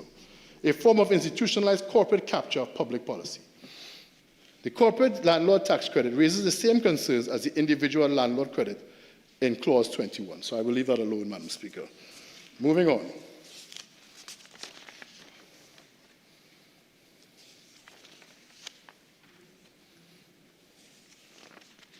Right. Clause 31. I move on to Clause 31, Madam Deputy Speaker. The Non-Profit Organizations Act changes may determine to shall determine, making it mandatory for the Registrar General to set the filing mode for non-profit documents and requires valid ID with all submissions, Madam Deputy Speaker. Again, this places a further strain on so many of the struggling and challenged businesses in this country. It requires valid identification with all non-profit document submissions, adds administrative burden to charitable organizations and NGOs that are often volunteer-run and resource-constrained. So again, challenge institutions that may have difficulty with manpower, difficulty with funding. This Minister of Finance decides to make it even more difficult for them to operate. How does that make sense? Mandating a Registrar General to determine filing mode raises the same digital divide and infrastructure readiness concerns as previous clauses. As we said before, if the Registrar General forces persons to do things online, there's going to be a segment of our society that simply will not be able to access this opportunity. They won't be able to use it, they won't understand, or they will have to pay someone to do it, which makes it even more expensive than it was before. The broader Non-Profit Organizations Act has been widely criticized by civil society as overly restrictive and surveillance-oriented. Amending its filing requirements without addressing its more fundamental flaws is a missed opportunity, Madam Deputy Speaker. Once again, the government is not addressing the actual problem. They're simply throwing fines and fees at every problem, hoping to generate revenue streams from them. That will not work. Madam Deputy Speaker, overall, the challenges that we have with this fiscal bill 2026, no fiscal impact statement, none. There were no numbers here at all. I was hoping to hear some from the Minister of Finance. He stood here, still nothing. Minister of Energy, same thing. Enforcement gap. For many of these measures to be effective, is going to require an improved police service or an improved response from the police of this country or this national security system. What has been done to improve that? Nothing. The Minister of Finance still labors under the delusion that you can just put something in writing, pass it as legislation, and the next thing you know, the money will come flowing in. It does not work that way. The digital divide, it does not take into account that there are many people in this country, maybe elderly, who will have difficulty using the digital system. It must allow for persons to do things the old-fashioned way and gradually bring them along. Ministerial overreach, well, that's an understatement. There are multiple clauses that vest significant discretionary powers in individual ministers without independent oversight. This is a recurring theme, Madam Speaker. No recurring oversight, parliamentary approval, or appeals mechanisms, nothing. We are putting more and more, arrogating more and more powers into the hands of government ministers, and that is simply asking for corruption. There are some positions and some duties that a politician just should not have in any just, sensible system. The energy transition contradiction. The bill's generous incentives for natural gas development sit in direct tension with TNT's international climate commitments and long-term economic diversification needs. Many of the energy bills here were designed to offer incentives for more exploration for stranded gas and for also deep water drilling. We totally understand that. But also, what is being done about helping this country to transition to the new economy, on a new green economy? We are signed to the Paris Accord and other energy agreements that exist. Why is it that there's nothing here in this bill that assists us? Regressive tax design. Several tax measures disproportionately benefit property owners, corporations, and those with formal pension arrangements, offering little relief to the working poor and informal sector. Again, these bills, these measures are designed to only benefit people of means. There is not a single clause in this document that allows for the poor or the struggling to benefit. There's not a single one. And this is from a government that claims to care about the small man of this country. That is utterly absurd. Piecemeal reform. The bill amends 31 separate pieces of legislation in a single omnibus bill, making meaningful parliamentary scrutiny of each provision extremely difficult. Well, Madam Speaker, that is, of course, by design. Anytime we get a bill from this government that we know has an extreme number of clauses, we know that there's something in here they don't want us to see. I'm putting them all on notice. It doesn't matter how much you try to hide it, we will find it, and we will expose it. Clause 20 in this bill is especially dangerous, and we believe it is an attempt at legalized money laundering in this country. This bill, this clause, specific clause, needs to be reviewed, and we believe eliminated. There is no good reason for any ministry in this country to have its own fund. We have several established funds and financial institutions in this country. We do not need any funds operating and managed by government ministers,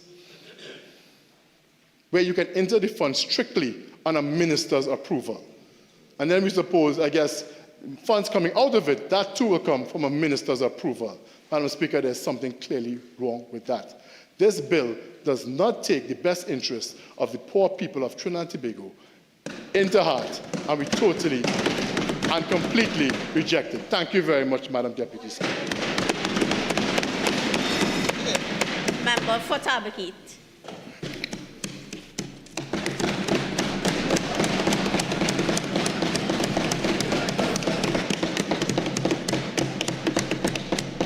Thank you, Madam Deputy Speaker, for allowing me to contribute to this Finance Bill 2026 this afternoon.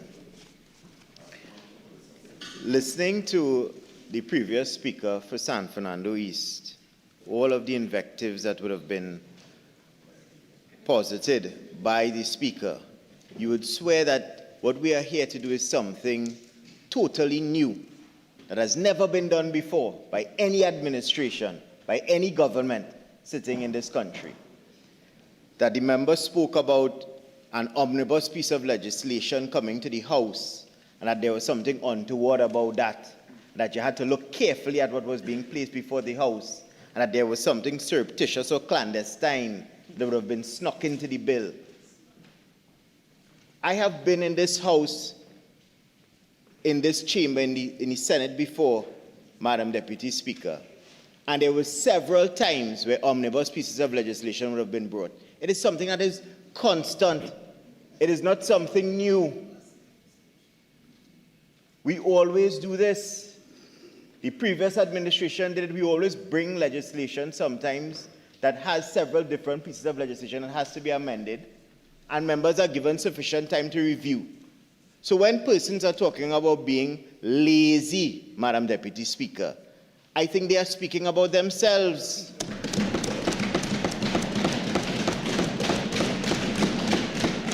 You are all here as representatives of your constituencies. You're all here to do the work of the people that have put you into these positions. Reviewing legislation and coming to the House to present on a debate is something that you are supposed to be prepared to do. So if you didn't want to do it, then don't go and run for the seat. Next time Maka will do it and he'll do it better than you.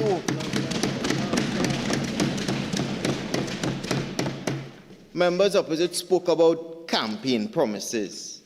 And every time a member of the administration stood up and we spoke about promises made and promises delivered, it sounds as if we are tone deaf, that we don't know what we are speaking about. I remember being a member of the other place, sitting down in the Senate, and listening to several budget debates being presented by the member for Diego Martin Northeast. Different themes being tethered to those budget presentations, from going as far back as tightening your belt and then moving on to seeing clearly now that the rain has gone. Those were budget presentations prepared and delivered by the member of Diego Martin Northeast. And nothing within those budget presentations ever became real, ever became tangible for the people of this country. And they went through 5 years of that, between 2015 to 2020, the same nonsense being spewed by that administration. COVID came in 2020, and they did the same thing from 2020 to 2025. And when the people of this country had a proper opportunity to go to the polls, they showed them what they saw clearly, which was the rubbish that the PNM was doing for the last 10 years. We know about giving promises and making good on those promises. That is what a UNC administration is about. We are very pellucid in terms of what we say and what we do. We have a clear and articulate plan, a mandate given to us that we will follow. And there's nobody opposite us that can lecture us on how to do our jobs in this house.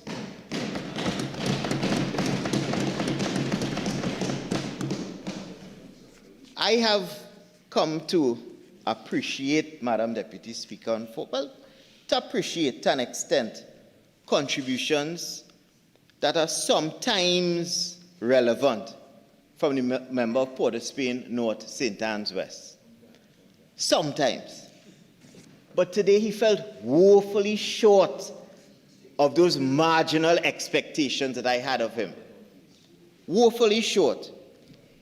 He spoke, the honorable member spoke about not having relations with Venezuela. And he is well versed on those issues and whatnot. And speaking about someone who is talking about re-engineering to get a proper result. Not just jumping on a plane to have a jaunt for having a jaunt's sake, to rack up per diems. That's not what we are doing on this side. And speaking as if going to Venezuela and taking a selfie is something that should be laudable. When his own party indicated that they had no idea what he was doing there. That they denied him like Peter denied Christ. But telling me and telling us on this side about relationships with Venezuela and calling persons' name in the current administration as if he knows about the conversations that are going on between Trinidad and Tobago and Venezuela. You have your facts wrong, Port of Spain North, St. Anne's West. You have your facts wrong. The one or two names that you will peddle about Raul and whoever else you want to talk about, trust me when I tell you, believe me when I tell you, is more than those two people that you're talking about that we're speaking to on this side. And we know how to advance those diplomatic relations, something that they don't know anything about. If it was up to that administration, what would have happened subsequent to January the 3rd? We'd have been stuck in a situation where we'd have been begging both persons, one who sits in the north and one who sits in the south, to ask them to give us some gas. And we'd have been left wanting.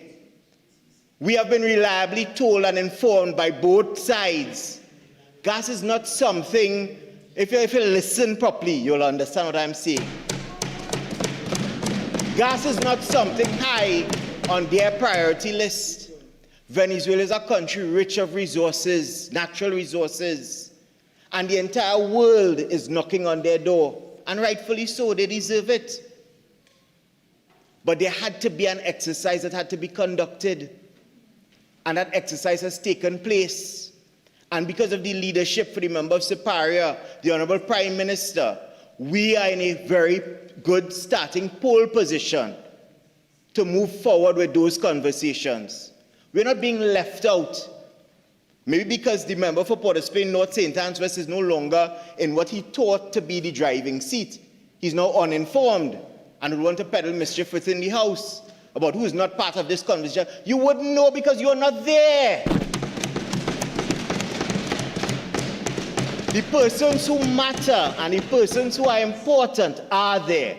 And my friend, your time has passed. You could speak about Shell and you could speak about BP. They are not calling your name with any regard. You have to be the one now begging like a socially displaced Madam person. Speaker, 48-1, please. Will we start to talk about the bill anytime soon, please? Well, maybe if you sit down and you listen, you'll understand. Overrule San Fernando East. Continue, member. The member from Port of Spain North, St. Anne's West.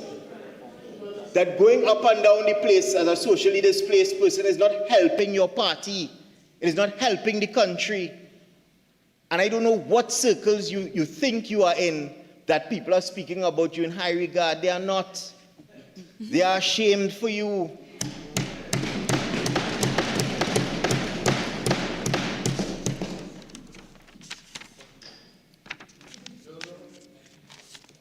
stay quiet now. You only have about 2 or 3 years left here. Madam Speaker, this house has descended into chaos. What is this? Well, you should listen. Send that to your member for San Fernando East. Madam Deputy Speaker, they want the public to believe, in terms of their narrative, that they are somehow champions fighting for small business people. That's all that was coming out from San Fernando East. They're fighting for small business people, and the UNC is against small business people, and we are targeting small and medium-sized business persons within this country. Nothing could be further from the truth. Under the last 10 years of the PNM administration, persons have been clamoring in the small and medium-sized business industries who wanted at some point in time to grow their businesses through either importation of goods and the usage of forex was struggling. People had their credit cards cut several times under the last administration, down to a mere $200 US now that they could get. And we as an administration, when we were in the opposition, was calling upon the previous administration to do something about that, wondering where the forex was going. And thank God today, well, if you listen, you would understand, but you're always interrupting because you are ignorant. That is your problem. You're without knowledge. You're without knowledge. But now we know where the forex was going. We know exactly where the forex was going. The forex was going into the pockets of friends and family members and finances of the PNM administration. That the member for Barataria Sawa spoke about certain issues now in the public domain before a joint select committee as to where preferred money was supposed to be paid to and who it was supposed to be going to. That the member for Orpuch West spoke about letters coming to the Ministry of Energy, and those figures that he quoted were not in TT dollars. They were paid in US dollars. That is where our forex was going. So when small and medium businesses within this country could not survive because they did not have access to forex, now we know exactly who to blame for that. And when this government is trying their best to turn the tide to ensure that those businesses can in fact survive, that they do have a fighting chance, what is coming from the other side? From one side of their lips, they will say that they will want to tether themselves to parts of this bill that they find to be good and laudable. And then from the same side, they want to bad talk the bill. Oh, you want to have proper pensions for servicemen acting in higher ranks before they go home. But where are you getting money from to do that? And we're doing about putting proper enforcement in place to effectuate some of these parts of the bill. That is their narrative this afternoon. They cannot stand up on anything solid, no foundation, shifting with the wind.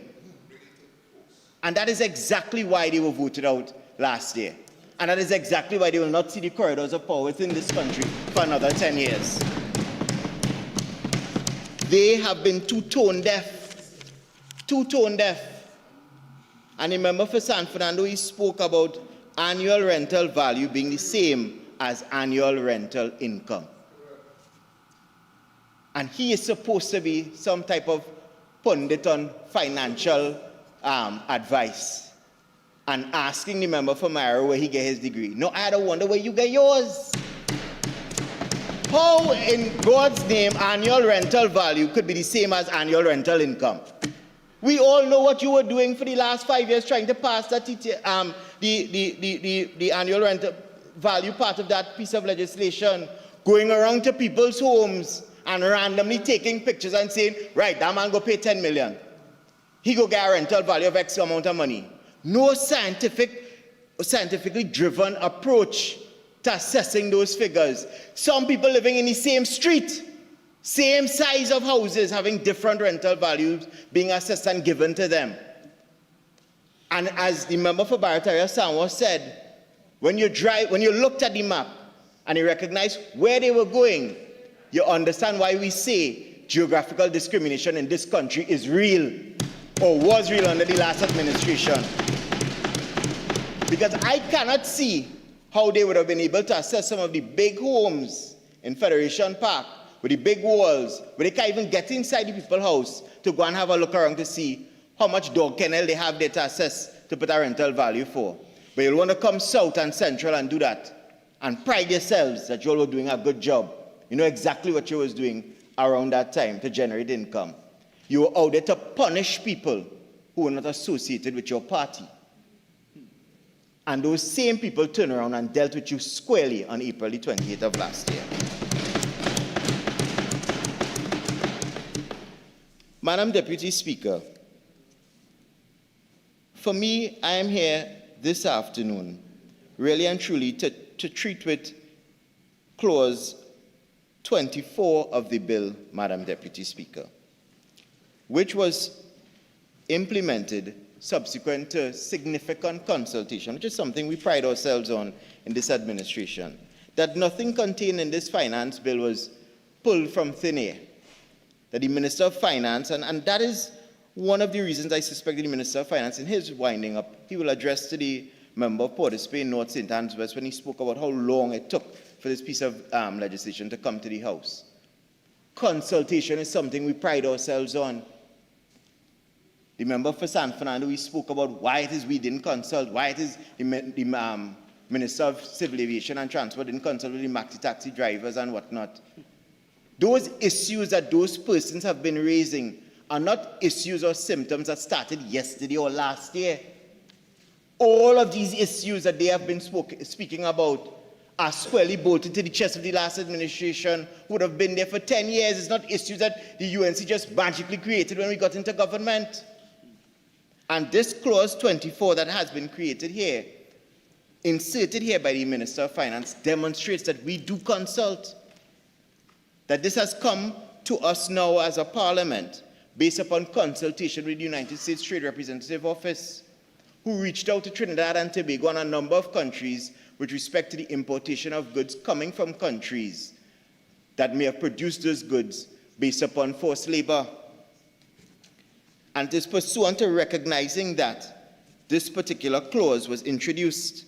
And the background to that, Madam Deputy Speaker, is that on the 12th of March 2026, our largest trading partner, the United States of America, initiated a Section 301 investigation into 60 of its top trading partners, including Guyana, the Bahamas, Australia, China, Singapore, Mexico, Israel, Qatar, Saudi Arabia, the UAE, Brazil, and Trinidad and Tobago. These countries were then being investigated for their acts, policies, and practices related to the failure to impose and effectively enforce a ban on the importation of goods produced with forced labor. That Section 301 investigation of the USA was pursuant to the Trade Act of 1974, which allows the United States to investigate and respond to foreign trade practices that they deem to be unfair, discriminatory, or burden U.S. commerce. While the investigation did not specifically target Trinidad and Tobago, and I repeat, while the investigation did not specifically target Trinidad and Tobago, the country must participate, and as a responsible government we did, in the investigation as it falls within the top 60 of the USA's trading partners. The investigation focused on whether the failure to effectively enforce such a ban by those countries, as I outlined before, was unreasonable or discriminatory, and whether the failure to prohibit such products may burden or restrict U.S. commerce. According to the International Labour Organization, forced labor is defined as all work or service which is exacted from any person under the threat of a penalty and for which the person has not offered himself or herself voluntarily. The ILO estimates that approximately 17.4 million people are exploited in forced labor embedded in the supply chains of major industries globally. Additionally, 3.9 million individuals are exploited by state-imposed forced labor in several countries. These forms of exploitation generate an estimated US $236 billion in illegal proceeds annually, and through complex supply chains can connect legitimate companies and unknowing consumers to this human rights abuse. The crime distorts global trade, undermining legitimate businesses through illegal labor practices, and creates unfair trade. In addition, forced labor causes widespread economic harm for workers due to lower wages and degraded working conditions. The United States Department of Labor had identified several products produced from forced labor in varying sectors, particularly in agriculture, mining, and manufacturing. What was our domestic legislative framework? Firstly, forced labor is prohibited in the Constitution of the Republic of Trinidad and Tobago and the Trafficking in Persons Act, Chapter 1210. Furthermore, relevant agencies continue to work towards initiating action that would lead to the legislative and institutional changes required to implement the provisions of the ILO and the Abolition of Forced Labor Convention of 1957, both of which were ratified by Trinidad and Tobago. With respect to policies and practices in place, the Labour Inspectorate, the Ministry of Labour, which falls under the Ministry of Labour, Small and Micro Enterprises Development, oversaw the monitoring and enforcement of laws related to minimum wage, terms and conditions of employment, maternity protection and child labour, including the employment of young persons, and the labour inspectors investigate complaints and conduct routine inspections to ensure compliance with these laws. In conjunction with that particular unit under the Ministry of Labour, there's also a memorandum that would have been signed between the counter-trafficking unit of the Ministry of Homeland Security, which enables a coordinated interministerial collaboration, which would allow for joint investigations into reports of human trafficking and forced labor. In 2025, Trinidad and Tobago also developed a draft Country Acceleration Action Plan, which is extremely important for the prevention and elimination of child labor.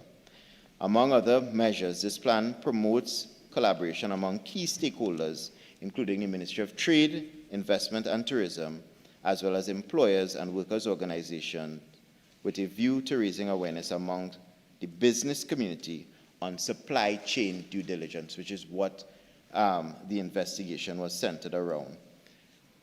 Essentially, the plan further mandates that businesses map their supply chains to ensure that products and services are produced without the use of child labor or forced labor.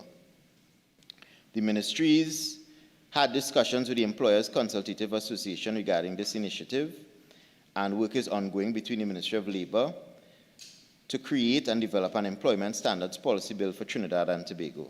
This bill is expected to establish a core set of rights for all workers, including inter alia the prohibition of forced labor.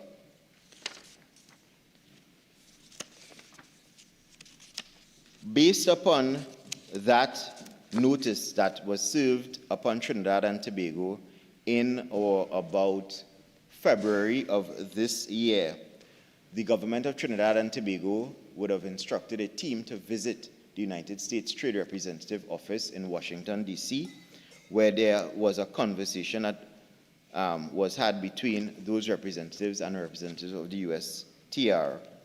And pursuant to that, we were notified that we had to concretize and introduce further legislative amendments that would suffice the investigative process that was launched by the USTR. So notwithstanding the existing legal framework, the government of Trinidad and Tobago believes it appropriate to act decisively at this time to amend the Customs Act as outlined in Clause 24 of this bill. Section 45 of the Customs Act contains a list of items which are prohibited from importation into Trinidad and Tobago. We believe that this amendment will demonstrate to our major trading partners, including the USA, that this country is serious about combating and preventing the scourge of forced labor from entering our domestic economy through imported items. This action is also consistent with Trinidad and Tobago's position in the international fora, where we have long supported global initiatives that seek to address the issue of forced labor. As an export-oriented economy, we engage more deeply with regulatory regimes in North America and Europe. Compliance with ILO standards are increasingly becoming a prerequisite for sustained access to major export markets. Under the provisions of the WTO, Trinidad and Tobago is well within its rights to adopt measures to prohibit the importation of forced labor products and services. Both the GATT 1994, which is the General Agreement on Tariffs and Trade, and the GATT's General Agreement on Trade in Services permit WTO members to take necessary trade measures on the grounds of protecting public morals. The GATT 1994 also allows for import prohibitions to be placed on products of prison labor produced in correctional settings and non-correctional but prison-like settings such as modern slavery. Given both Trinidad and Tobago's national and international legal positions on the use of forced labor and modern slavery, The proposed amendment of the Customs Act promotes legislative consistency and addresses both a major domestic and global challenge to acknowledge the rights of persons. Mr. Speaker, I would also want to place on the public record that essentially coming out of those discussions with the USTR, we were given a timeline within which we needed to ensure that we went a step further with these legislative changes, and hence the reason that was placed within the context of this omnibus piece of legislation, which has found good favor with our friends at the USTR. And it did not take several jet-tripping meetings or jaunts to have this effect with the USTR and, by extension, the United States of America. It really just took one in-person meeting, which we had with them, and because of our strong relationship with the United States of America, we were spared some further sanctions that were placed on the record for countries who fell into the position where the USTR did not quite feel as if their legislation or what they had in place to deal with the importation of goods from countries that produce or may have produced items through forced labor. We were spared an increase in terms of a tariff that they implemented on other countries, which range from 15, 20 to 25% on goods being exported into the US. The US has gone a step further to include binding commitments to block products made with forced labor in recent trade agreements with Argentina, Bangladesh, Cambodia, Ecuador, El Salvador, Guatemala, Indonesia, and Malaysia. As Trinidad and Tobago continues discussions with the US on future trading arrangements, this proposed amendment to the Customs Act is indeed most timely. And Mr. Speaker, essentially, we, having listened to some of the contributions today, I want the public to understand and appreciate exactly the difference between this current administration, how we conduct our affairs, how we want to see Trinidad and Tobago win and succeed, not only domestically here, but internationally. And we do that based upon the backdrop of the mandate given to us, not only by the people of Trinidad and Tobago, but as a cabinet by the mandate given to us by the Prime Minister. So that when persons on the other side speak about being patriotic and wanting to see the best for Trinidad and Tobago, I have to really wonder if they are being truthful about what they are saying. Because it really surprised me and the team that went to New York most recently to know that we had this vote coming up at the United Nations Security Council last week, Friday. And right around the time that the vote was supposed to take place, members opposite had a press conference scheduled for that time. And I wondered to myself as I sat in that UN General Assembly hall, whether members opposite would be there to speak to the public about something as prolific as what took place last week, Friday, or if they were there just to try to condemn Trinidad and Tobago, condemn the government, and collect cheap political points, hoping, based upon their contacts, because we know, Mr. Speaker, we know what their contacts would have told them. We know what their contacts would have informed them, what they thought would have occurred, that at best Trinidad and Tobago would have not secured the vote at the UNSC, and maybe further stretching it, if we had secured the vote, we would have barely crossed the threshold, maybe getting about 130 votes out of the 191 countries present at the General Assembly hall to vote. That is what that press conference was set up to do. And they call themselves patriotic, that they have the best interests of Trinidad and Tobago at heart, wishing and hoping for failure of this administration and by extension the people of this country. But with the mandate given to us, with the strong team assembled and all the strong technocrats and public servants, Mr. Speaker, that were allegedly tossed out, according to members opposite. If it's in the Ministry of Energy or in the Ministry of Foreign Affairs or whichever ministry, those strong, hard-working, diligent public servants put their shoulder to the wheel. And led by the political directorate of this country, we were able to secure 181 votes, far exceeding the number that many other countries who were placed in the same position could have successfully procured. So I really have to wonder sometimes, when they speak about being patriotic, whether or not they really and truly mean that.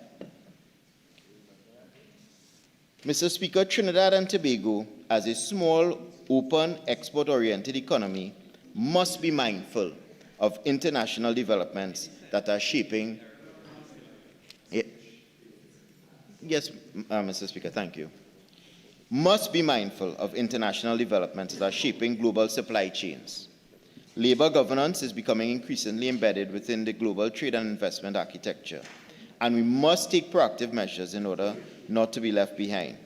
Through this amendment of the Customs Act, the government is taking the necessary action to ensure that not only Trinidad and Tobago meets its moral and human rights obligations against forced labor and modern slavery, but is also taking the necessary measures to maintain and advance this country's competitiveness and widen market access in our key trading partners.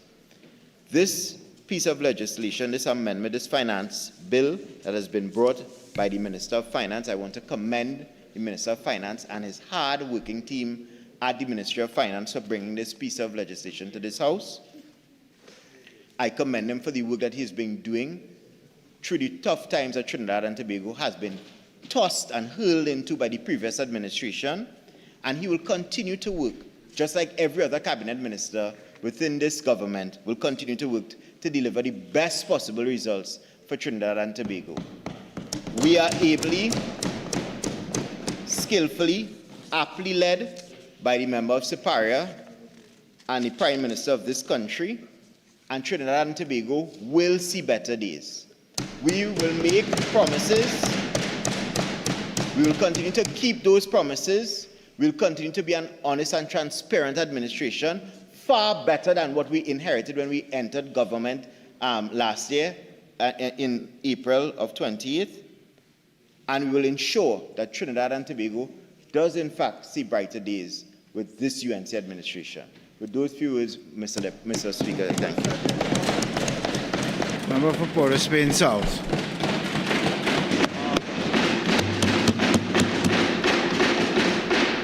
Mr. Speaker, I am told that ingratitude is worse than witchcraft.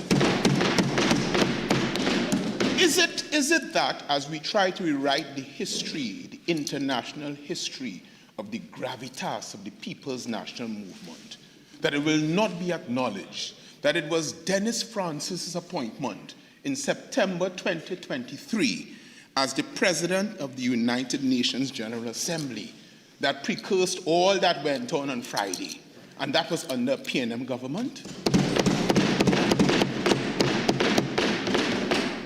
Or are we to stop our press conferences, to do and to sit and listen to things that we have put in motion?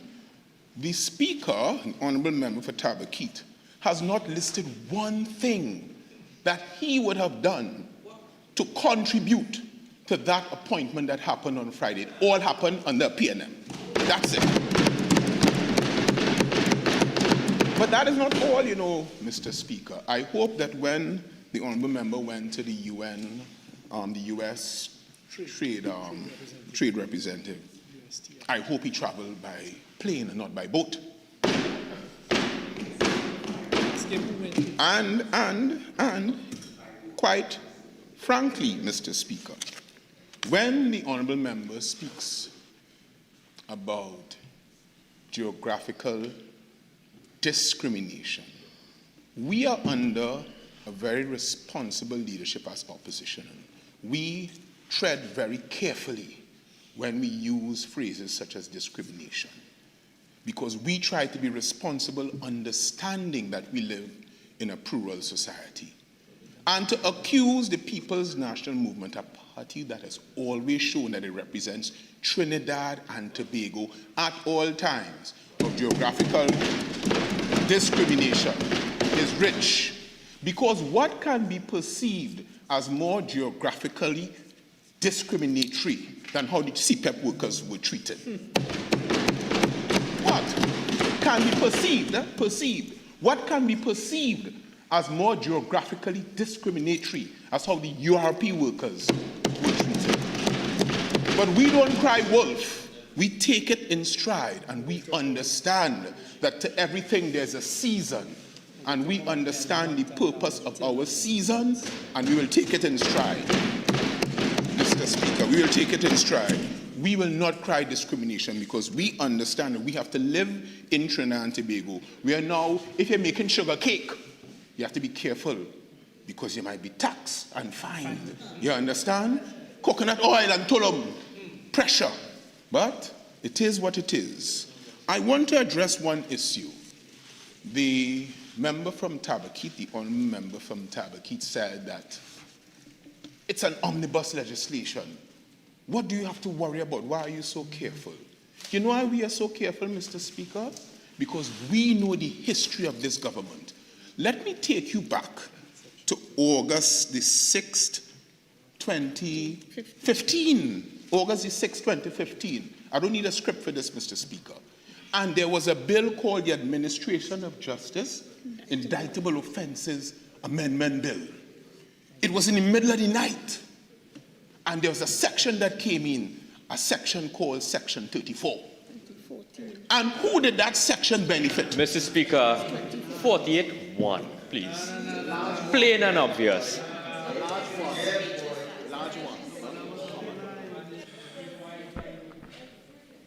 This is a finance bill. Come on.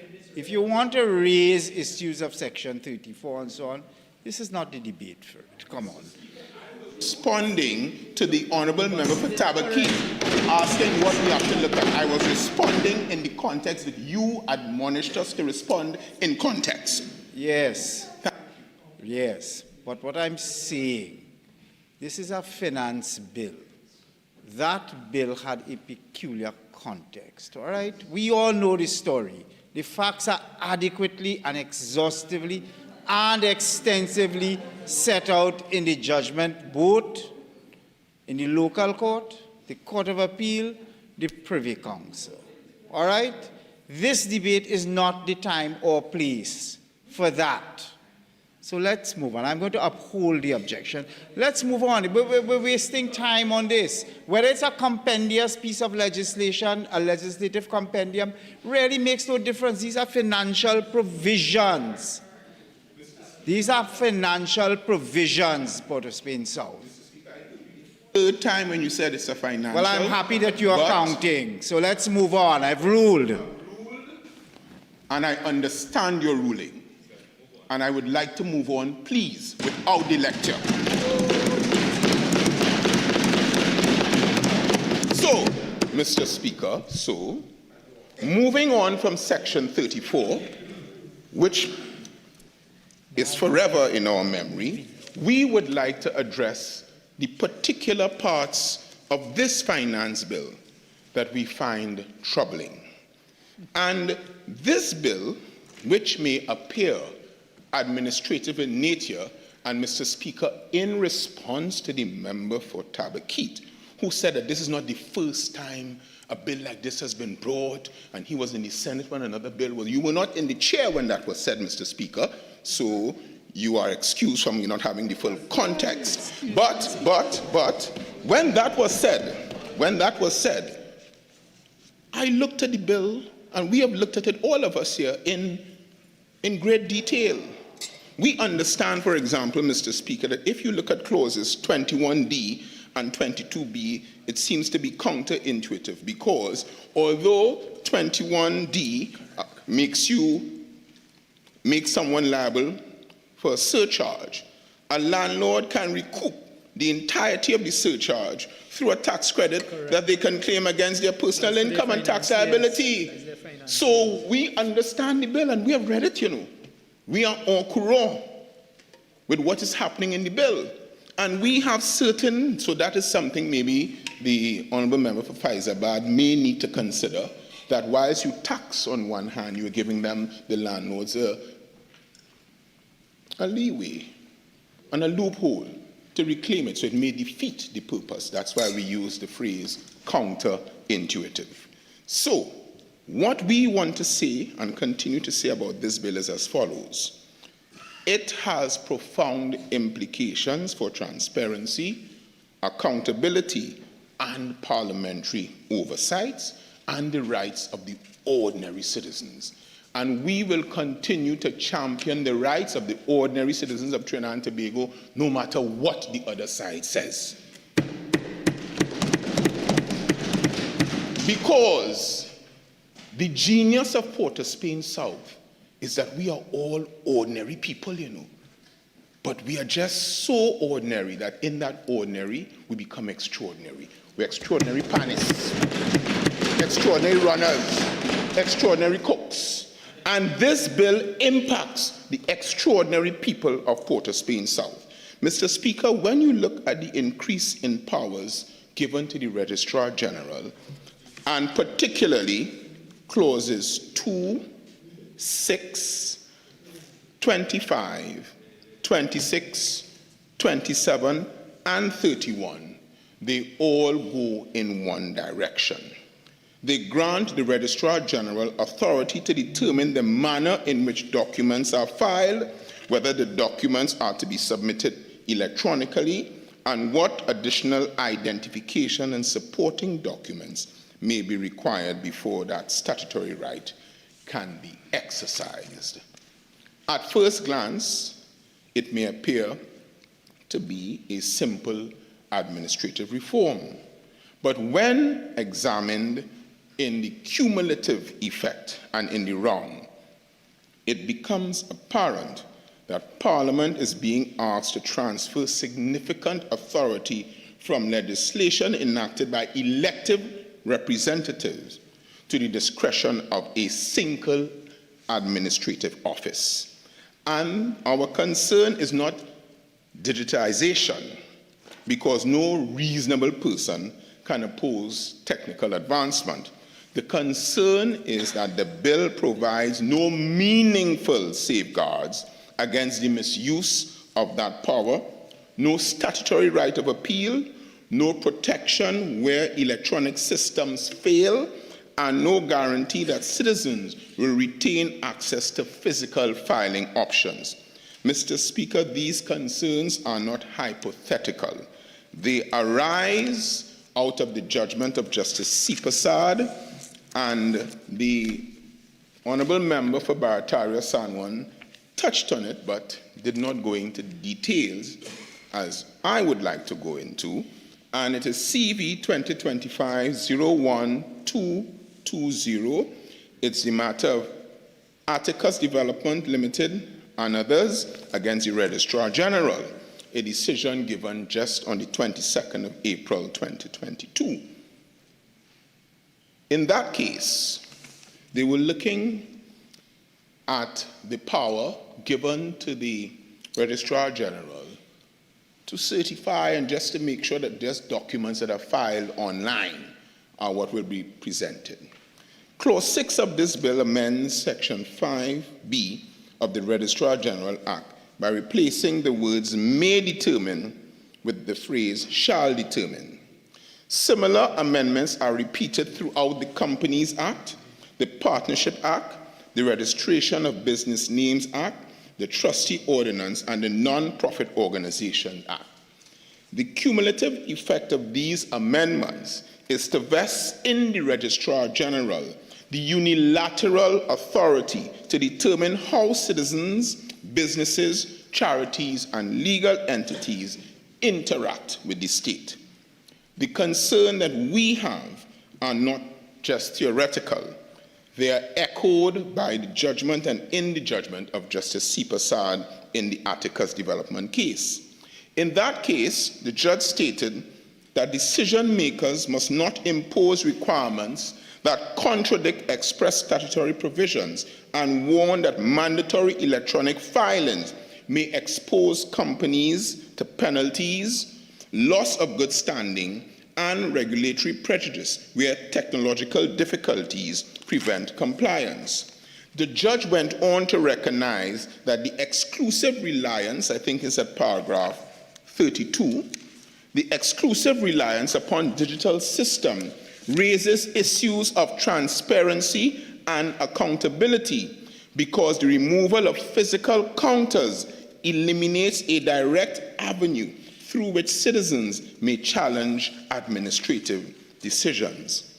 Mr. Speaker, the concern here is applied mutatis mutandis. We have a serious concern about the powers now being vested solely in the Registrar General, in the Office of the Registrar General, without checks and balances. So there was an issue. We say, Mr. Speaker, what happens when the electric or the electronic platform crashes? What happens when a company must file a statutory return before midnight to avoid penalties and the system is inaccessible? What happens when a small business owner in Tobago East and West, or West, Tobago East and West, a small business owner in Lambo, in Plymouth, a senior citizen, a non-profit organization or an individual without reliable internet is unable to comply because technology has failed them. The bill provides no answers, and this is something that must be addressed by the Honourable Minister of Finance. Parliament should never place citizens in a position where compliance with the law depends entirely upon uninterrupted operations of a website, far less a government website. Mr. Speaker, equally troubling is the repeated use of the language authorizing the Registrar General to require any other supporting documents as he may specify. What sort of certainty does that engender? Let me record the phrase. The amendments authorizes the Registrar General to require any other supporting documents as he or she may specify. These are business transactions, Mr. Speaker. Certainty is something that the law demands. You need to know what is required beforehand instead of having any capricious allowances that may happen depending on who sits in the chair. Such wording is too broad and it's extraordinary. And we ask the Minister of Finance, the Honourable Minister, to look at that. It permits future requirements to be imposed without parliamentary scrutiny. That's the main challenge here, Mr. Speaker, that it permits future requirements to be imposed without parliamentary scrutiny, without regulations, and without consultation. What has to happen here with the challenge? What would you say? You would say, well, you have to go to court to challenge it. That's what you have to do.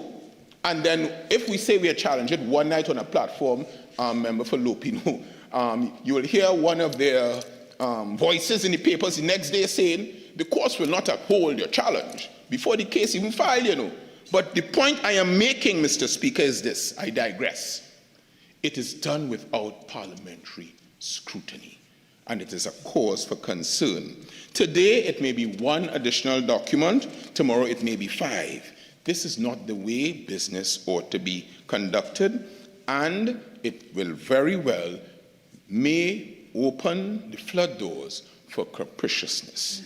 And we think that Parliament ought not to legislate in that manner.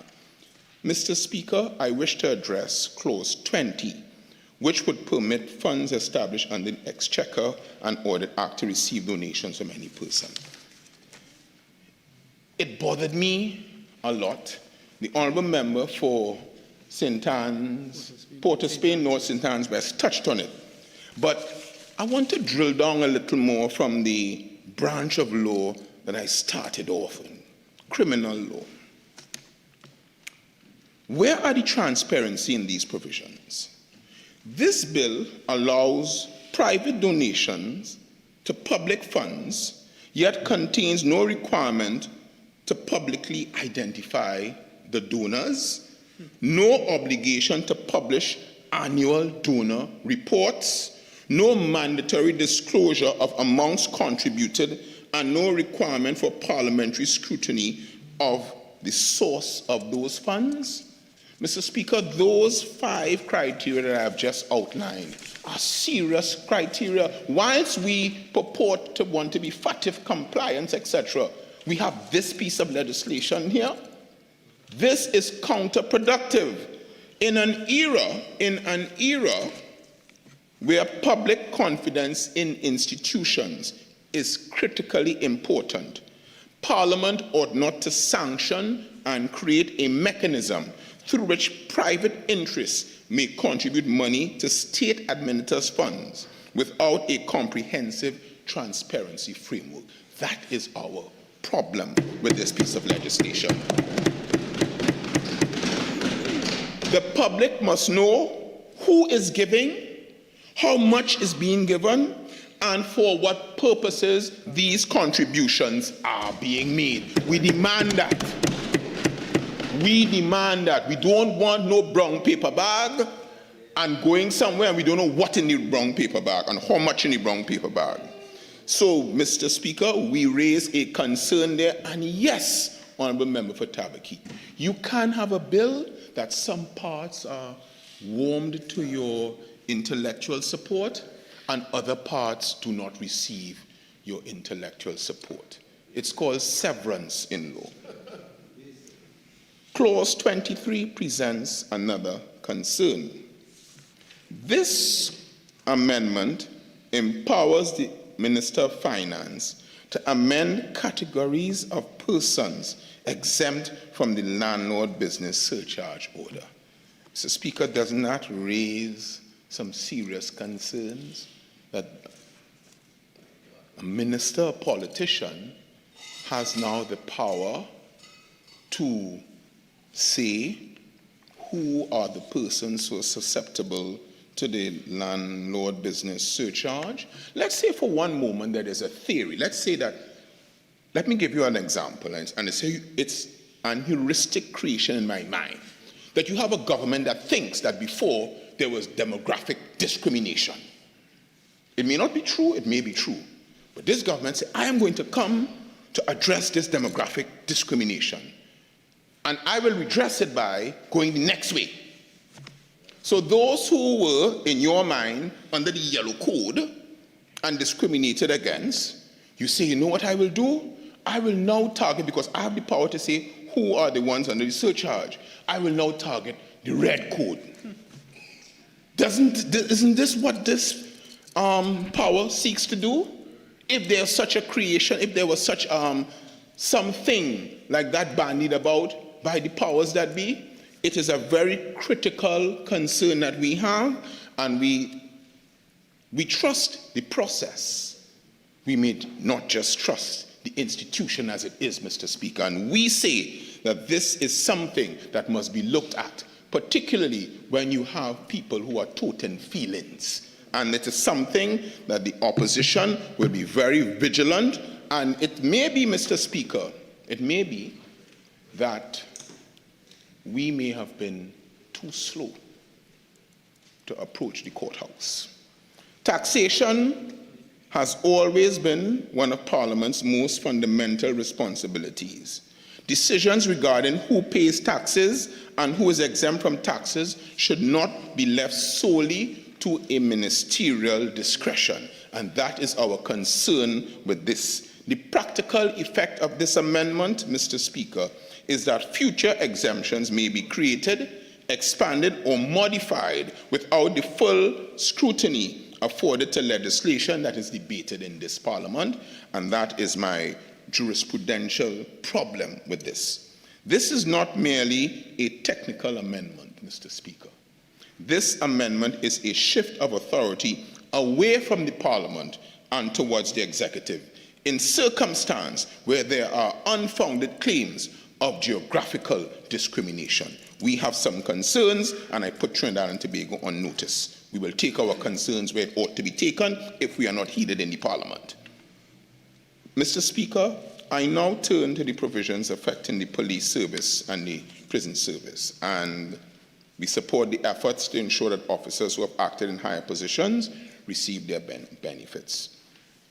There's always been the complaint, Mr. Speaker. We have done cases where we have fought for persons whose acting appointments have been delayed, their career progressions have been stymied for one reason or the other. The government now seeks to remedy the financial consequences of that situation without confronting the administrative failures. And the administrative failures, Mr. Speaker, is endemic. You can't blame one government. It is just the administrative failures that has existed since a long time. If we are to be honest, it has existed across administrations. The time we think now that we are here, the better solution is not merely to compensate the officers after retirement, but to ensure timely appointments. And that is something, Mr. Speaker, that we would recommend respectfully. Mr. Speaker, throughout this bill, I don't intend to be much longer, there seems to be a concentration of discretionary powers in public officials while simultaneously reducing direct parliamentary oversight. Whether it is the Registrar General determining filing requirements, or the Minister determining exemptions, or administrative officers determining compliance procedures, there is an unmistakable trend. And there's a disquiet on this side about that unmistakable trend. More discretion, less parliamentary oversight. More administrative authority, less parliamentary concern. This trend, Mr. Speaker, in my respectful view and in our respectful view, should be a cause for concern to every member of this House, regardless of their political affiliation, because it goes directly, Mr. Speaker, to your role as a parliamentarian to protect the sanctity of the lawmaking powers of the legislature. And the role of Parliament, part of our role, is to ensure accountability and efficiency. Mr. Speaker, we say that laws are enacted not for ideal circumstances, but for difficult ones. And they must anticipate failures, errors, but they must also anticipate abuses. And good legislation does not merely grant authority. You must have some safeguards. And this bill grants authority repeatedly without having in place the safeguards. For this reason, on this side, Mr. Speaker, we have some serious concerns with the entire purport of the bill. There are some parts of the bill which we support, but we are for the paramount of parliamentary oversight to ensure transparency and proper checks and balances within our democratic system. We say that digitization is necessary, and it's a necessary administrative reform, but these objectives must not be achieved by sacrificing accountability and transparency and the constitutional role of the Parliament. Mr. Speaker, as I speak, there seems to be some amendment would have been circulated. Let me just take a look at it.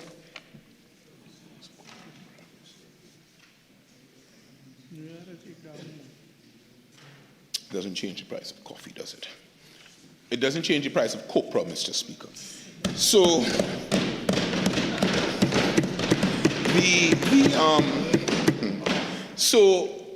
we say that the objectives should be achieved not by sacrificing accountability and transparency, but it must be achieved with the balance of parliamentary oversight and accountability. Mr. Speaker, with those few words on our part, we say that the bill has some good parts, but we think that the troubling parts far outweigh the good parts of this bill, and we will adjust ourselves accordingly. Thank you, Mr. Speaker. Honourable Minister of Finance.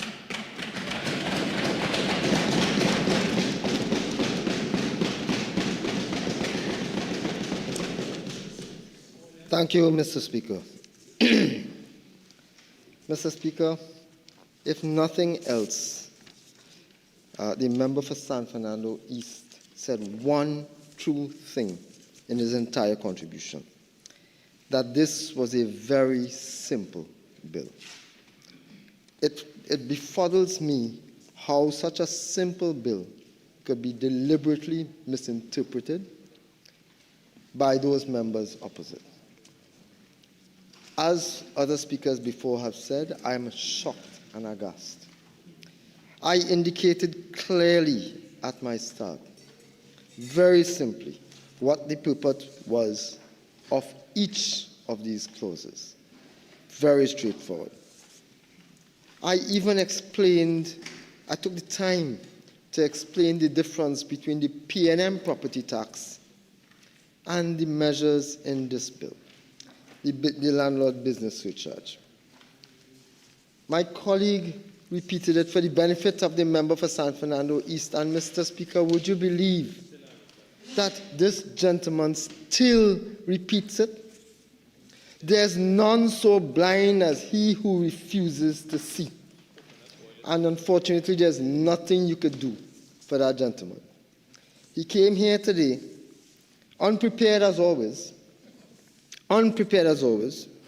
to repeat the same comedy fest that he has used for the last year in this chamber, to talk about his misinterpretation of what property tax and business levy is, to talk about his property tax, to talk about TTRA. Ironically, as he stood there juggling between two pieces of paper that somebody wrote for him that he had to reference this one and reference that one, as he stood there juggling, he managed to ascribe some level of criminal intent on the part of this government in the legislation that we have before us. I want to let the national population know, Mr. Speaker, through you, something that I think they already know. But I want to let the national population, I want to remind the national population and members on that side, that we on this side, this government is not the P&M. And they really need to stop ascribing. They really need to stop ascribing their own traits to persons on this side. Mr. Speaker, I heard one member here today speak that we were seeking to increase fines as a way of raising revenue. That is P&M thinking. That is the member for Diego Martin Northeast, in case you were not paying attention. I heard another member campaigning to lead the P&M say that this piece of legislation here was because small groups of friends and financiers, small groups of friends and financiers were making policy for this government. Mr. Speaker, that is P&M plans. Those are P&M policies, not this. The member for Sama Barrett was very clear, and I want to repeat it. When we on this side make legislation, Mr. Speaker, when we bring legislation to this House, it's for the benefit of the national community, not for friends and family and financiers. That is a P&M trait which we will not copy, Mr. Speaker. Mr. Speaker, I heard another member say that he could guarantee that friends and financiers told us that they don't want to see their names on the list, and therefore, Mr. Speaker, that too is how another government, the PNM, used to operate, not this government. As I said, the legislation here was very, very simple. Very, very, very simple. There was a claim, Mr. Speaker, made by the member for San Fernando East concerning the amendments to the Exchequer and Audit Act.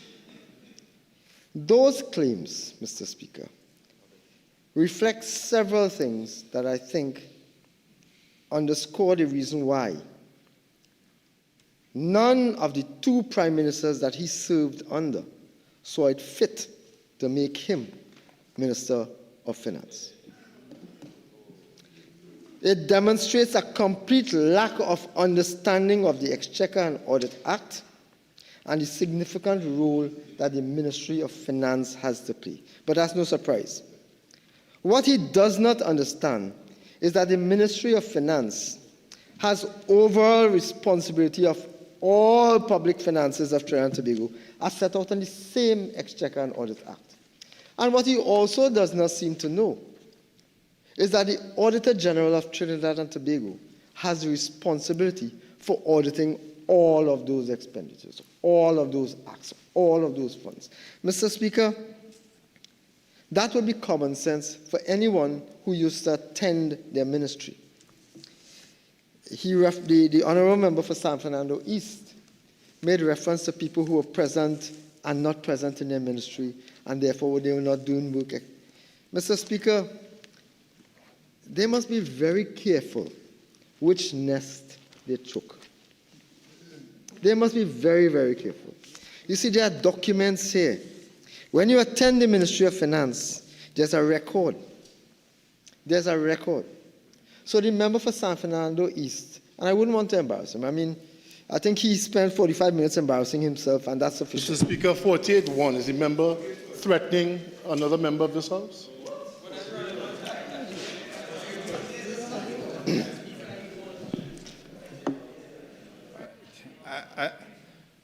I think that the need for a ruling on that takes care of itself by the way it's stated. Minister, just continue, please. Again, Mr. Speaker, again, if it falls in your garden, my friend, that's not a matter for me, that's a matter for you. Next time I would suggest that you attend your office. Well, in fact, unfortunately, it wouldn't be a next time. It wouldn't be a next time. Not in your lifetime, not in my lifetime. There will not be a next time. Mr. Speaker, allow me to ignore the noise coming from the empty barrels on that side. Mr. Speaker, this bill seeks to provide tax relief for pensioners. There should be no issue for members on the opposite side. It is a good thing. This bill provides retirement benefits for members of the protective services where they are due, where they are owed, where they are deserving. The member for San Fernando East has a problem with that. I assume that the rest of his colleagues have no such problem. That is a commendable effort and commendable gesture. Mr. Speaker, this bill provides improvement in the ease of filing records. That too is a commendable thing. It provides support to persons who are willing to donate, institutions who are willing to donate, Mr. Speaker, to national efforts. That is a good thing.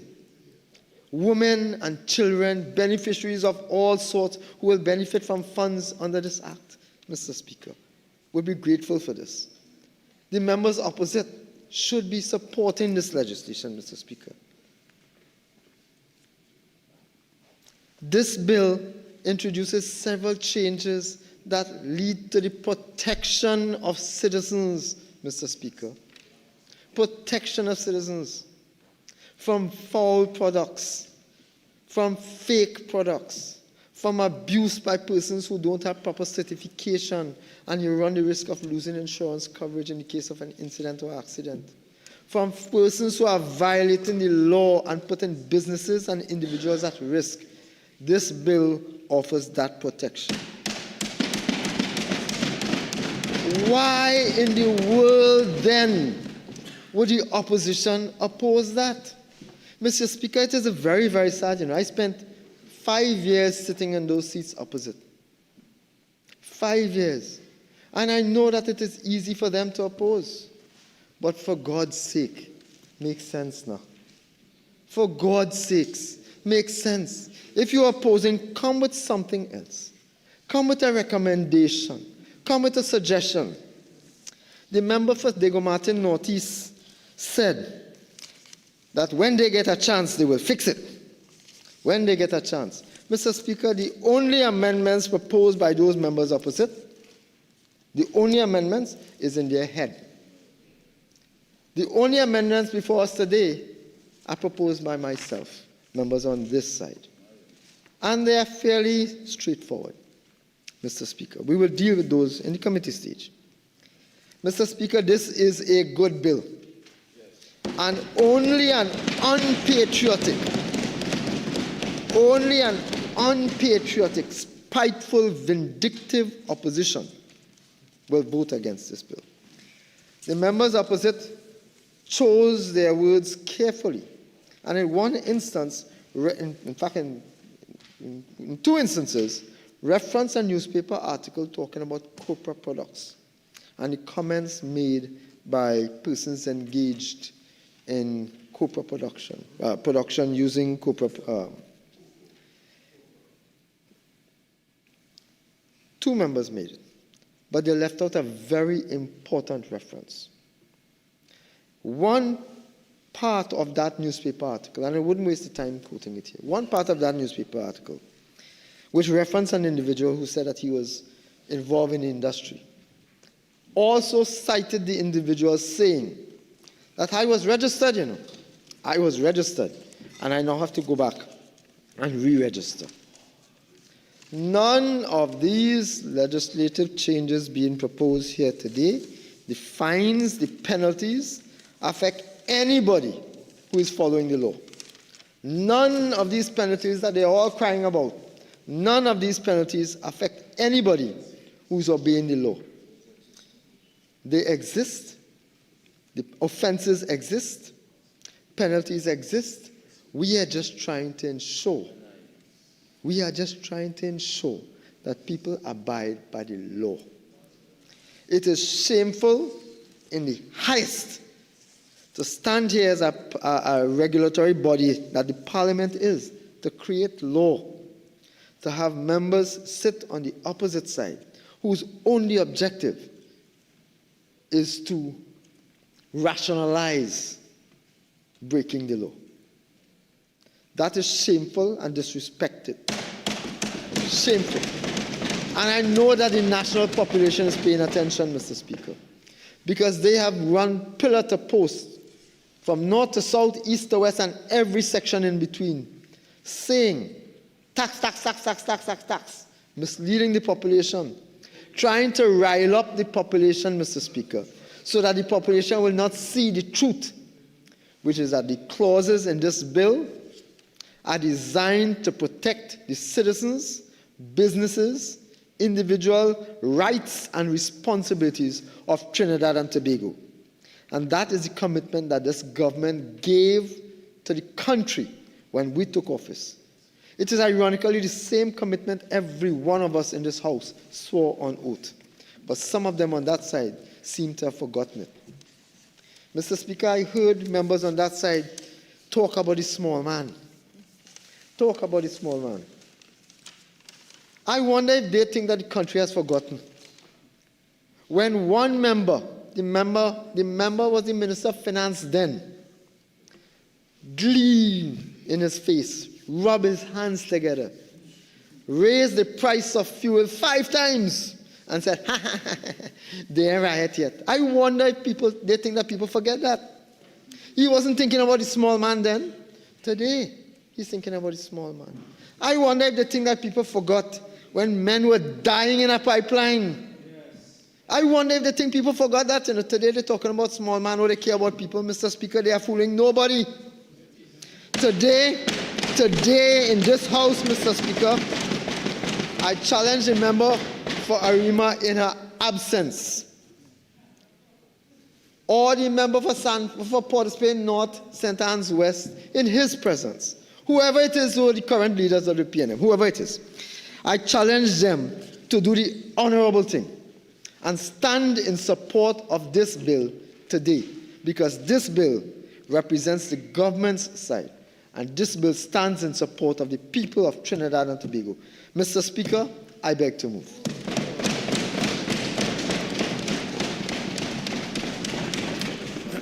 Honourable members, the question is that a bill entitled An Act to Make Provisions of a Financial Nature and Other Related Matters be now read a second time. Those in favour say aye. Aye. Any against? Say no. The ayes have it. Of a financial nature and other related matters. Honourable Minister of Finance. Thank you, Mr. Speaker. Mr. Speaker, in accordance with Standing Order 68-1, I beg to move that the Finance Bill 2026 be committed to the Committee of the Whole to be considered clause by clause. Honourable members, the question is that the Finance Bill 2026 be committed to the Committee of the Whole to be considered clause by clause. Those in favour say aye. Aye. Any against say no. The ayes have it. This House shall now go into the Committee of the Whole to consider the bill clause by clause.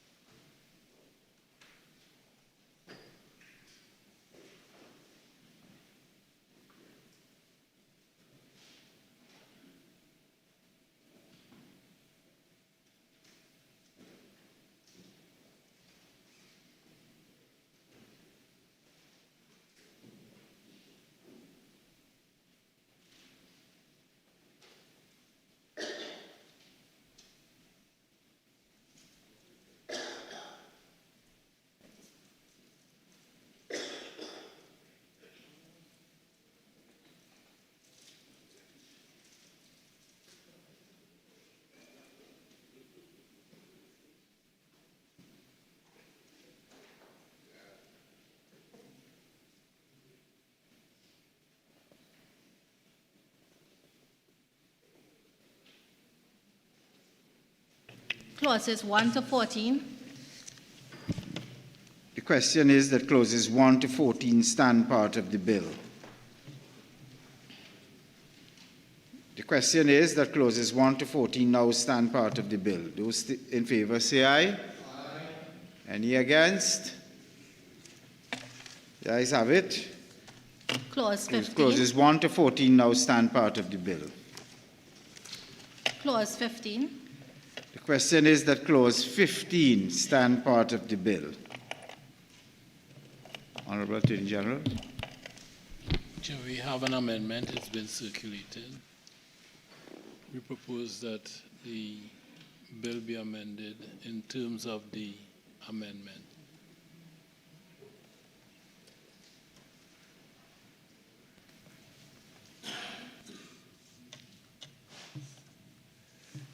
The question is that clause 15 be amended as circulated. Those in favour say aye. Aye. Any against say no.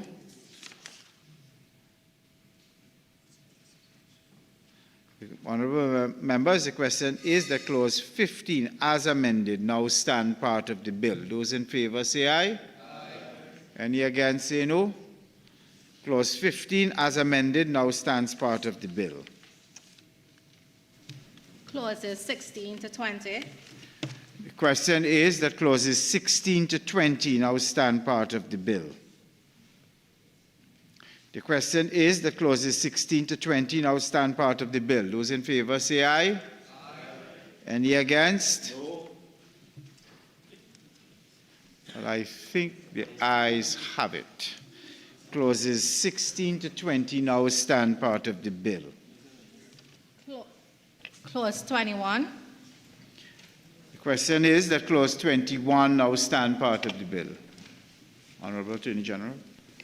Chair, again, we propose an amendment in terms of the list circulated. The question is that Clause 21A1 be amended as circulated. Those in favor say aye. Aye. Any against say no. The ayes have it. Honorable members, the question is that Clause 21A1 as amended now stand part of the bill. Those in favor say aye. Those against say no. The ayes have it. Clause 21A1, AI is now amended. As amended, now stands part of the bill. Clauses 22 to 31. The question is that clauses 22 to 31 now stand part of the bill. The question stand part of the bill. The question is that clauses 22 to 31 now stand part of the bill. Those in favor say aye. Aye. Any against? The ayes have it. Clauses 22 to 31 now stand part of the bill.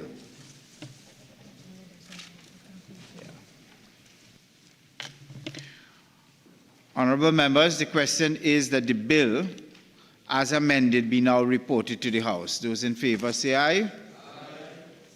Any against? The bill as amended will now be reported to the House.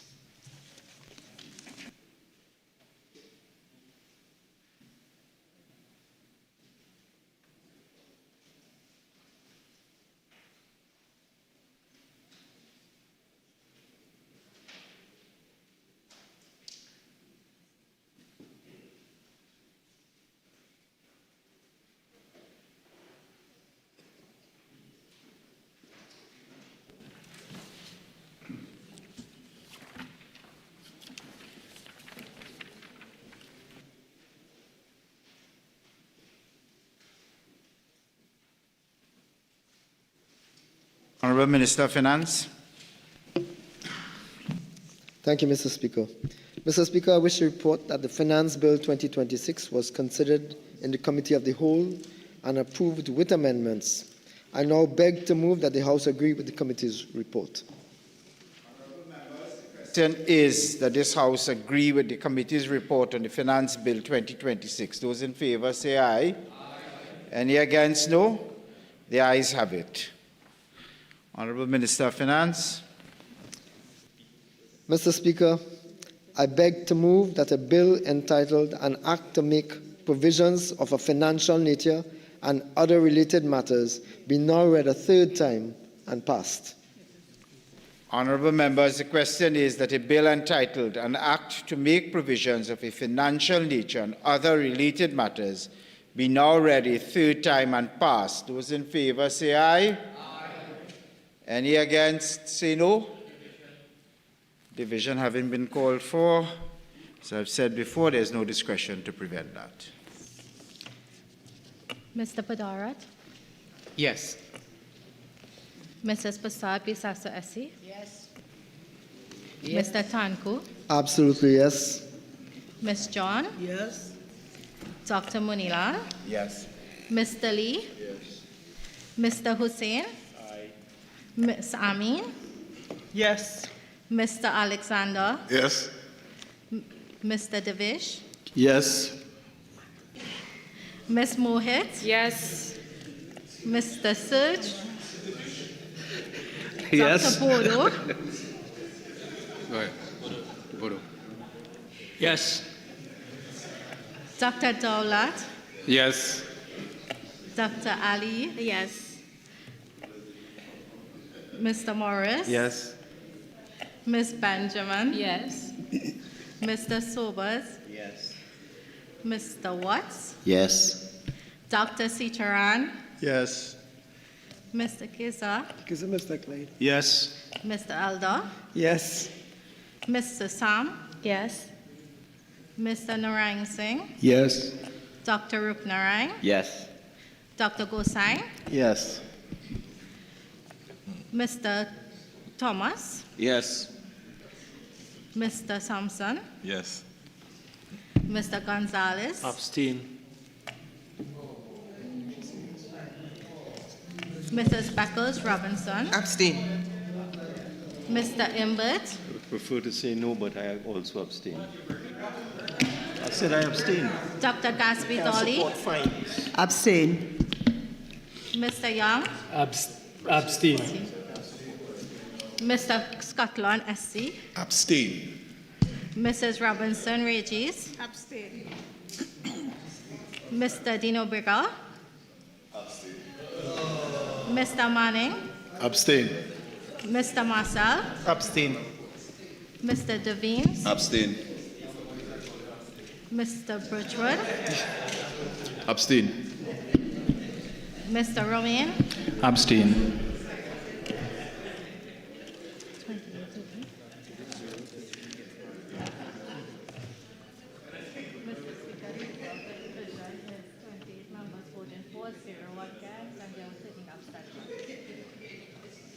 Honorable members, I am to report the results of the division is as follows.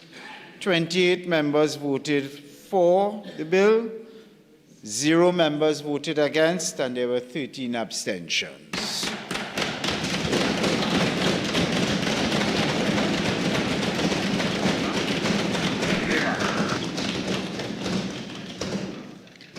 a bill entitled An Act to Make Provisions of a Financial Nature and Other Related Matters. Motions. Members, that concludes the business on the first part of the order paper. We propose now to move to the business on the second part, the motions. I do propose to take the tea break now. We'll return at 6:15, when we will start the debate on the motions aspect of it. So the House is suspended. We'll resume at 6:15. Thank you very much.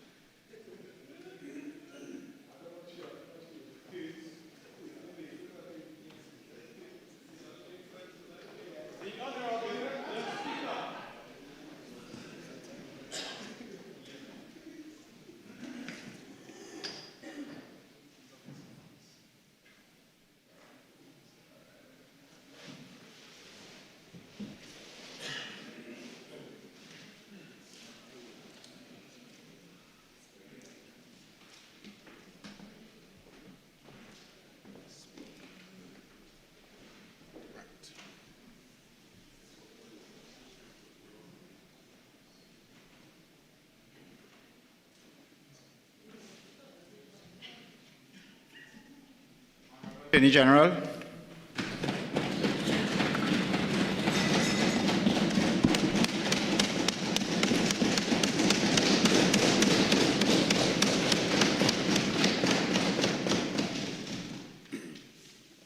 Mr. Speaker, I beg to move the following motion standing in my name.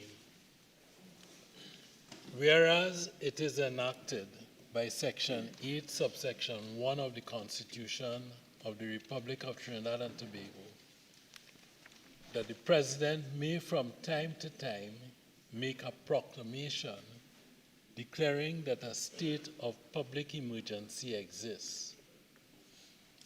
And whereas the President has, by proclamation made on the 2nd day of March 2026, declared that a state of public emergency exists in the Republic of Trinidad and Tobago with effect from the 3rd of March 2026.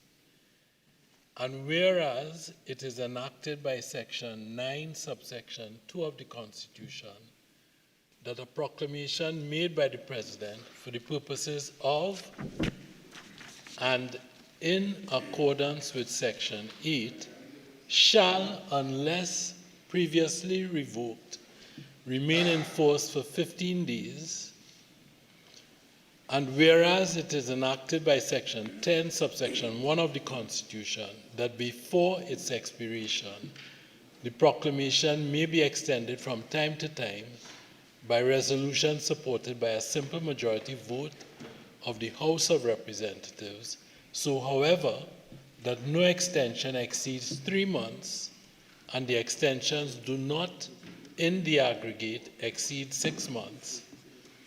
And whereas on the 13th day of March 2026, the proclamation was extended by resolution of the House of Representatives for a further period of 3 months, and whereas it is necessary and expedient that the proclamation made by the President on the 2nd day of March 2026, declaring that a state of emergency exists in the Republic of Trinidad and Tobago, with effect from 3rd March 2026, should be extended for a further period not exceeding 3 months. Now, therefore, be it resolved that the proclamation made by the President on the 2nd day of March 2026, declaring that a state of public emergency exists in the Republic of Trinidad and Tobago, with effect from the 3rd of March 2026, be extended for a further period of 3 months. Mr. Speaker, the resolution and the motion that accompanies it seeks to extend the state of public emergency for a further period of 3 months.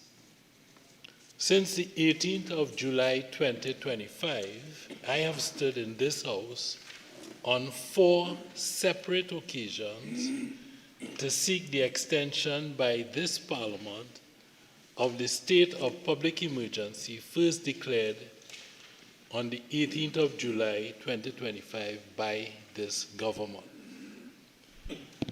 Mr. Speaker, it is a well-known fact that this country has been plagued by gang violence, gang activity, gang-initiated homicides, and serious crime for a decade under the watch of those opposite. For the record, Mr. Speaker, the gangs that we are dealing with are not just the ones with a single number for a name, 6, 7, 8, whatever. Nor are they confined to a particular class or location in Trinidad and Tobago. There are also gangs who describe themselves in terms of percentages. For example, the 1%. A useful place to start is the Anti-Gang Act. A gang is defined in that act as a combination of 2 or more persons, whether formally or informally organized, who engage in gang-related activity. there's a broad definition as to what constitutes gang-related activity. By way of background, I'm sure we all remember an infamous interview in 2017 when my colleagues were in power, when a prominent member of a percentage, the 1%, described the community as follows.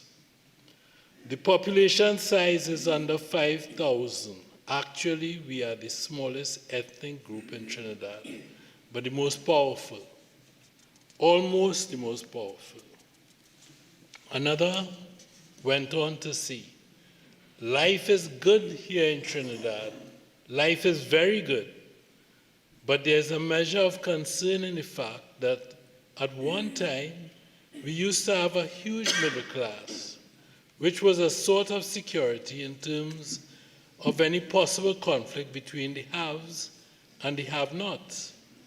But now that's eroding, and they, whoever they are getting poorer. So they're starting to get angry. I pause to say one thing here.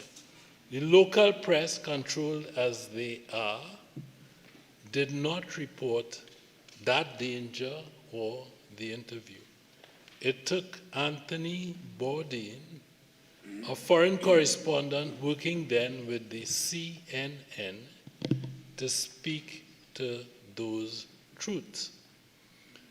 When asked what they thought the biggest danger was at that time, those being interviewed said, civil commotion. We have a crime problem related to gangs, gang warfare. Of course, we know an apology was issued by one of these spokespersons for the group, in which he said he was sorry for his careless words and that he misrepresented himself and his values. He also said that his excitement led him to seem boastful rather than proud. The truth is, Mr. Speaker, he was right in saying that this group was and is today principally because of the People's National Movement, one of the most powerful, well-resourced groups in our society. They control and own large segments of our economy. They thrived for a decade under the PNM.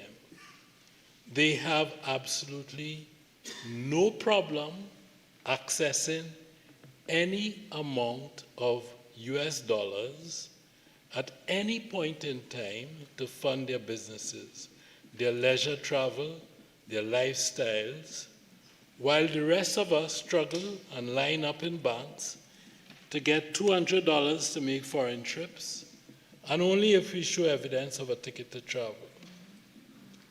They count their allotments in terms of the hundreds of thousands of dollars tacked onto their credit cards every single month on a revolving basis. They funded the PNM. They were revered by the PNM. They have taken over the PNM. Those opposite are their ready, happy, and willing pawns. What is interesting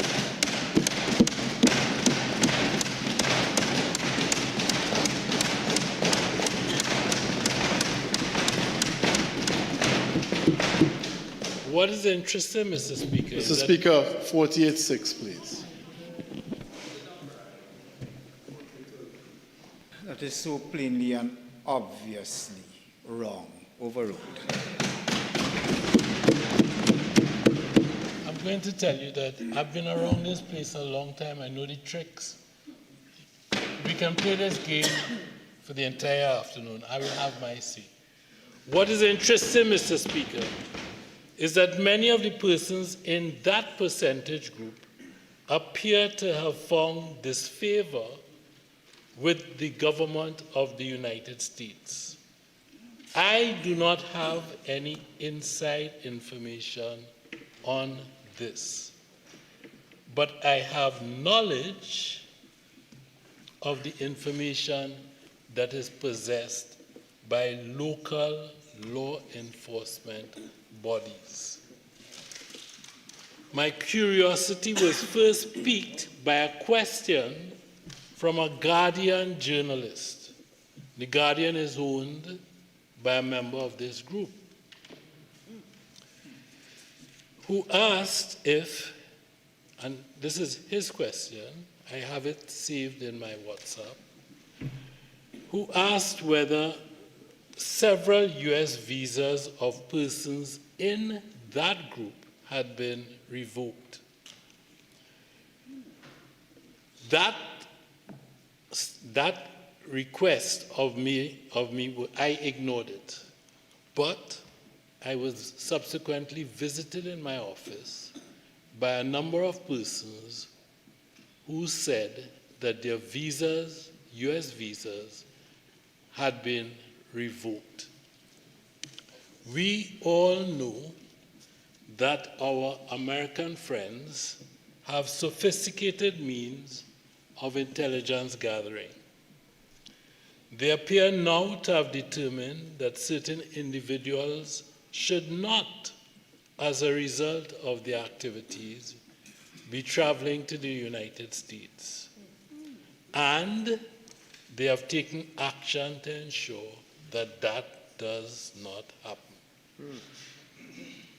I repeat, the government of Trinidad and Tobago has nothing to do with US visas.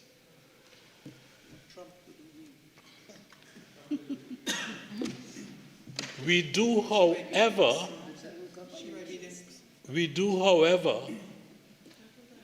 have a great degree of control over what constitutes illegal activities within our jurisdiction.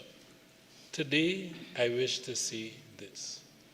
To those persons among us who consider that their wealth allows them guarantees from prosecution and from the attention of law enforcement bodies, we say those days are behind us.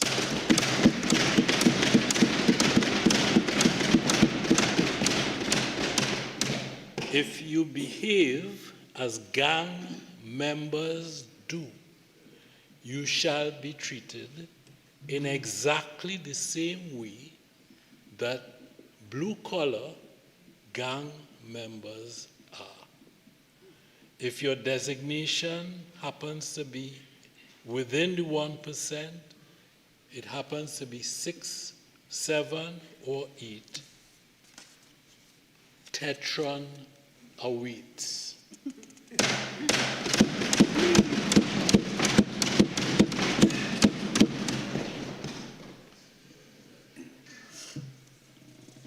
Mr. Speaker, for the record, I say this too in clear language.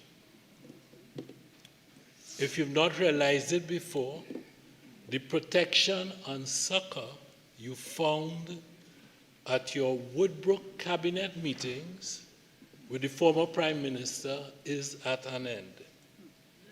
And I add only that if you target me, as I expect you will, or my Prime Minister, as you have,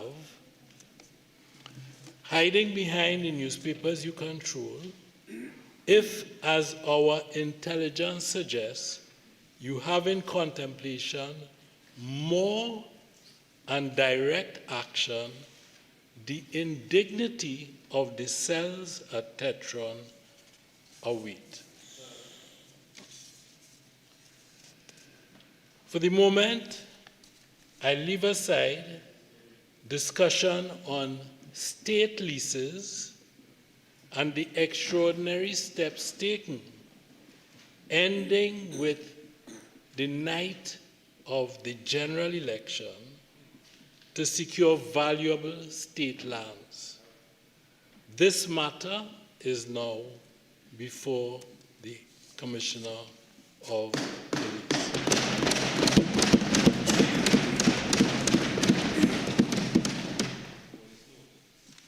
Mr. Speaker, it is also a well-known fact that those opposite not simply turned a blind eye to white-collar, gang-related activity, they turned a blind eye to blue-collar crime and the expanding grip of the blue-collar gangs in our society.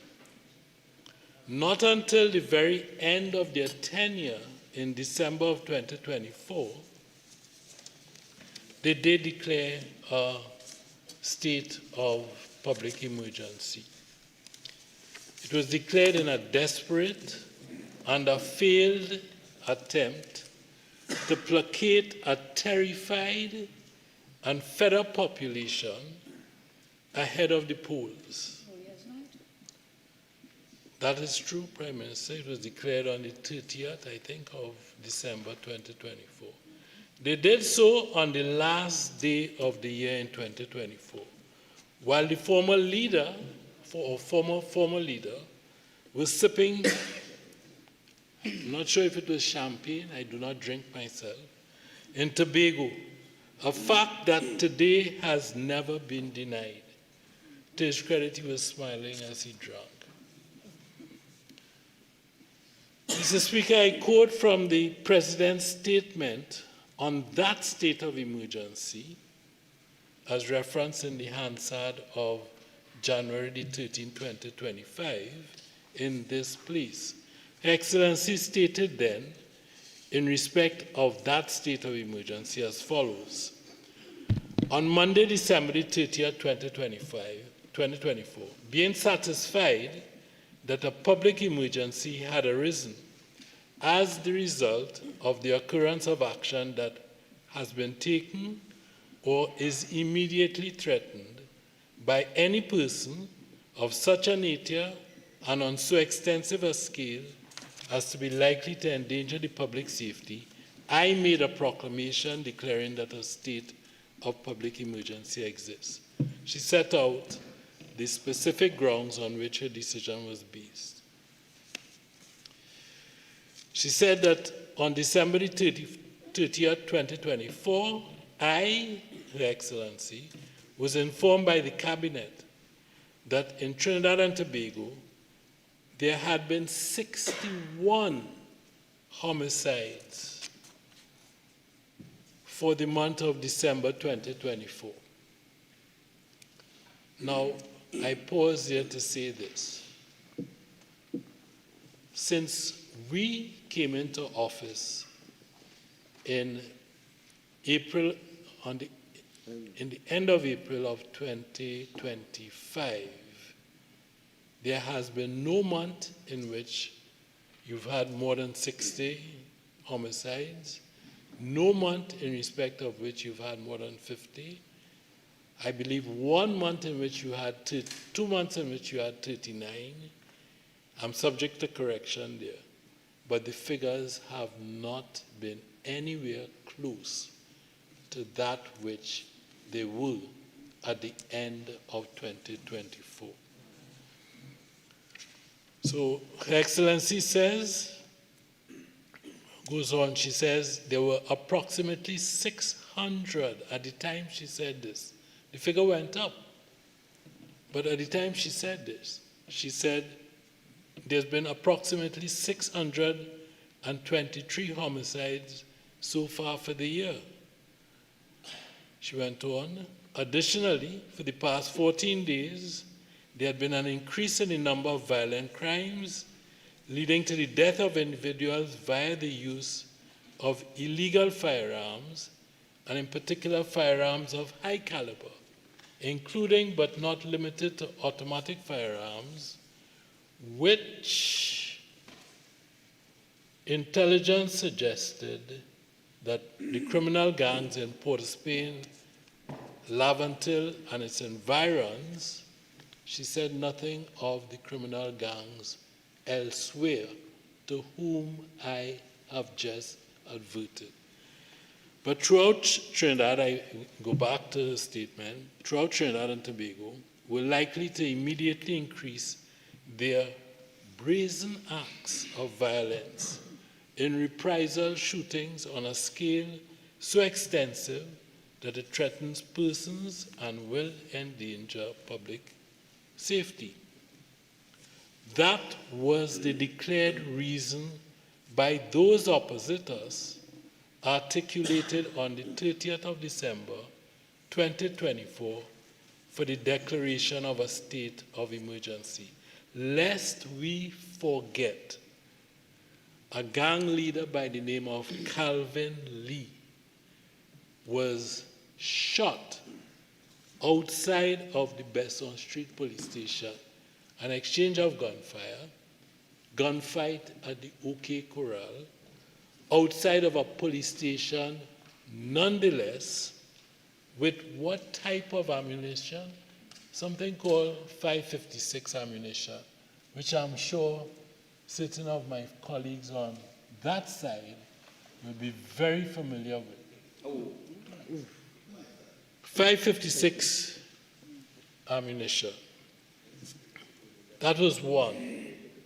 And immediately after the state of emergency was declared, well, a member of the civil service, in the legal civil service, was gunned down, killed in front of his children and wife outside of church. That is Randall Hector.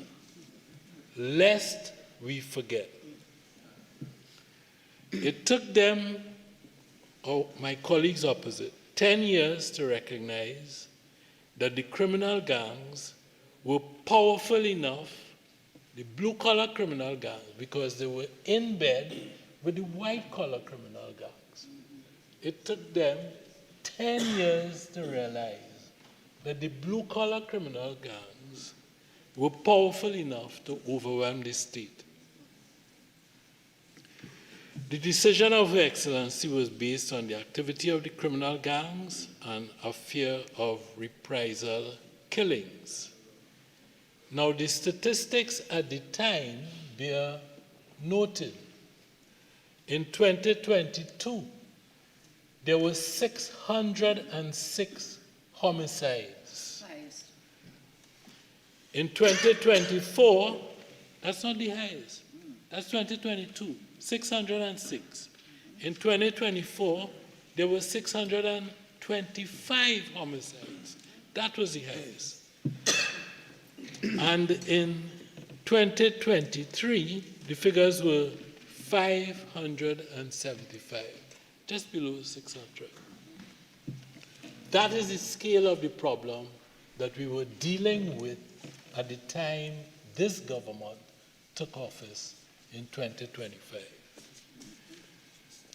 Mr. Speaker, the Prime Minister made a solemn promise to the terrified citizens of Trinidad and Tobago that we would deal with crime as a matter of urgency. We rejected the silly word salad of our friends opposite, that crime was a public health, that's what he said, a public health emergency. See the report in the Newsday of the 24th May 2023 by their former Prime Minister, Keith Rowley. Crime is a public health emergency. Now, I don't know if Mr. Calvin Lee would have recovered with an aspirin, or if Mr. Hector could have taken a Panadol and he would have been better. No crime. But that was what they said. Crime is a public health emergency. And more than, no, that's a meaningless It's a meaningless, it's insipid, it is silly, and it is downright dotish.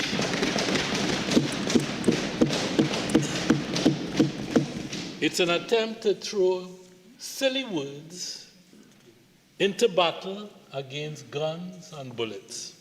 And we know how that will end, and how it did end. We on this side have kept our promise. We declared a state of emergency in July of last year due to an impending existential threat to the state, which was being hatched and ordered and arranged from within our prison system. We dealt with that threat with the full force of the law, without using words which amounted to word salad. We took the problem prisoners out of the maximum security prison, where they knew that they were communicating freely with their accomplices on the outside.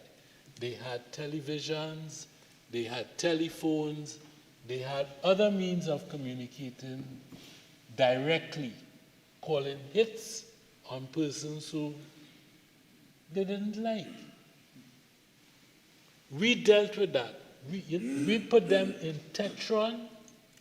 We put layers of security around them, prison officers, police officers, members of the defense force. And we said, you stay there and shut up. And that's what they did.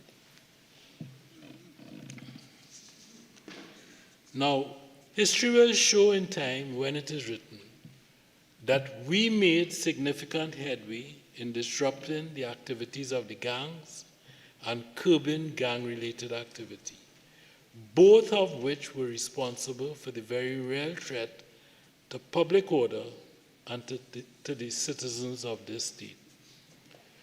We declared a second state of emergency in March of this year, this time due to, one, rampant gang violence resulting in multiple homicides and mass shootings across the country. Mr. Speaker, this is a government and a prime minister that takes swift, decisive action, and our position is that we will not allow the criminal gangs to run amok in this country.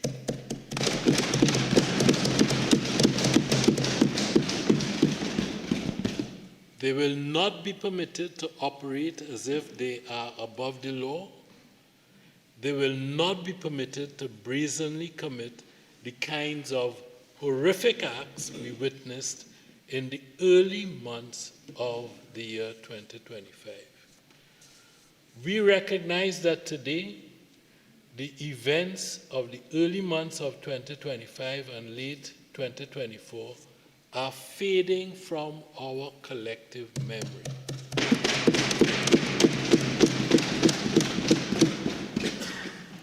In the same way that the PNM is fading from our collective memory as a bad dream.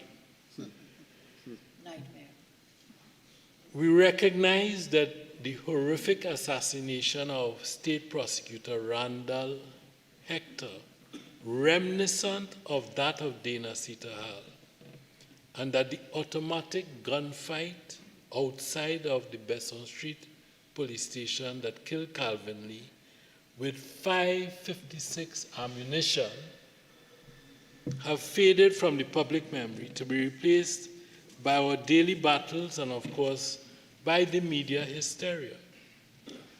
But we have not forgotten, and we will never forget those atrocities. We are determined to ensure that they do not occur under our watch.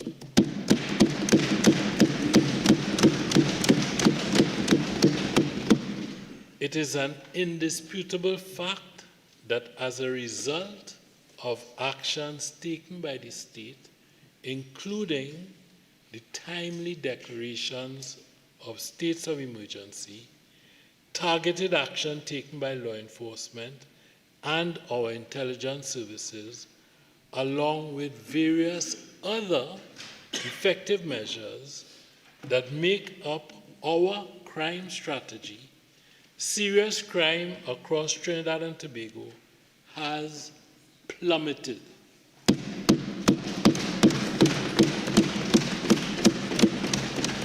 Last year saw the lowest murder rate in 20 years.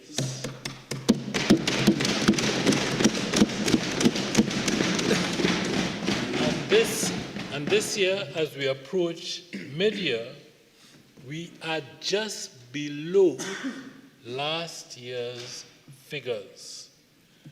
Mr. Speaker, the country is experiencing the two lowest murder rates in 2 decades.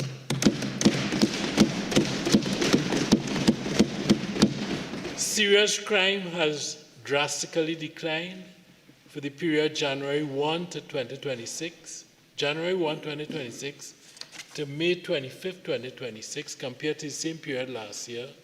9 out of 10 divisions showed reduced serious crime, with national SRC, serious crime, down 20%.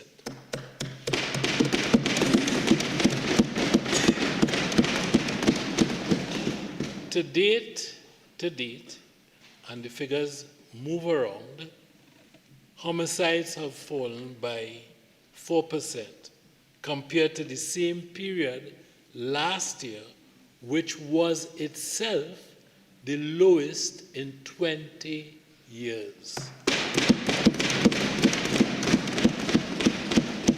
Gang activity has been significantly curbed.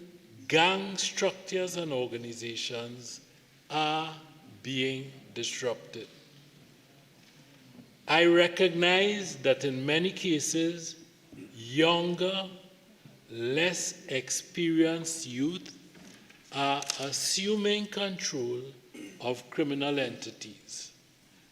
That is expected by the law enforcement agencies. They have planned for it, and the government has resourced their plans. While we are not there yet in terms of our existential battle against crime, this country is significantly safer today when compared to the horrible years of PNM rule.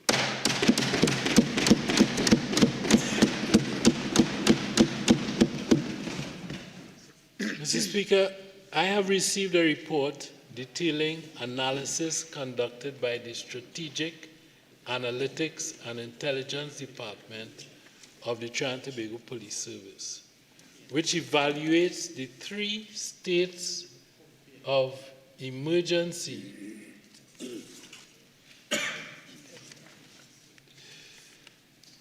the 3 states of emergency implemented between 2024, December, and June 2026. So it includes the PNM state of emergency. That's the one in 2024. As an aside, I ask my colleagues opposite to stop politicizing the work of the Trinidad and Tobago Police Service.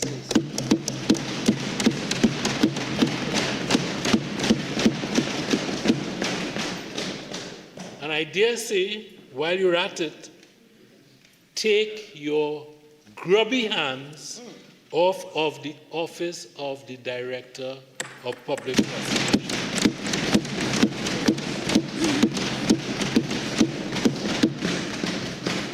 To remind colleagues, the police are the men with guns who stand between us and the criminal gangs that we are determined to defeat. Here are some of the key findings of the TTPS SAIDS. 1, and this is the police, and I'm asking you to have some respect for them. This is the police report. I haven't shared this with anybody on this side. They said the first SOE under the PNM was the least effective. This is the police talking, not John Jeremie. The first SOE, on the only bit that is me, for emphasis, I said under the PNM. They said the first SOE. You know that that was under you. And what did they say about it? They said that that was the least effective. They go on, producing comparatively weaker reductions in murders and serious crimes. They went on to say, the analysis indicates that organized criminal groups remained largely resilient during this period. In other words, they didn't take you on.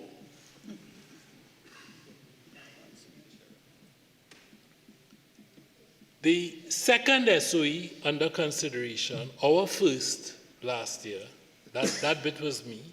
The second SOE under consideration produced the strongest murder suppression effect and recorded the lowest average daily murder rate. That's the police talking, not John Jeremie. And they went on to say that the current SOE has produced the strongest overall crime reduction outcomes, recording substantial declines across violent crime, kidnappings, robberies, firearm-related offenses, and serious reported crime, while maintaining murders below the corresponding period in 2025. The period also generated substantial operational achievements through intelligence-led policing, enhanced enforcement activity, etc. Not me talking, the 6,000 police officers stand behind their report. Now, Mr. Speaker, the report goes on to provide the following data related to the ongoing state of emergency. They say it has produced significant reductions across several major crime categories as follows: 53% decline in kidnapping, 50% reduction in larceny from dwelling house, 30% decline in firearms and ammunition offenses, 30% decline in narcotics offenses, 29% decline in robberies, 29% decline in shooting and wounding, 40% decline in other serious crime. Murders have also remained below the corresponding period in 2025, reflecting the continued positive impact of the current state of emergency on national crime threats. Mr. Speaker, as I close, I wish to end as I started. As uncomfortable as that might be, as a truth for my friends on the other side, and as uncomfortable as it may be for some of our scions of industry on the outside. The definition of gang applies to them in the same way that all of our laws apply to them. Now, not every law in every society is going to be universally liked. That is something that President Kennedy said. But you know what? They must be universally obeyed. An infraction of the law by the powerful and the 1% is no different from an infraction of the law by the poor little black youths in Mova and Lavantil.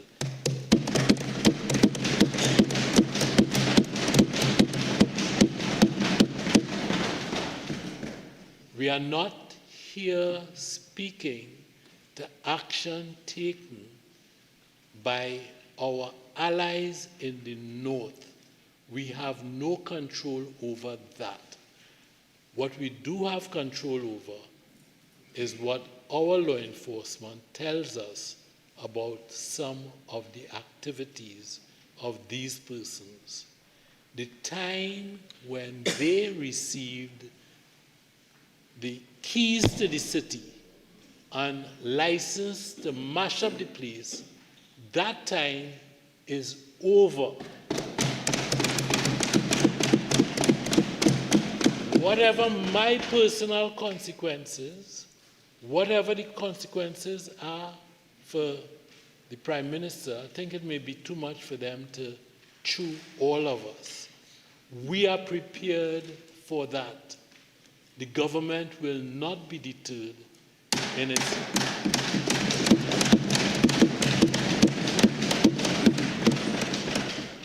its drive against gang-related crime and gang-related activity. I ask, Mr. Speaker, given the gains that we have achieved with the state of emergency, I seek the extension of the state of emergency. Mr. Speaker, I beg to move.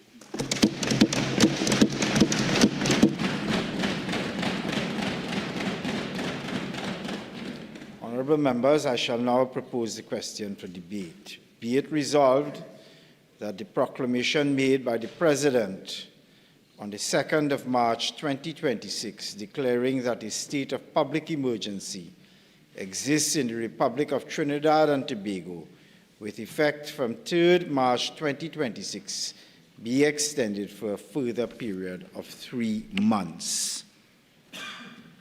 Member for Roodal.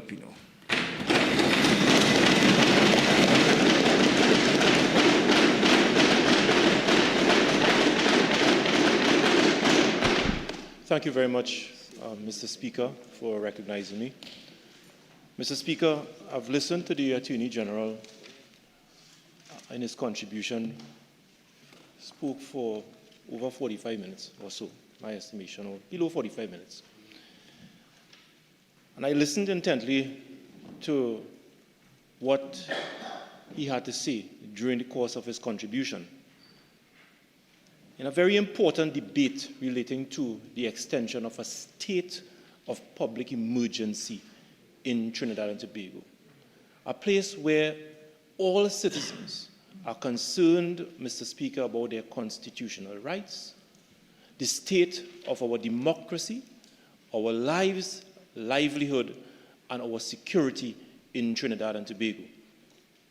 And Mr. Speaker, I assumed from the start that the Attorney General would have entered into the debate, understanding the public expectation from him as he carries the responsibility of Attorney General in the government of Trinidad and Tobago, and to come and use the floor of Parliament to report to the people of Trinidad and Tobago the facts and circumstances and all of the issues relating to this very important matter of the extension of a state of emergency in this country.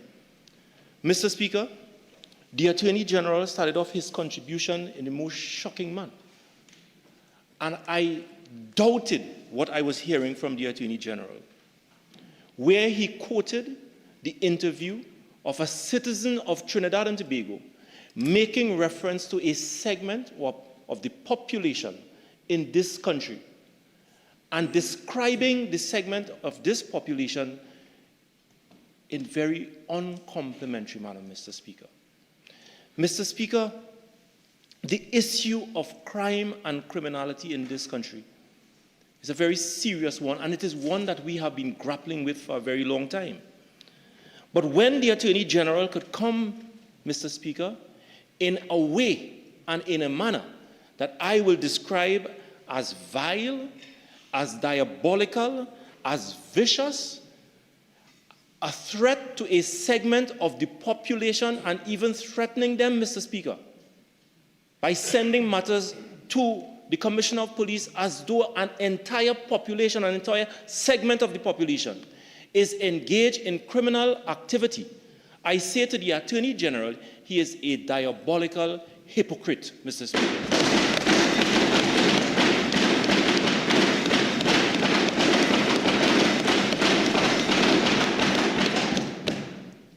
can talk all he wants about grubby hands. He can say what he wants, Mr. Speaker. But Mr. Speaker, the Attorney General, as he stands here and made references to cases, I noted, Mr. Speaker, that he made no reference whatsoever to the EMBD white-collar crime scandal in this country. None whatsoever. I want to encourage the Attorney General that whilst he is at that, send the file and make sure the police do what they have to do in that EMBD white-collar crime scandal, because that is also fueling crime and criminality in Trinidad and Tobago. That also is fueling crime and criminality in Trinidad and Tobago. I want the Attorney General, perhaps in the winding up, tell the country what his office plans to do, Mr. Speaker, to recover billions of dollars in damages in the Piaco International Airport corruption scandal. What are you planning to do to recover the money on behalf of the taxpayers of Trinidad and Tobago? Because, Mr. Speaker, that is also fueling crime and criminality. That is the reason why we are standing here today, Mr. Speaker, debating extensions of state of emergency. And as you rightly said, it is not only the citizen in Beetham, or in Laventille, or in East Port of Spain, or in Aruca, Mr. Speaker, or in Diego Martin, or in Sangre Grande, or in Central Trinidad, or in Tobago. It is not only them, Mr. Speaker. There are persons who are committing heinous crimes against the people of Trinidad and Tobago, and they are white-collar criminals, Mr. Speaker. They are white-collar criminals, and whilst he's at that, ask the Commissioner of Police what is the state of the criminal file regarding life sport. Because that also has contributed to where we are in this country. It has contributed to where we are in this country. And ask the Commissioner of Police, Mr. Speaker, what is the status of the investigation in the SIS scandal that cost the taxpayers of this country $1.5 billion? Mr. Speaker, you cannot be selective in your political outrage. You can't be selective. It is political hypocrisy. And if you have a revenge or a vengeance against any segment of this population, you are on your own with it. We in the PNM, we stand and we represent every creed, every color, every class, regardless of race, Mr. Speaker. Whether you are from the Syrian Lebanese community, whether you are from the African community, whether you are from the East Indian community, all are welcome, and we are citizens of the Republic of Trinidad and Tobago. And I want to tell the Attorney General, he said that the PNM is fading away in people's memory. I want to tell the Attorney General that his political career will fade away like a bad dream in the minds and the citizens of Trinidad and Tobago, Mr. Speaker. A bad dream. Mr. Speaker, let me remind the population that when this state of emergency was called in this Parliament in 2025, July thereabout, the opposition took the stance that we are standing on the side of law enforcement, Mr. Speaker, and we voted with the government in support of a state of emergency in Trinidad and Tobago, because the allegations that came forward from the presidential proclamation speak to very serious matters, Mr. Speaker. And we said that we will support the government and vote in support of the state of emergency, this PNM government, opposition, so that when the Attorney General could stand here and make statements as though we on this side are not standing in defense of the lawful citizens of this country and in support of the police, nothing could be further from the truth, Mr. Speaker. We supported the state of emergency. But something was going awry.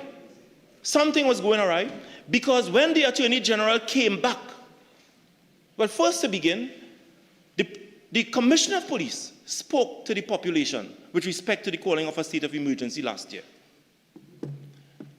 And the Commissioner of Police told the country that he, the Commissioner of Police, went to the National Security Council and called for a state of emergency in Trinidad and Tobago based on intelligence information coming to the police. And he went to the National Security Council to call for a declaration of a state of emergency. And the Commissioner of Police said that based on what happened at that point in time and the gains that they have achieved,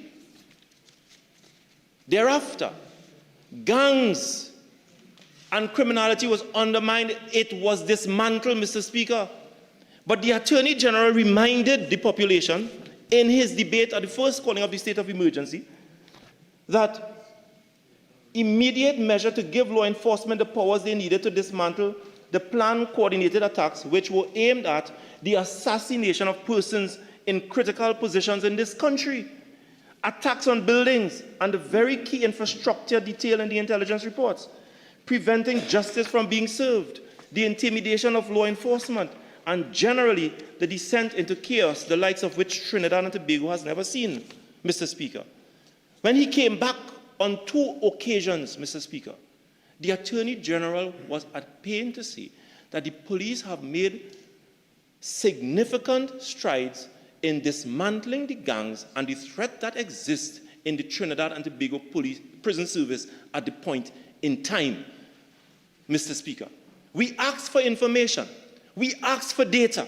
Nothing was prevented. Nothing was presented in this House. He was unable to present the appropriate data to show, Mr. Speaker, how the calling of the state of emergency dealt. And I asked the question over and over and over again. What is the status of this investigation? Because if you are saying from intelligence information received and reports received that the threats came from the prison up to this point in time, the people of this country and the citizens of this country cannot be told what is the status of the investigation into this matter, Mr. Speaker. We cannot be told. And if you are the Attorney General, you are sitting at the National Security Council. The Prime Minister as chair of the National Security Council. You came to this Parliament and you said that a specific threat exists. And you went so far to say that it is not a crime-fighting tool. You told this country that this state of emergency was called for a particular purpose. And as the Member of Parliament for Roodal, Mr. Speaker, on several occasions, I reminded this country that this state of emergency had nothing to do with crime and criminality in Trinidad and Tobago because the President's proclamation and the statement laid in this Parliament pointed to specific threats, Mr. Speaker. And we have asked time and time again, what is the status of the investigation into this matter? And we cannot be told. Not too long ago, Mr. Speaker, representing the opposition, representing my constituency of Roodal, I asked the Minister of Homeland Security, what is the status of the investigation? How many persons have been arrested under the Anti-Gang Act? You know what the Minister of Homeland Security did? Member for Superior, Prime Minister? He invoked standing orders of the Parliament not to respond to a very simple question. How many persons have been arrested and charged under the Anti-Gang Act in relation to this matter? And he invoked standing orders saying that in the public's interest, he cannot respond to the question. In the public interest, he cannot respond to the question. A very simple matter that goes to the essence and to the heart of the calling of a state of emergency in Trinidad and Tobago. Mr. Speaker, let me remind the population on the President's proclamation. On March the 2nd, 2026, I was informed by Cabinet that within the last several days, a number of violent criminal activities had taken place with mass shootings and multiple victims, most of which have been carried forward by members of organized criminal gangs which have endangered the public safety. Cabinet further informed that there have also been credible threats to attack police officers, prison officers, and other members of the protective services. Mr. Speaker, the Attorney General spoke and he did not have the decency to regale the Parliament on the facts surrounding this very important matter, which led to the calling of a state of emergency in Trinidad and Tobago. And we asked the question again in this Parliament, the opposition asking this very important question on behalf of the citizens of Trinidad and Tobago: what is the status of this investigation? Who has been charged? Who has been placed before the courts?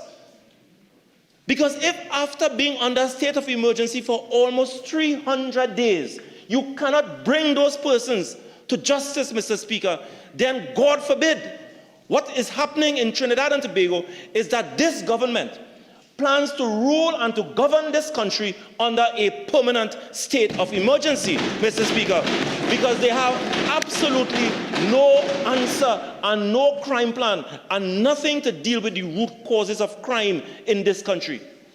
Nothing. The Prime Minister said on one occasion that the UNC has a plan to fight crime. When you campaigned, did you tell the country, Prime Minister, that your crime plan was a permanent state of emergency? You rejected it. You said it was. It's a rolling state of emergency. Let's call it a rolling state of emergency. It's like a state of emergency on fire sale in Trinidad and Tobago.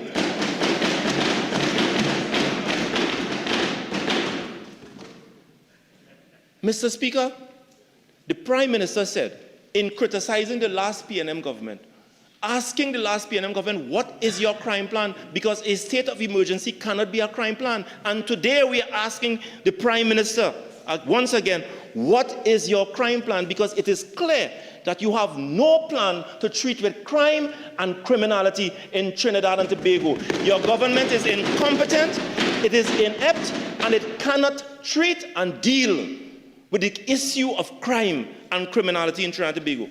Let me tell the country, through you, Mr. Speaker, the facts as it relates to this state of emergency. Because in the last state of emergency, when it came to an end in January the 31st this year, over 117 detainees left state institutions.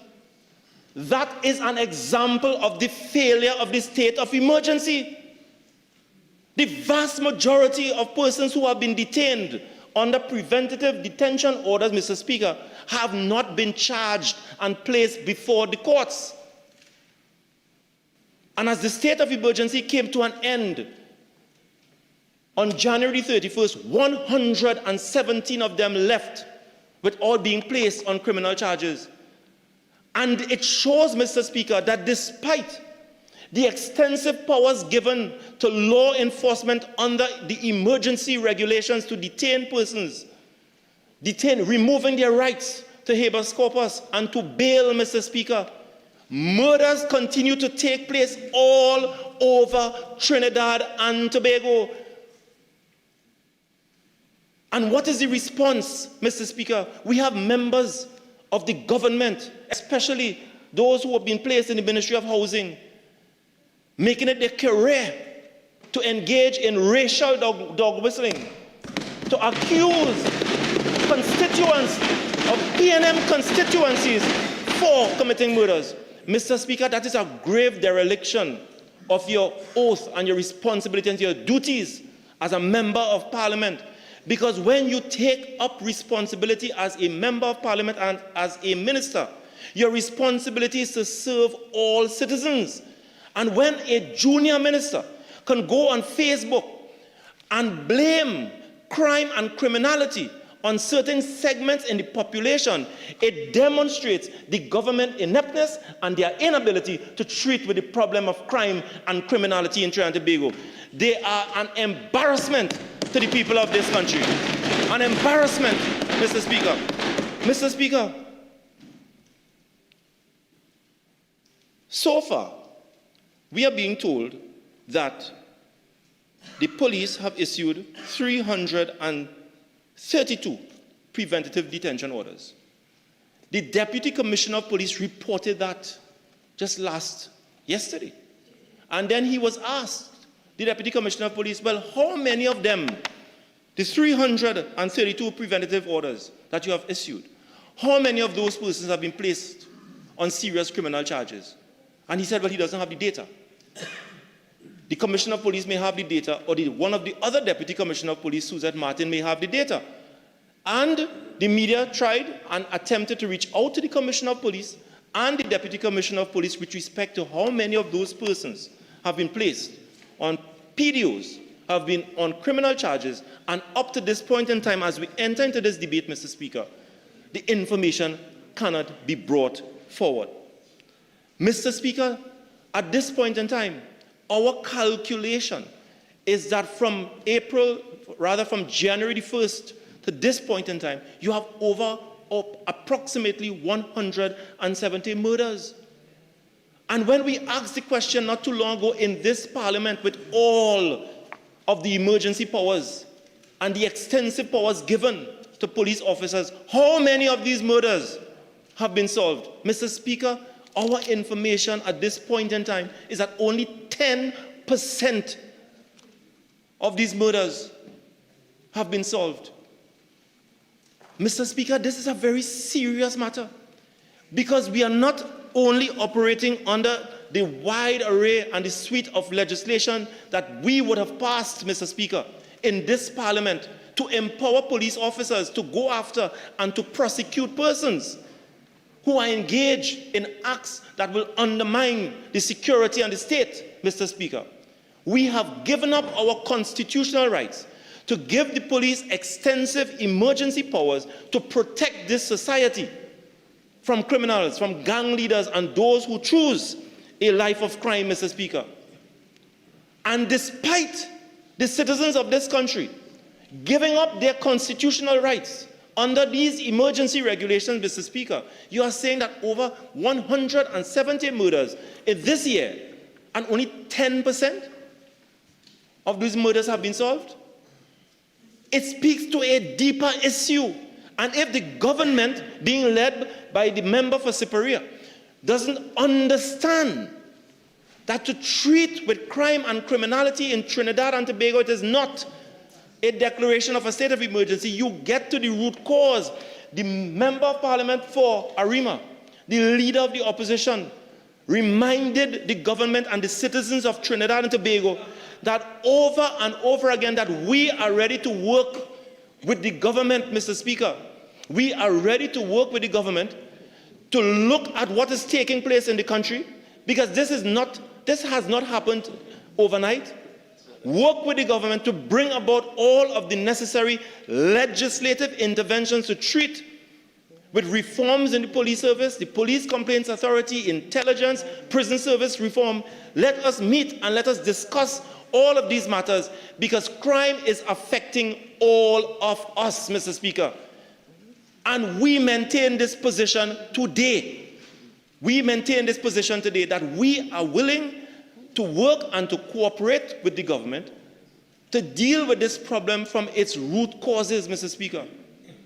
But the government has not acceded to the request, and every opportunity that they get, and even though that we would have passed and supported, most of the legislation that they have passed and brought to this parliament, they continue to give the impression that we are uncooperative. Nothing could be further from the truth.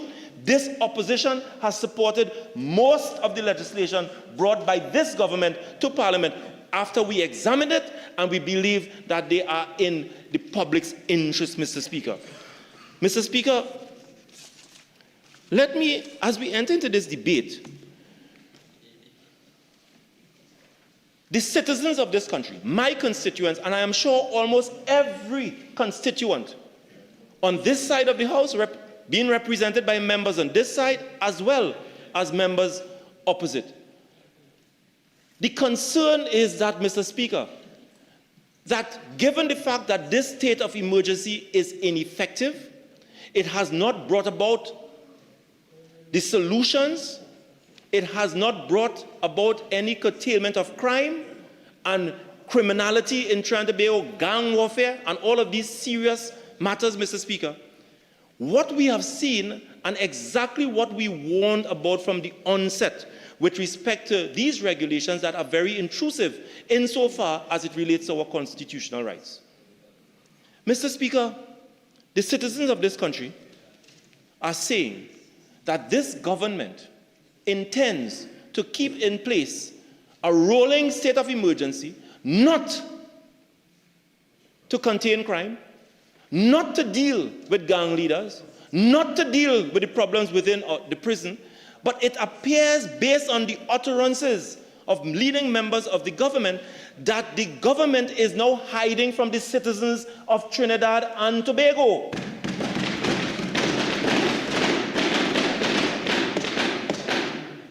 Because, Mr. Speaker, up to this point in time, over 60,000 citizens would have lost their jobs. Youth programs that this PNM government would have put in place to give young people a fighting chance and to equip themselves with a skill, Mr. Speaker, and to stay away from a life of crime, so that we wouldn't be debating a state of emergency today. Those programs have been snuffed out by this government, and many of our youths and our young people are hopeless, Mr. Speaker, with nowhere to turn. And what has this government offered in return to wiping out all of these programs, to give them a fighting chance and to give them hope? Rolling states of emergency. But, Mr. Speaker, it got very interesting a couple of weeks ago. Because, Mr. Speaker, the emergency powers and the emergency regulations 2026 give the Commissioner of Police the powers to make regulations by legal notice as it relates to some matters. And we got up one morning and we were told that a legal notice number 367 of 2026 was passed. And here the name of this regulation, or the regulations: Emergency Powers Prohibition of Public Protest and Demonstrations Order 2026. Legal Notice 367 of 2026, Emergency Powers Prohibition of Public Protest and Demonstrations Order 2026. What does that have to do with anything the Attorney General said here today? What does that have to do, Mr. Speaker, with threats that emanate from the prison and gang warfare that continues to gripe and to have this country in a dark hole? Under these very regulations, Mr. Speaker, that was purportedly put in place to protect the citizens from crime and from criminals and gangs, Mr. Speaker, here comes an order preventing citizens from engaging in protests and the suppression of assembly and their voices, Mr. Speaker. Mr. Speaker, but here it is. This order, referred to, as I said, prohibition of public protest and demonstration, it prohibits or narrows protest action against the office of the Prime Minister, the diplomatic center, the Parliament of Trinidad and Tobago. Mr. Speaker, I'm going to my 7th year as a member of Parliament, and almost every single year on a budget, the UNC rile up protesters to come and to harass us outside of this Parliament, Mr. Speaker. 5 years we spent in government, 5 years we spent in government, Mr. Speaker. The leader of the opposition, as she was then, so energized was she would leave the Parliament chamber to go and greet all the protesters, Mr. Speaker. But it was good then. It was good politics then, Mr. Speaker. Today, in this state of emergency, the citizens of Trinidad and Tobago are being told to stay far away, 500 feet away from the seat of our democracy. Nothing could be so reprehensible. And that is the reason why, Mr. Speaker, citizens are saying that this state of emergency has nothing to do with crime and criminality in Trinidad and Tobago. It is a government running from the people who elected them.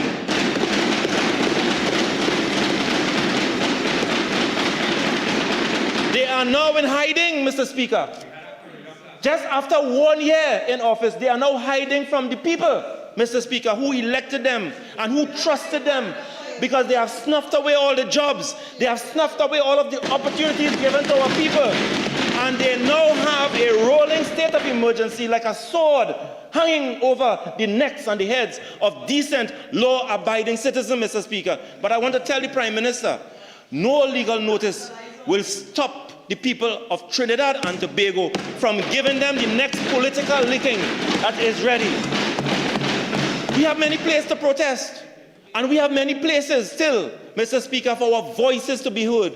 But no legal notice under the guise of emergency regulation will suppress the voices of the people of Trinidad and Tobago, Mr. Speaker.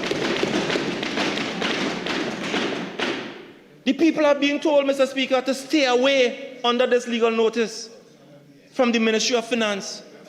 What does the Ministry of Finance have to do with this emergency regulation and this state of emergency? Is it that because the Member of Parliament for Fyzabad has now understood that he has brought hardship upon the people of Trinidad and Tobago, that he is now hiding behind the state of emergency from people from coming down to the Ministry of Finance and to hear their voices, Mr. Speaker? Thank you very much, Mr. Speaker. I'll take my time. The Ministry of Defense, the Ministry of Homeland Security, the Trinidad and Tobago Police Headquarters, the Defense Force Headquarters, Office of the Director of Public Prosecutions, Piaco International Airport, the Port Authority, Mr. Speaker, citizens are being told under these regulations that you cannot come to these places. You have to stay far away and not engage in protest and demonstrations, Mr. Speaker. This is where we are. This state of emergency that was called and that we were told was being called to treat with specific threats. Just 1 year after the first declaration of a state of emergency by this government, the citizens of Trinidad and Tobago have now realized that it has been one monstrous and one diabolical hoax that this government ever perpetrated against the citizens of Trinidad and Tobago. Because they have no answer, Mr. Speaker. And as I have told you, Mr. Speaker, no one has been charged under the Anti-Gang Act. No one. No one charged in relation to alleged threats against police officers and prison officers. 170 murders with 10% solve rate. Many persons have been placed on preventative detention orders. Most of them, if not all, will be released when the time comes, Mr. Speaker. That is the state of this state of emergency in this country. It is a hoax. It is a hoax, Mr. Speaker. Mr. Speaker, if there's one achievement of this state of emergency, I would say is this. This state of emergency has driven a wedge between the Trinidad and Tobago Police Service and the citizens of Trinidad and Tobago. Never in the history of Trinidad and Tobago have we seen distrust in our police service as we are witnessing right now, Mr. Speaker. And they could say what they want, because as the Member of Parliament for Diego Martin North, he's saying they are living in cuckoo land, you know, Mr. Speaker. Cloud cuckoo land, Mr. Speaker. They are detached from reality. Look at what is taking place in this country, Mr. Speaker, with respect to an incident that took place involving police shootings. And as we speak today, Mr. Speaker, people are asking whether the increase in police shootings are in relation to extensive powers and unchecked powers given to law enforcement officers. We are not saying that it is so, Mr. Speaker, but based on what is happening in this society, Mr. Speaker, based on what is happening in this society, what the state of emergency has done, especially the publication of this order restricting public protest and dissent, Mr. Speaker, by the Commissioner of Police, it has destroyed credibility and it has destroyed trust in the Trinidad and Tobago Police Service, Mr. Speaker. Completely destroyed trust in the Trinidad and Tobago Police Service. Mr. Speaker, in order for the police to be successful in what they do, they must get the support of the citizens of Trinidad and Tobago. And what we would have seen transpired in this country over the last couple months, Mr. Speaker, it will take years for trust to be rebuilt between the citizens and our police, because our police cannot be successful if the people that they pledge to serve have grave concerns about their credibility and their willingness to serve them with pride and dignity, Mr. Speaker. This state of emergency, especially based on what we have seen taking place, where armed police officers were deployed on peaceful protesters, and thereafter a legal notice being published under the guise of emergency regulations to prevent peaceful protesters from airing their voices, Mr. Speaker. These are the things, Mr. Speaker, that destroy and undermine trust. They can say what they want, and it is not going to be easy to rebuild that trust. In order for our police and our police service to be successful, to continue to fight crime and criminality and those engaged in gang operations, Mr. Speaker, our police require the support and the trust of every citizen of this country. And Mr. Speaker, as I close, when this government called a state of emergency, the vast majority of citizens were willing to give the government the benefit of the doubt. The vast majority. Today, Mr. Speaker, you're reading the newspapers, and I was shocked to hear the many voices in the society, because there's a credibility problem in Trinidad and Tobago. There's a credibility problem because the government is not leveling and the government is not leveraging with the citizens by giving us information as it relates to the state of emergency.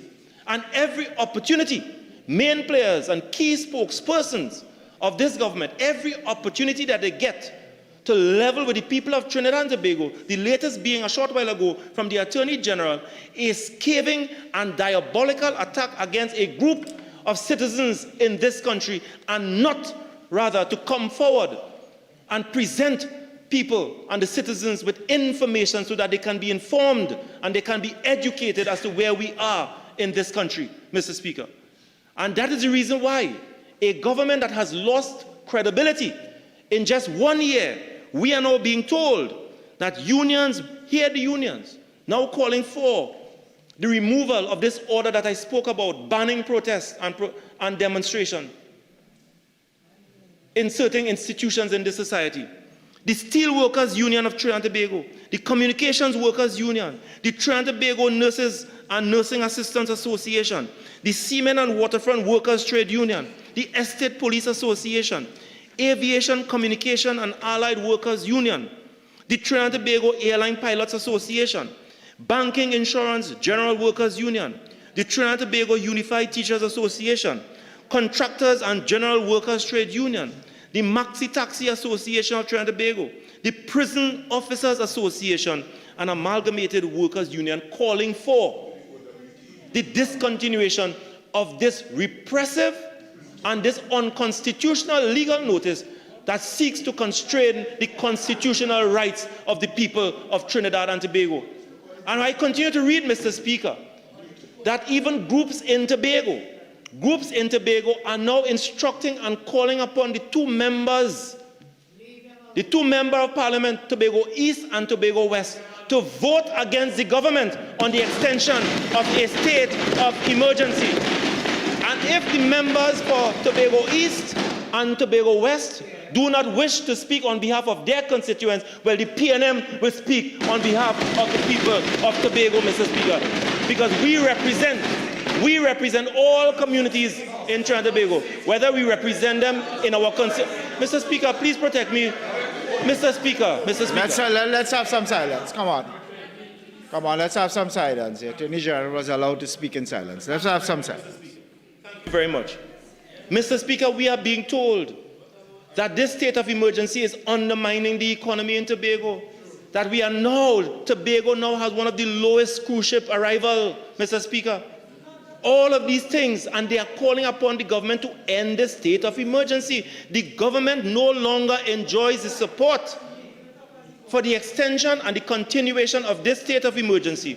And the opposition is saying, bring it to an end and get down to work and present a workable and coherent crime plan to tackle crime at its root causes, because this state of emergency is nothing but a national sham and a political hoax on the people of Trinidad and Tobago. We call for it to be ended immediately, Mr. Speaker, and we call upon the Prime Minister, and as you have indicated, present this country with a workable crime plan, and if you cannot do so, get out of office. I thank you, Mr. Speaker.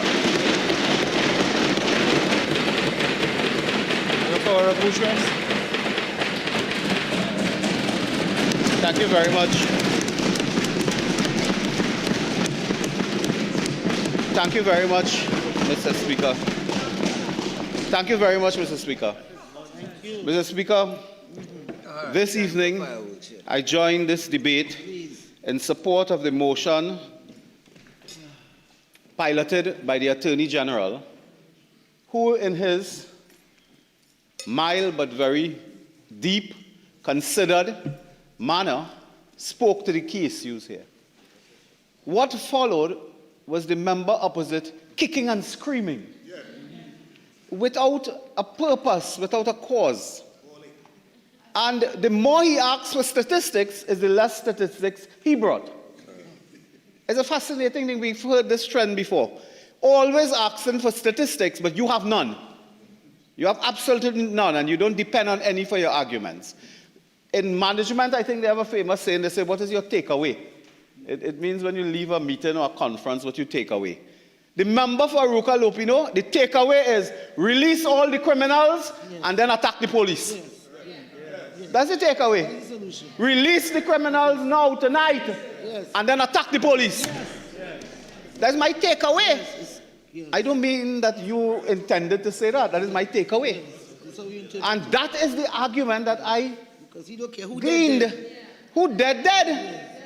And I begin because I will pack this presentation with statistics. It's enormous research here. I could talk for 3 hours here. Look at it. I see it. But I can't. Yeah. But I can't by definition. But I just want to begin with one piece of information here. 2024, the homicide rate, what was it? Plenty. 625. The homicide rate 2025, what was it? 369. Let's begin with that. Let's just start with that. Don't go into an opinion argument yet. No. There's a facts. 2024, 625. 2025, 369. You go on your calculator and take your one finger and punch. The difference is 256 less murder.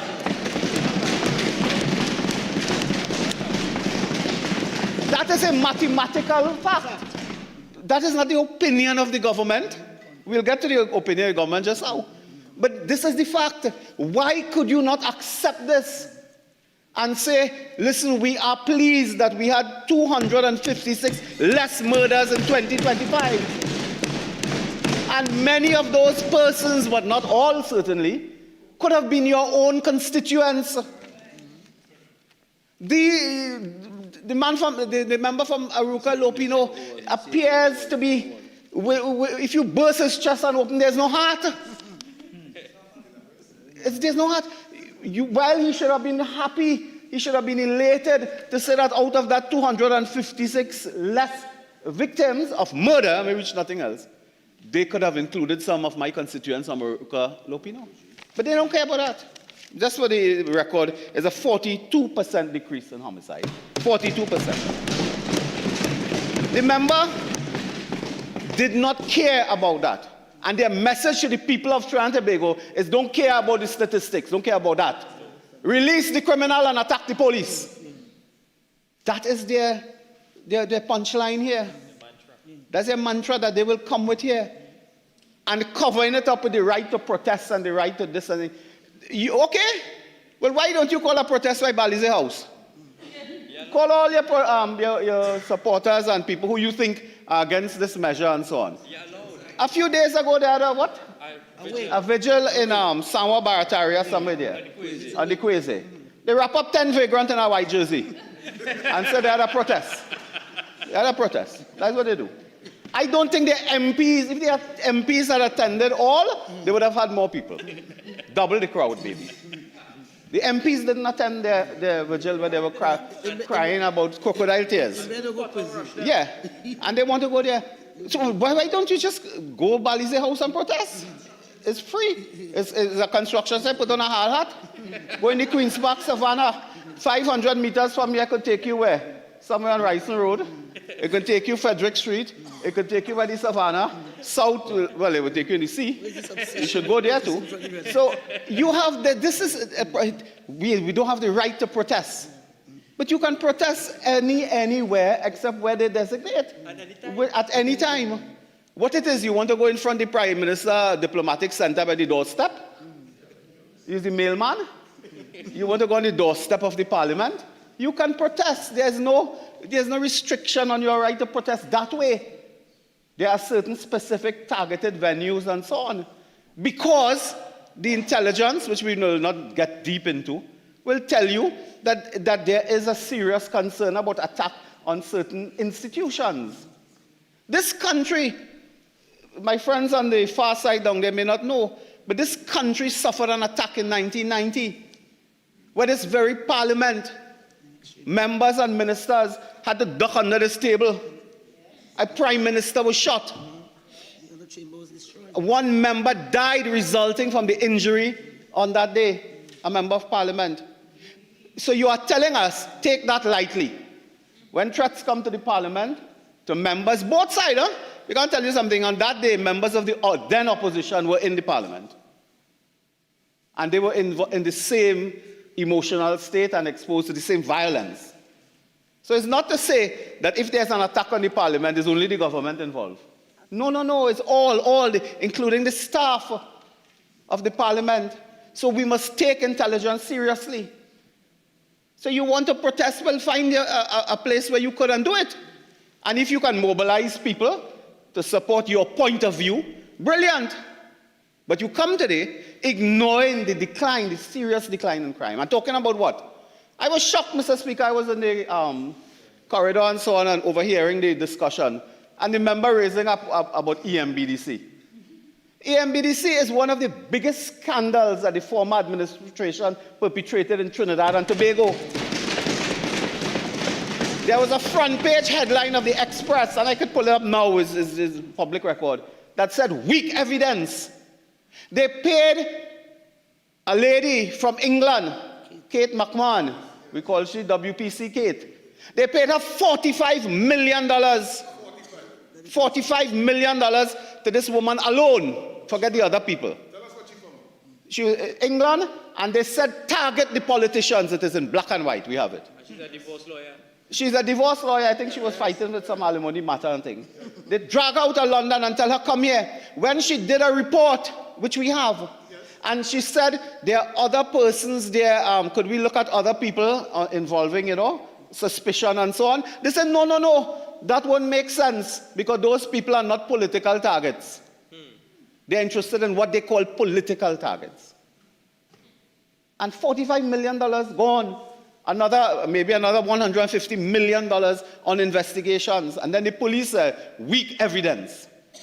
Took a civil matter now. Well, I don't know where and when that will occur. I don't know much about that. But Mr. Speaker, the member Faruqa raised that matter. And the former administration had no problem. They had no problem funding the police. You know what they did?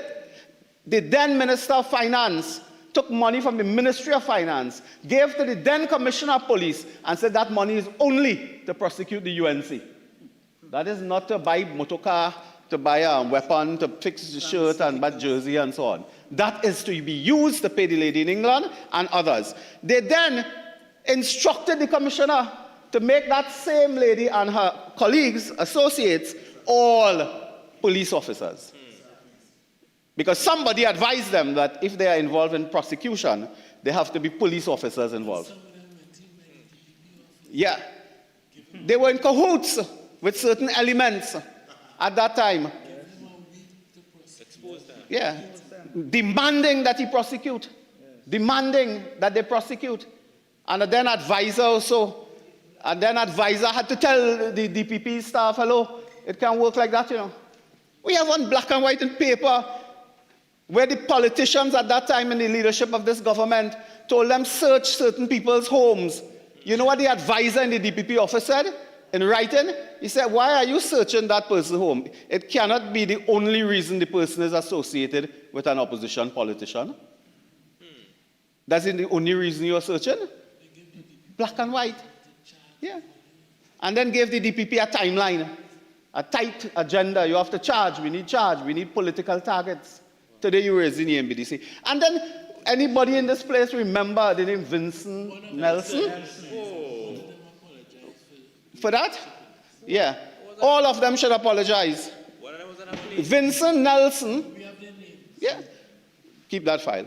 Vincent Nelson was on an aeroplane. He put in a statement that a government minister sat in the aeroplane next to him and came to talk to him, to assure him that he will get his money if he cooperate with the authorities to arrest and charge and prosecute former officials of the United National Congress partnership government. On an aeroplane, he put that in a statement. Yeah, he went pusur in the plane and talking to him. The guy then put it in a statement. A former Attorney General of the PNM went behind the back of the DPP and other authorities in the criminal prosecution system and cut a deal. Help us to jail the former UNC officials and you get your money. You get whatever you're claiming. Poor fella's still waiting for that now. He's still waiting for the money that they promise him. That is their conduct of government business. And today, raising those questions in the context where we have lowered the crime by this amount. And, and I just want to put some other data on the record because I have it. In a statement and some documents from the police and so on, and you talk about trust in the police. Well, listen, they talk about trust in the police, and they were using the police to harass opposition politicians, trade unionists. They have a history. They're talking about protests. They have a history of brutality against workers. They would not, some of them would not know about Bloody Tuesday, where you beat up trade union leaders, arrest them. They tear gas the people. The former education officer of OWTU, I think once in front of the parliament, if I'm not mistaken, they lifted him by his trousers and threatened his manhood. Yeah, there was a picture of that. David Abdullah, yes, that's the guy. Yeah. Yeah, they nearly impaired him when they lift him and drag him away in a protest. Trade union leaders. Mr. Speaker, that is their thing. And I mean, I don't want to go back to talk about the Industrial Stabilization Act and so on, because none of them will hear that of that in their life. So forget that for now. Coming up the road. They have this, they have a pattern, a trend of attacking workers. Yeah, at their tear gas, a child. And then they talk about trust in the police. I'll say, I'm not here as a PRO of the police or nothing, but this current commissioner is one of the most people-centered commissioners of police we have had. He has a way to be here, there, and everywhere, attending this, attending that, attending community groups here, business groups here, talking to this one, talking that, not hiding. And then to hear the member for Aruka Lopidas, the government hiding from people. There's a government with a massive majority in office a year or so. We just had a function, I think, with 10,000 people in the rain in an open space. And everybody, ministers of this government, every day you look at the newspaper, you see them somewhere. The diplomatic corps was there. You see them, the diplomatic corps was at that. 30, I think, representative of the diplomatic corps was at Clark Road Penal for that function. Indian Arrival Day, right. Ministers of government here, there, and everywhere. And where they are? In Mars, in Jupiter, with people conducting Pluto, They were conducting government business with people, whether it's water needs somebody have, and what special grants need, and certain other needs people have, health. They're there every day. Tomorrow the Minister of Health, or Saturday Minister of Health is doing this massive blood drive. So who will be there? Huh? Citizens of Trinidad and Tobago. They will be there. And to make this one, the government freed people and members of the government. We can walk anywhere, any place, any constituency. I am sometimes tired of turning down invitations to go all over the place. Because if I do that, then I will never do any work. And imagine that. When we go, people embrace us, receive us. They are happy to see us. Some people do say, I must say, they do say, you all are doing a wonderful job. The member for Siparia is doing a wonderful job. And I think we get those comments. We walk through the malls all the time, shop as we have to. Sunday morning, I go for doubles. I drive, but I don't go whoosh.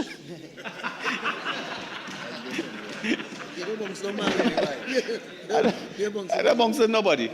And we conduct our business. We conduct the business of the people with the people. To make this propaganda statement, we're scared of people and don't go here, don't go there. Apart from being in our constituency, we are all over. Yes, you are being videoed there. The minister from Couva North on the road, looking at roads, patching this, patching that, 4 o'clock in the morning till late night.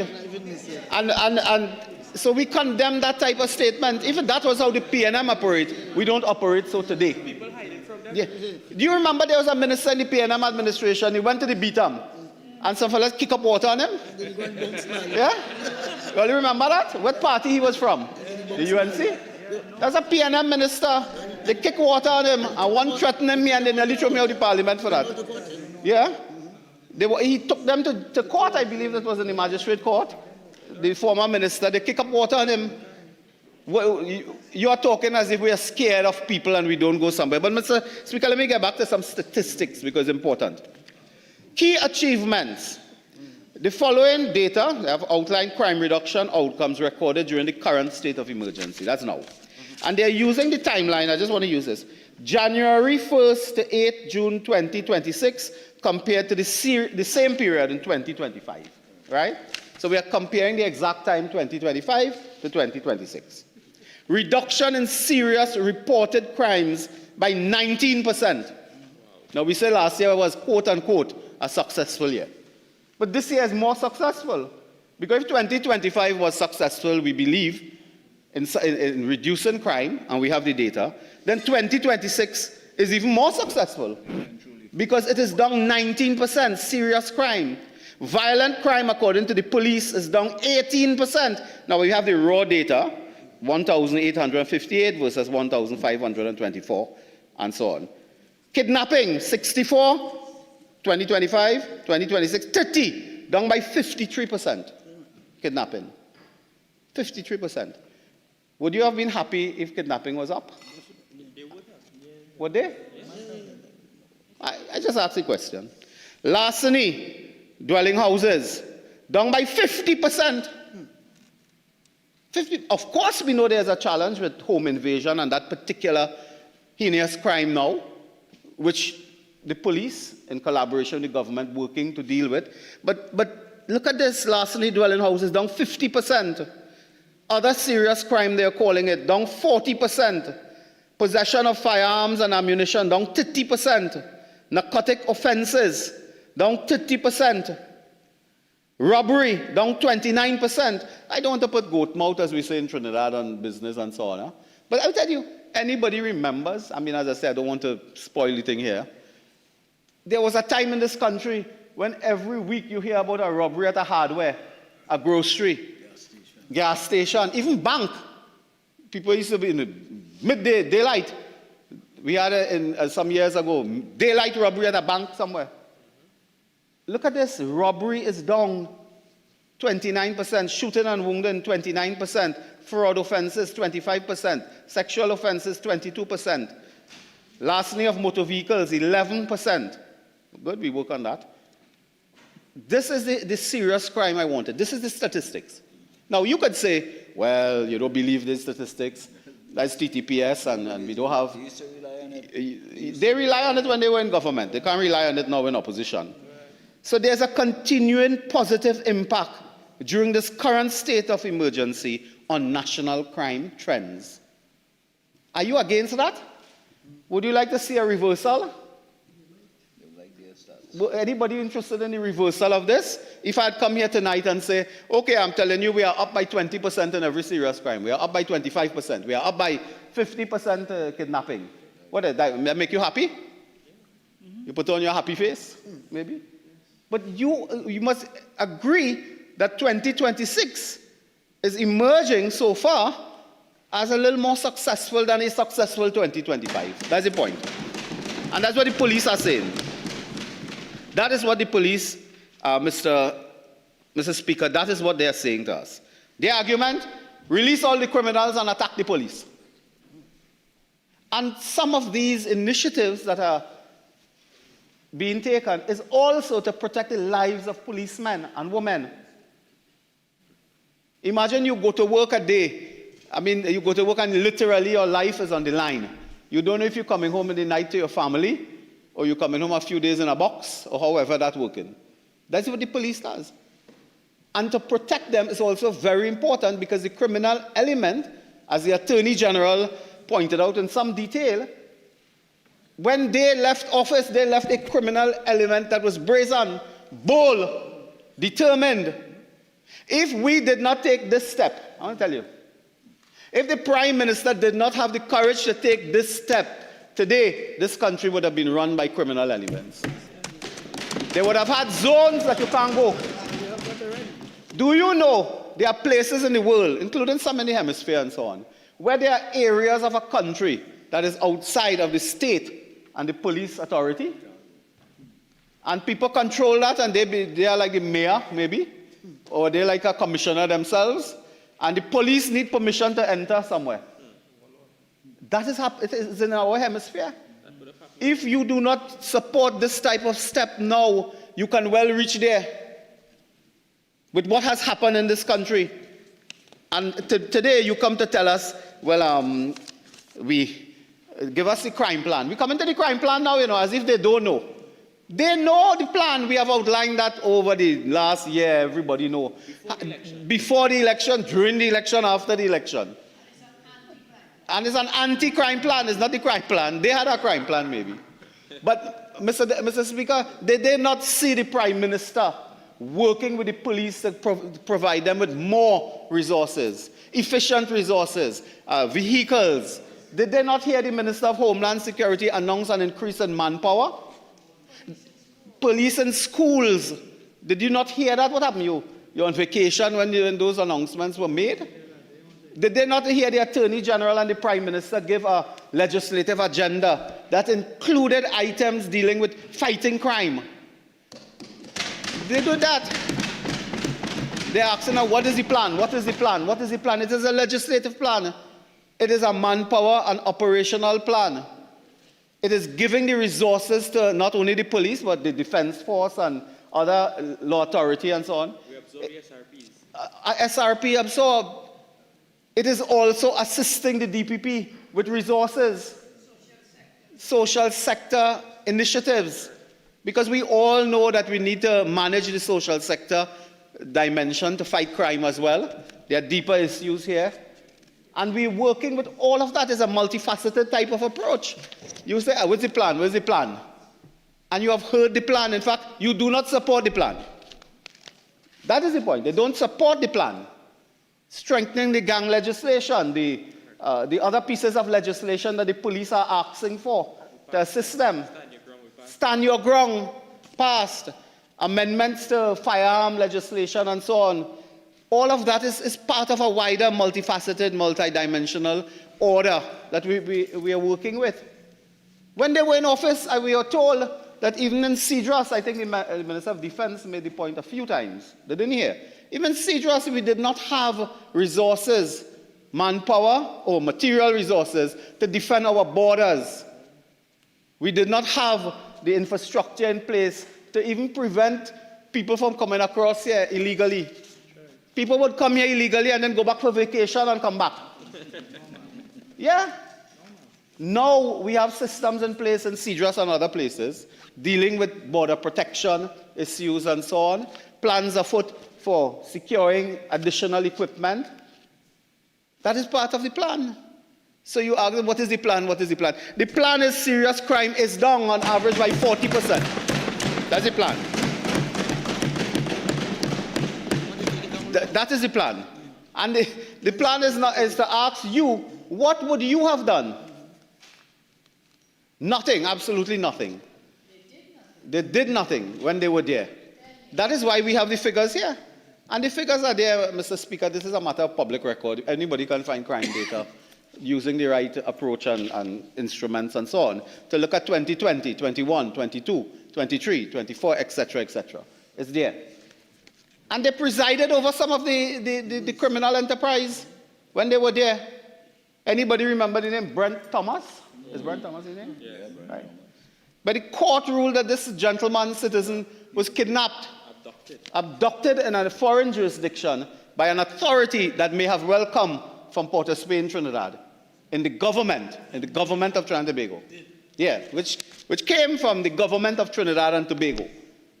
And they participated in that, and today telling us they're in defense of the people. They're in defense of the people, and the people die, I don't know. The people don't have trust. And then there is the issue of detection rate. This country, for about 20 years, 30 years, we have always been grappling with this issue of detention, conviction, and so on. It's a problem of the justice system, which we are now working hard to repair, but making that an issue not to support this evening. But I want to tell the member there that the statistics will tell him to support. And the police have also given us data, Mr. Speaker, on operations. How much operations they conducted, number of persons recommended for detention orders, number of persons detained, firearm recovered, and so on. I hope I'm reading right, but 183 firearms recovered. Mr. Speaker, narcotics that they recovered. Mr. Speaker, we have also some data, just for the record, to put it on the record as well, from the newspaper of Wednesday, 10th June, today, the Daily Express, page 4, which said TSTT reports finds strongest crime drop in this period, latest period. That is in the newspaper today.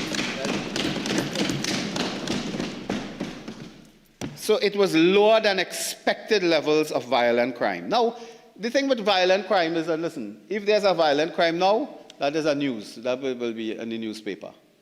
If there's no violent crime tonight, there's no news story. So you will read that, yes, there's a murder. Yes, there's a home invasion. Yes, there's a crime. We always had this famous line that if I tell you, 20 minutes ago, an aircraft landed safely at Piaco, who cares? I mean, that's not a headline. But if I tell you the aircraft just overrun the runway in Piaco, that's the news. If it bleeds, it leads. That's a nice statement. A sort of criminologist, journalist statement there. If it bleeds, it leads. So the fact is that you will open the newspaper and you will read about crime. And all crimes we condemn, we support victims, their families, and so on. This is not good for us to read that. None of us want that for nobody, far less our communities and family and so on. We don't want that. But that is the news. But what the news will not really highlight is the rapid, sometimes dramatic fall in crime, in serious crime. They won't highlight that. So that is why we bring to the Parliament this debate with this level of statistics for you to understand. And I challenge anyone speaking opposite after I'm finished. I just challenge you. Please. Yes. Thank you very much. Thank you. I challenge anyone speaking after. Give your opinion after you give some facts. Bring some facts and some data and then give your opinion after, which I did essentially. I put the facts on the table and then I give the opinion. But they can't and they will not. They will come and cry, and even more horrible, will come with an ethnic analysis of something that the government don't like people here, the government don't like people there, and that type of thing. While the plans we have is for everywhere. It is for the whole country, Trinidad and Tobago. And when we talk to our constituents, you know what, Mr. Speaker? They understand this.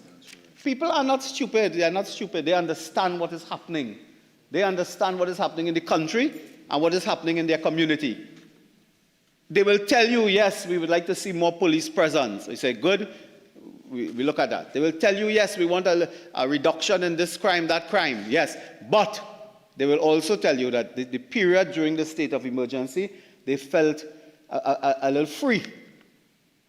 Strange, huh? People tell you they feel relief because the place is safer. And believe that if we do not continue with some strategies, some approaches, things may get worse. And these detention orders by themselves, you could carry a next debate on the importance of that and dealing with persons who are prone to crime, who will not give up their ways. There are people in this society who will not give up their ways. And if you do not take these type of steps to deal with them, they will run amok on you.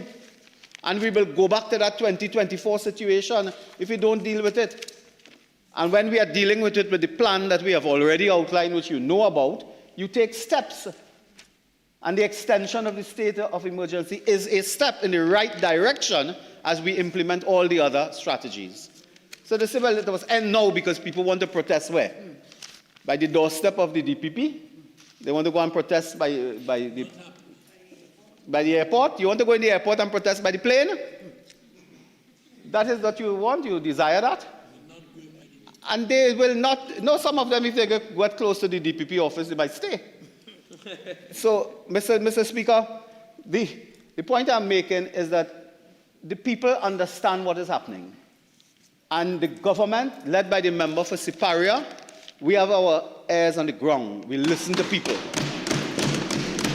You may have a different view, and that is why you had 10 people coming out to your protest activity, because you have a different view. But this will always be like that. There will be people who you talk to and we talk to, and maybe they say different things. But the statistics can't change. We can't talk to different people, get different views, and somehow what I read for you change. That can't change. And that is the police saying that.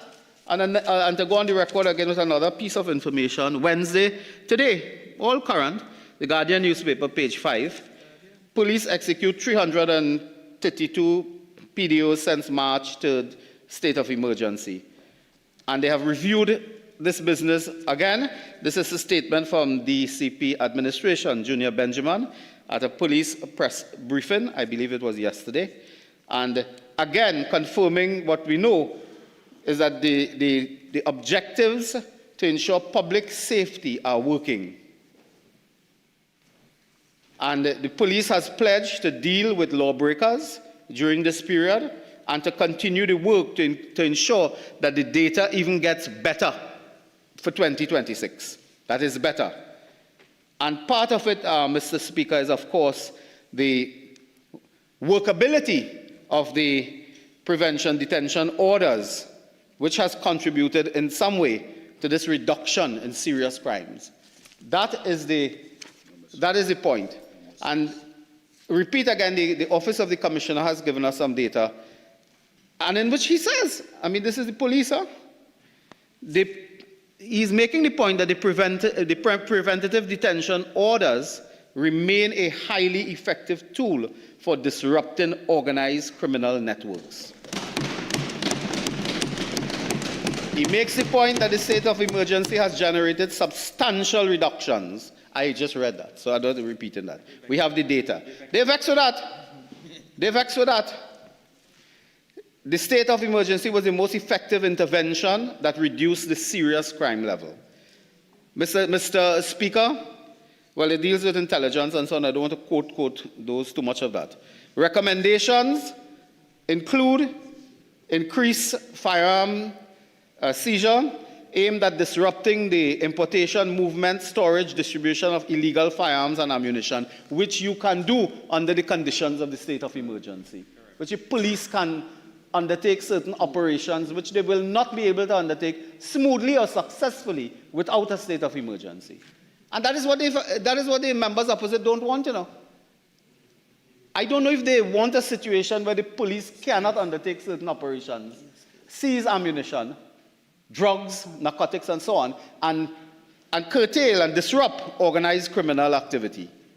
They will maintain operational focus along certain lines, expand the monitoring of communities that are vulnerable to crime displacement, and emergent gang activities, because we all know and understand that gang operations are also mobile. They move around, they have a swiftness of their own, and the police also have some strategies to deal with that.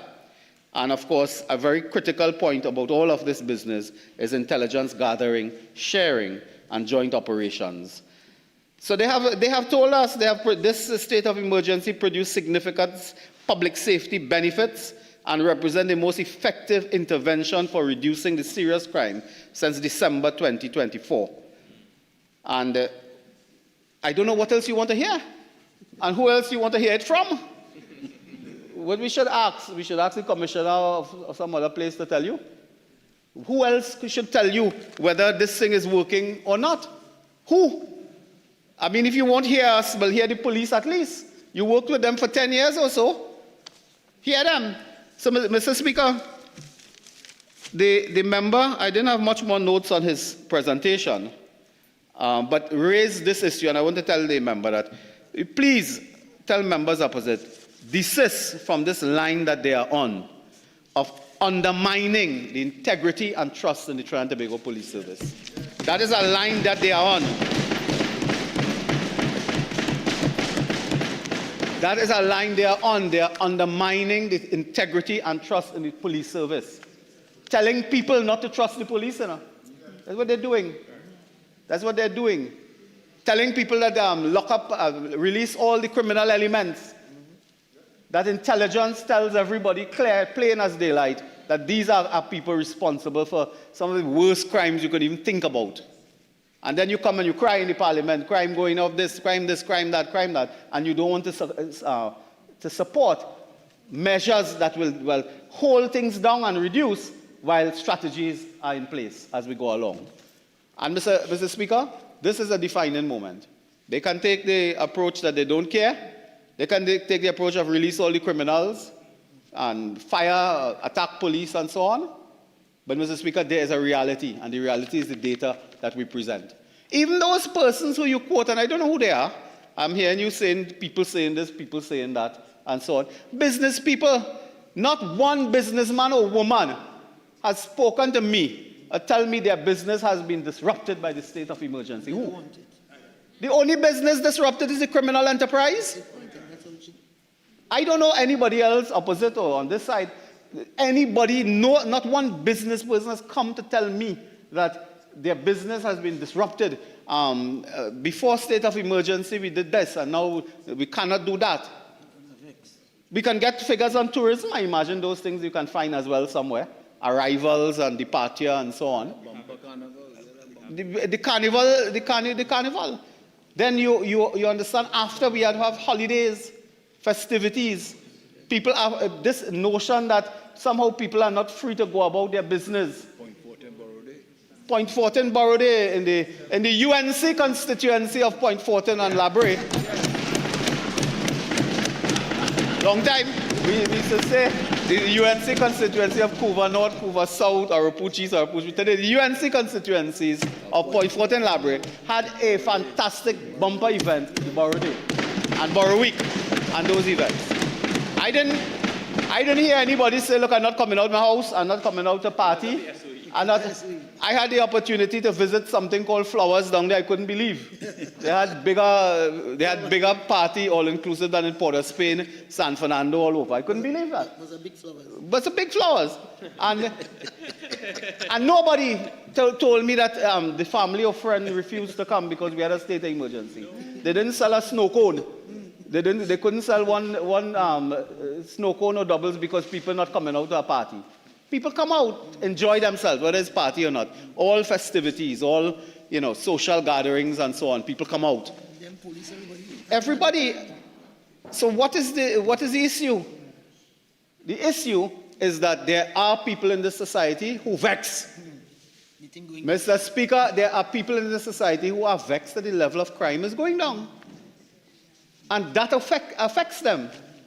Because they believe that if the level of crime go down, the government becomes much more entrenched in office, and it's hard to remove the government if the crime goes down. And they are thinking along that line. That is a fallacy. Because eventually, if crime goes up the way some of them may like it, it affects everyone. Friend, family, everybody. And that is a point that they will not make tonight. So, Mr. Speaker, these are the few issues before us. I'm sure colleagues on this side would have much more to add on some of these matters that you can really go in detail. But all we can say tonight is a call on the opposition. We believe the country supports it. Call on the opposition to support the extension of the state of emergency, since we have reached a place where the data tells us that we are on the right path. We are on the right path. That's the point. That's the facts. Before, we were not on the right path. There was a former minister here. I think he sat on this side somewhere here. He was half asleep most of the time. And half awake the next half of the time. And I think he presided, if I'm not mistaken, over the highest murder rate in the history of Trinidad and Tobago. I believe he presided over that. Today, we stand with data in our hands. We stand with data to tell the opposition that they ought to support this. It is the right thing to do at this time. And if we are successful by the will of God as well, we are sure that this data can even improve more to make this society a safe and peaceful place for families, for business, for travel, for everyone, and to reduce the impact and effect of this dastardly criminal organized culture that has been able to develop over several years back. Mr. Speaker, I thank you. North St. John's West.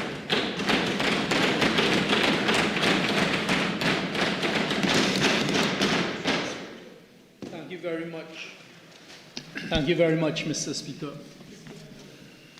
Mr. Speaker, we have heard the two opening government speakers this evening present the Parliament and the people of Trinidad and Tobago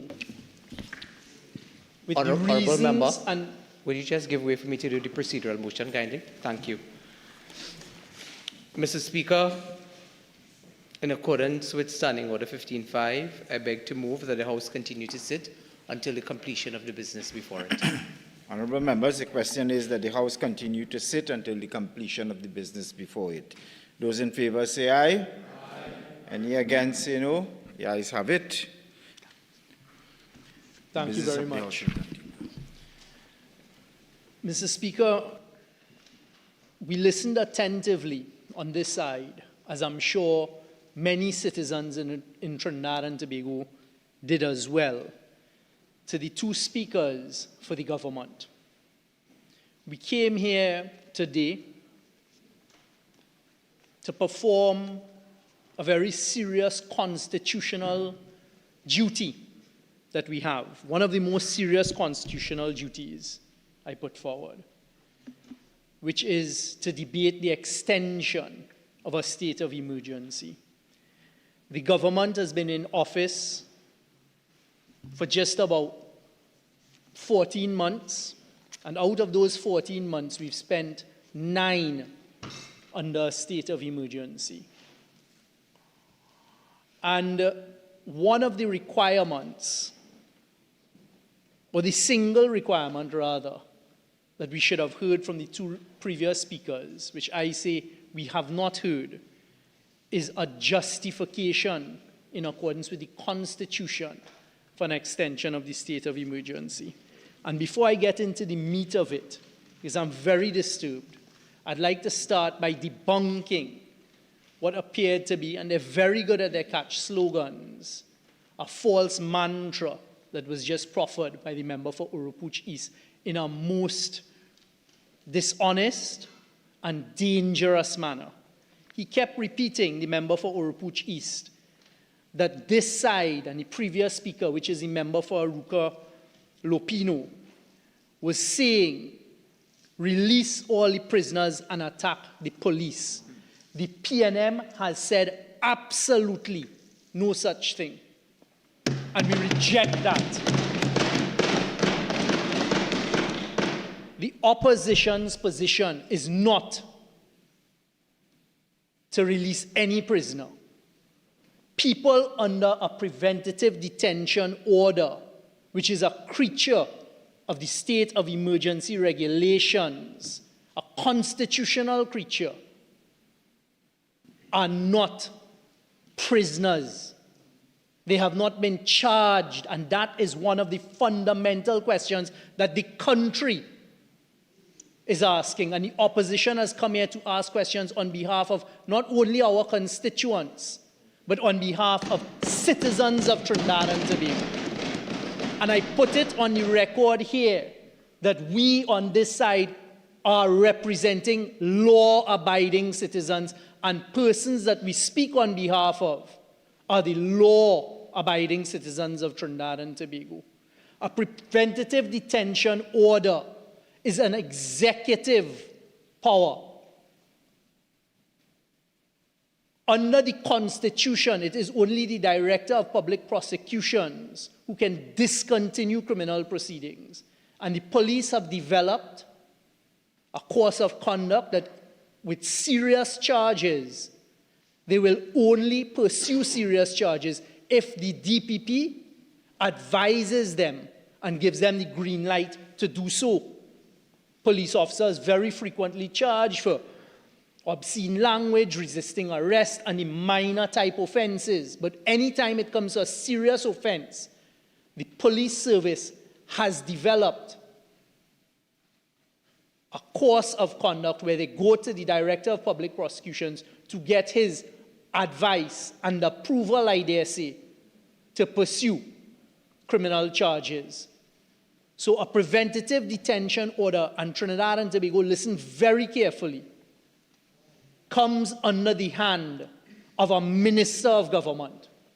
A preventative detention order is signed by and becomes implementable in law when the Minister of Homeland Defense signs it. So it is an executive action. Homeland Security, I'm glad you're awake. So let us start with the Constitution, because there has been a failure to adhere with the Constitution tonight.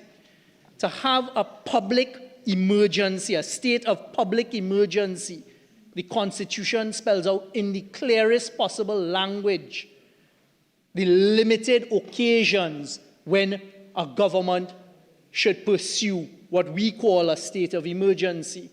And there is a simple reason for that. Because a public state of emergency, as we have now seen being rolled by the government since they've come into office, suspends citizens' constitutional rights. It is not a suspension of the rights of criminals alone. It is every citizen's rights. And I will tell you once again, we've listened to the contributions by the government members before, and they are completely disconnected from reality. Whoever it is they're speaking to, the young people in Trinidad and Tobago who have the biggest stake in the future of this country are frustrated. They are angry. They are asking questions that are not being answered. And tonight, we represent them.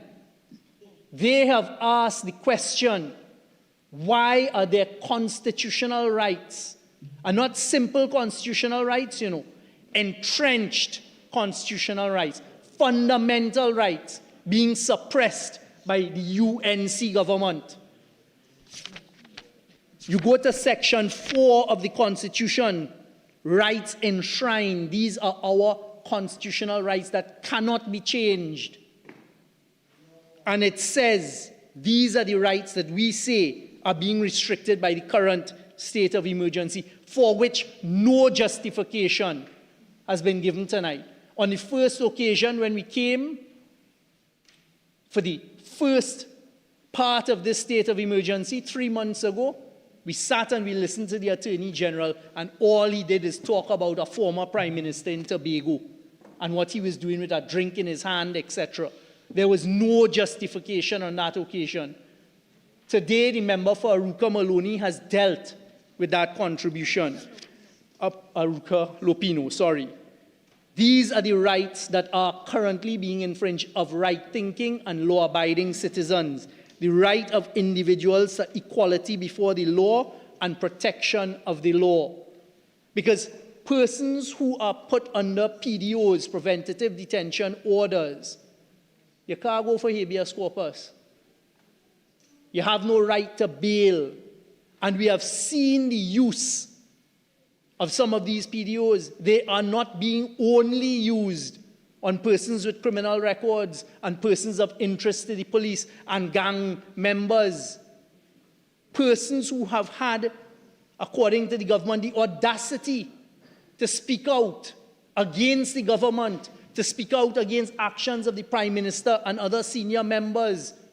We have seen, as we warn, the use of Regulation 11 of the SOE regulations being utilized and PDOs being issued for them.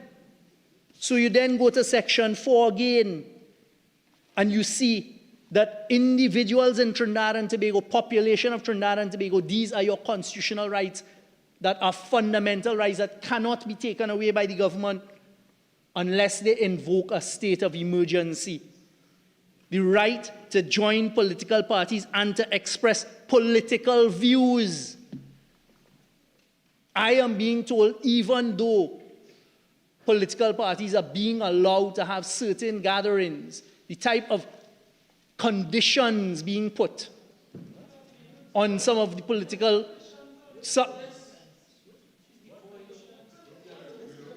Some of these conditions being put, we are astounded by. Why do you need to know who is speaking in advance? Why do you need to know how many people are going to be there? Then the next thing is that your freedom of movement, your freedom of movement is being restricted, as we've seen by the legal notice. Freedom of thought and expression, because you have people now on social media, and you know, the irony and hypocrisy of it is one of the most frequent users of social media expressing herself, even when we sit here in Parliament on occasions, previously on rulings by the Speaker, is the member for St. Augustine.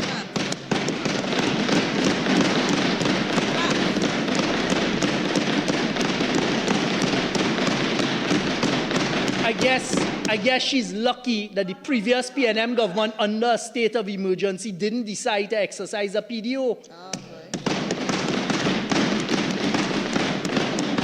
Freedom of movement is being restricted. Freedom of thought and expression. Freedom of association and assembly. These are serious fundamental rights that are now currently being restricted. And let us now go to the test.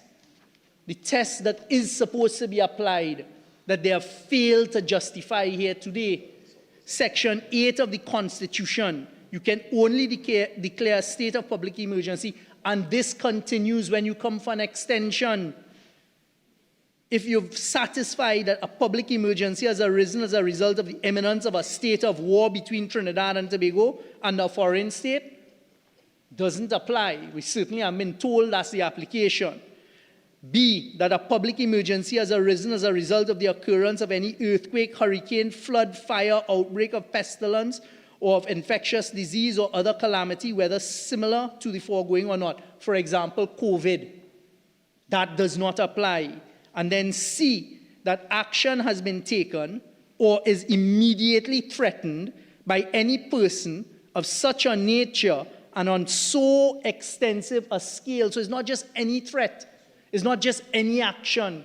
The Constitution says that it has to be on so extensive a scale as to be likely to endanger public safety. It could only be under that measurement that we're in a current state of emergency, but we have heard absolutely no justification for it. None. None. We've heard people being threatened. We've heard people being told that they're gangs. Fine, you could say that. But how does that equate? What is it that they are doing that is so extensive a scale as to be likely to endanger public safety? We have heard nothing once again. Complete failure, according to the Constitution, to justify an extension. But we know they will pass it. There's all that is required here. And we heard the boast. We have a special majority and a big majority. A PNM opposition stood here before with just 3 members on this side and faced them down.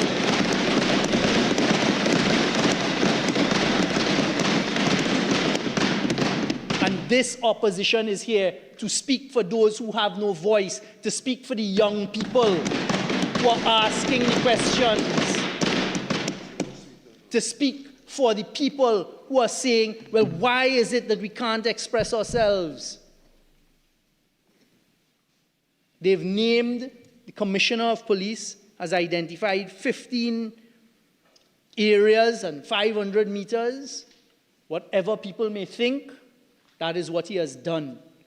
And said that you can't have public protests. I could understand from a national security point of view some justification for it. In fact, what I heard about there being a potential of criminals in the crowds, we understand that on this side.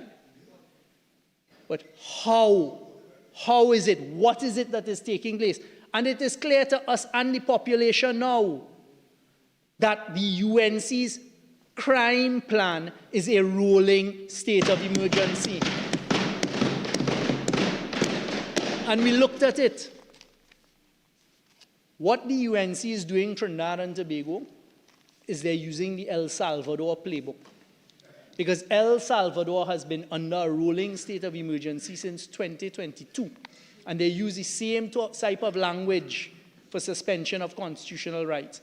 And what we've heard, and they just said it again, in fact, they quoted the Commissioner of Police saying the PDOs, the preventative detention orders, have been effective. Well, obviously they're effective. Because if you decide somebody on social media saying something you don't like, you sign a PDO, you pick them up, you throw them down in Tetron, and you're done with that until the end of the state of emergency. Same thing for gang leaders, same thing for criminals. So of course we understand the disruption to criminal activity, but it can never be a crime plan. And let me read, Mr. Speaker, for you and for the population that wants to hear. I guess this too is another, well, it's not. A Sunday Express editorial. Express editorial, Sunday Express, May 2nd, 2026. And the headline of that editorial, it is them saying it. SOE losing grip on crime. Because you see, the SOE, we've always said on this side, is a measure of last resort. And when you utilize an SOE and you roll it and you roll it and you roll it, people become numb to it. And you know who are the first people to become numb to it? And the first people who say, well, look, that ain't making no difference to me anymore? The criminals. 4 more murders in under 24 hours. Security ramped up at Savannah after killing and joint patrols to return. Sunday Express editorial.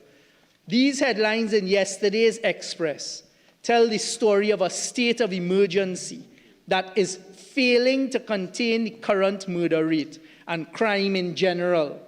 With the 4 killings between Thursday and Friday, the murder toll stood at just 6 fewer than the same period last year, 124 versus 130. Last year, we spent the majority of the year, save for a month and a half, under states of emergency. Meanwhile, the country's security apparatus appears to be in reactive mode, and not an especially effective one at that. In response to the hit carried out last Thursday at the Queen's Park, Savannah, on a 49-year-old man who had just picked up his 9-year-old son from football practice, Minister of Homeland Security Roger Alexander told the Senate on Friday that he had, quote, directed an immediate operational response to sorting out this situation, unquote, with additional foot mobile and, quote, intelligence-led patrols, unquote, around the area where that murder occurred. In the middle of your second state of emergency, Queen's Park, Savannah, just a few feet from Belmont, where on the last occasion we heard the boast of who came from Belmont. 4 o'clock in the afternoon on the paved area as you come out of Jerningham Avenue. A murder carried out right there, middle of a state of emergency.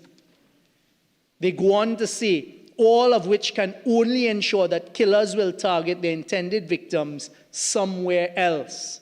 Minister Alexander also revealed that in response to 3 reports of home invasions in the Londonville community and 2 similar incidents in Cunupia in the past week, joint police and army patrol units will start operating again, along with, quote, increased normal foot patrols, mobile patrols, intelligence-led patrols, unquote. Again, all this will only help those particular communities stay safe while bandits shift their operations to areas where the police can't be. The point is not that the authorities mustn't take action, but that the actions they are taking should not be necessary with a state of emergency in place. So what is the state of emergency really doing? They are using preventative detention orders to throw people in prisons without their constitutional rights, and when it ends, exactly as the member for Aruca Lopino said, as it happened in January of this year, they all walk back out. In fact, this week, because some social media pundit got the date wrong, you actually had persons in the prisons starting to act up because they thought they were supposed to be released and the state of emergency had ended without an extension. How many of these people have been charged? This isn't the first one. We supported in the opposition, under the leader of the opposition, the first state of emergency. She made it very clear. When we met in caucus, the member for Arima made it very clear, listen, we are going to give the government our support. We must trust them. They have said they require a state of emergency. Let us give them the benefit of the doubt. And we did that.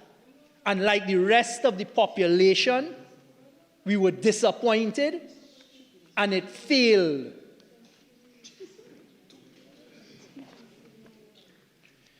The editorial goes on, the Express editorial goes on to say that the government has rightly boasted about the 42% reduction in the homicide rate compared to 2024. But, as this newspaper previously warned, it appears that the state of emergency has reached its limit as a crime containment strategy. That is a fact. The only thing they have that is useful to them right now is keeping people under preventative detention orders in, which is the El Salvador model. But you know what concerns us even more now? The sudden use and prevention of allowing people, citizens, not criminals, law-abiding citizens, young citizens who want their voices to be heard, from being able to express themselves.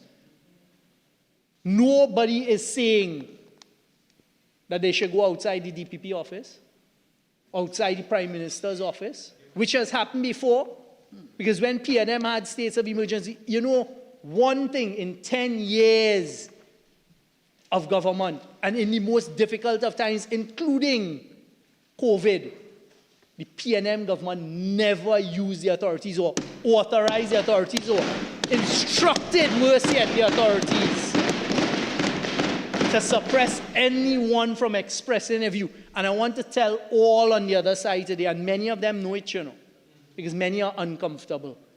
That is what democracy is. Democracy is allowing people to hold different opinions and to express different opinions, as you all did for 10 years. And as we were just reminded, and the Prime Minister, the member for Siparia, was smirking and smiling because she knew it was the truth. My friend from Sawa Barataria said, well, I can't deny it because it was the truth. They arranged protesters to come out here, right here in front of the Parliament, on every single occasion. Heckling, teasing, and not once, not once, not once did the PNM government give a single instruction to the police to prevent people from exercising their constitutional rights, and that is what democracy is about.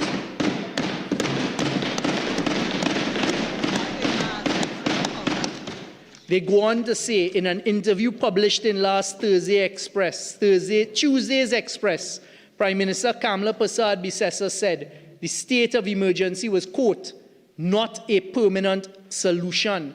It is a tool to be used, and I intend to use it.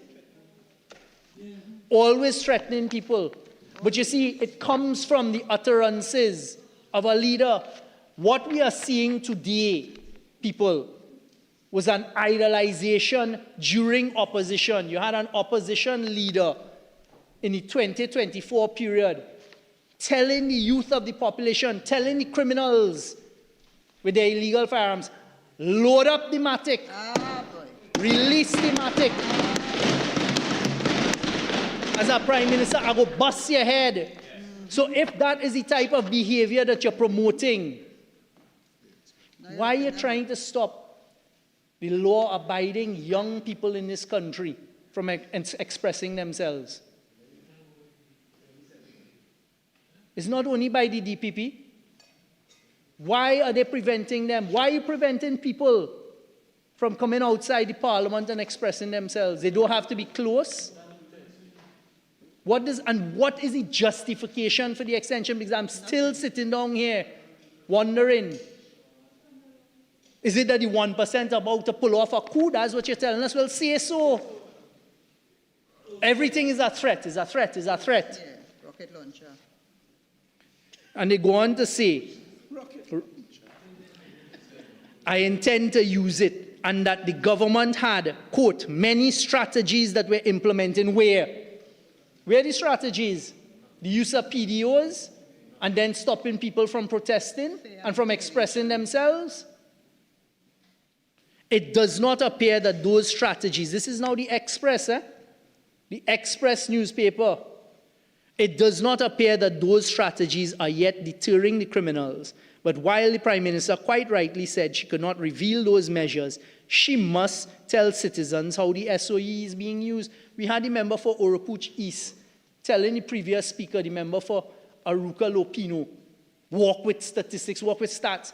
When we go on the websites to try and get these statistics, up to yesterday in caucus, we're being told they're not there.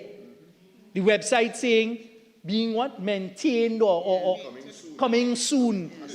Under the PNM government for 10 years, you could have gone on the TTPS website for CARPA and got all the details.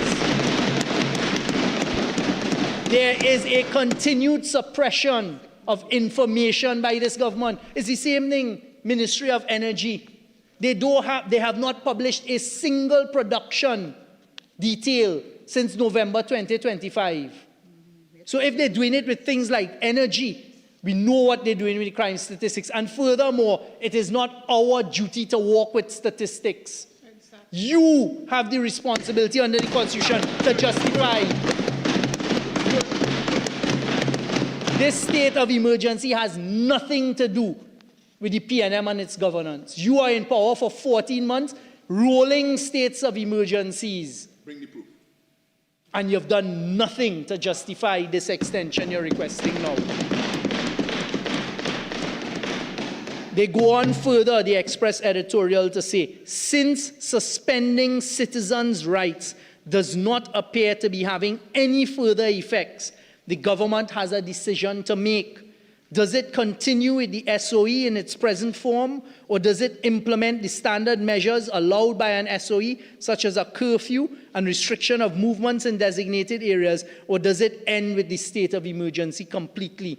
What is certain is that with killers murdering at will and bandits invading people's homes without fear, this ultimate security strategy stands in danger of becoming a pappy show. It has become a pappy show. To add further insult to injury, and it pains me even to have to quote him here today, a former Minister of National Security, former acting Prime Minister, former chairman of the UNC, former in, out, jump back in for local government, jump back in for general election, jump back out, Jack Warner, yesterday's newspaper. A country cannot thrive under states of emergencies indefinitely. I have to associate with that because it's the truth. You cannot just continue. And to hear the member for Oropuchi say he has heard no businessman say the state of emergency is affecting him. Tobago East and Tobago West, the Hotel Association, the Chamber of Commerce. We know, and you will soon learn if you haven't already, that the UNC does not care about Tobago, but it is hurting Tobago's economy. When international travelers are deciding, where do I go? Where is safe to go? I want to go on a vacation. Tobago has as beautiful beaches as any other Caribbean island. They're seeing, well, boy, there are continued states of emergency taking place in Trinidad. And you know what's the frightening part? Under these... Time is almost up, unless you want 15 minutes. Yes, please. What is even more frightening is under the state of emergency, we have seen it is not just the single murders anymore, you know. Every time it is mass shootings, 2 dead, 3 dead. Whilst you all were sitting in Parliament right here last week Friday for the ceremonial opening under a state of emergency, a stone's throw from here in Malik, 5 people shot with heavy caliber. And to help the Attorney General, and I was hoping that the member for Tunapuna would help him, it is called 556, not 5.56. But I understand when you're reading something and you really have no ability to comprehend what you're reading, what goes on. A shooting up there, the same Minister for Homeland Security, because he is still energized like the police officer he was. When under the state of emergency recently, we had a murder of a police officer take place in a police station. And 60 plus, then we heard it might be over 100 firearms go missing. And we've heard nothing within recent times. The Minister of Homeland Security found himself there. We all saw him go under the tape, go inside, start to interact with the officers he once worked with. That was in a state of emergency. That was one of the most frightening incidents under the state of emergency. A police station, the murder of a police officer, and the disappearance of all of the firearms from that arsenal. So where is the state of emergency working? Is it only to lock up people on social media and to lock up the known gang members? Good, lock them up. We are not saying to release them, but charge them. This is not the first state of emergency. We have now been under a state of emergency for 9 months. And before that, the PNM had one for 3 months. And if the police have been unable to gather the information, to change the intelligence into evidence to charge, your only plan has to be to continue to roll states of emergency. But I am warning you, the population is not going to accept that. The population right now, you can feel the mood. I don't know where you all live and where you all interact with the population, but you just need to go outside onto the streets. You just need to listen to people in the groceries, in the markets, etc. The population is reaching a boiling point. I heard the member for Oropuch East refer to a short while ago and disparagingly talk to the members on this side who all are educated, properly educated, with their proper qualifications and understanding the history not only of Trinidad and Tobago, but the history of the globe. Refer to 1990. Jack Warner refers to 1990 here as well. We are reaching a point because it is all intertwined. You fire 40,000 of the most vulnerable citizens in our society. They have not been provided with jobs. They have no way to become employable easily and to have food on the table. And now you're suppressing the young people and telling them you can't go, you can't protest, you can't talk about this, you can't talk about that, locking up a young girl and her mother. Why is that necessary? Pull them aside, talk to them, say, listen, you don't do this, la la la la, like the rest of everybody there. Right? It's a joke to you all. Everything was a joke for the member for Oropuch. Nobody here is laughing. The citizens are not laughing.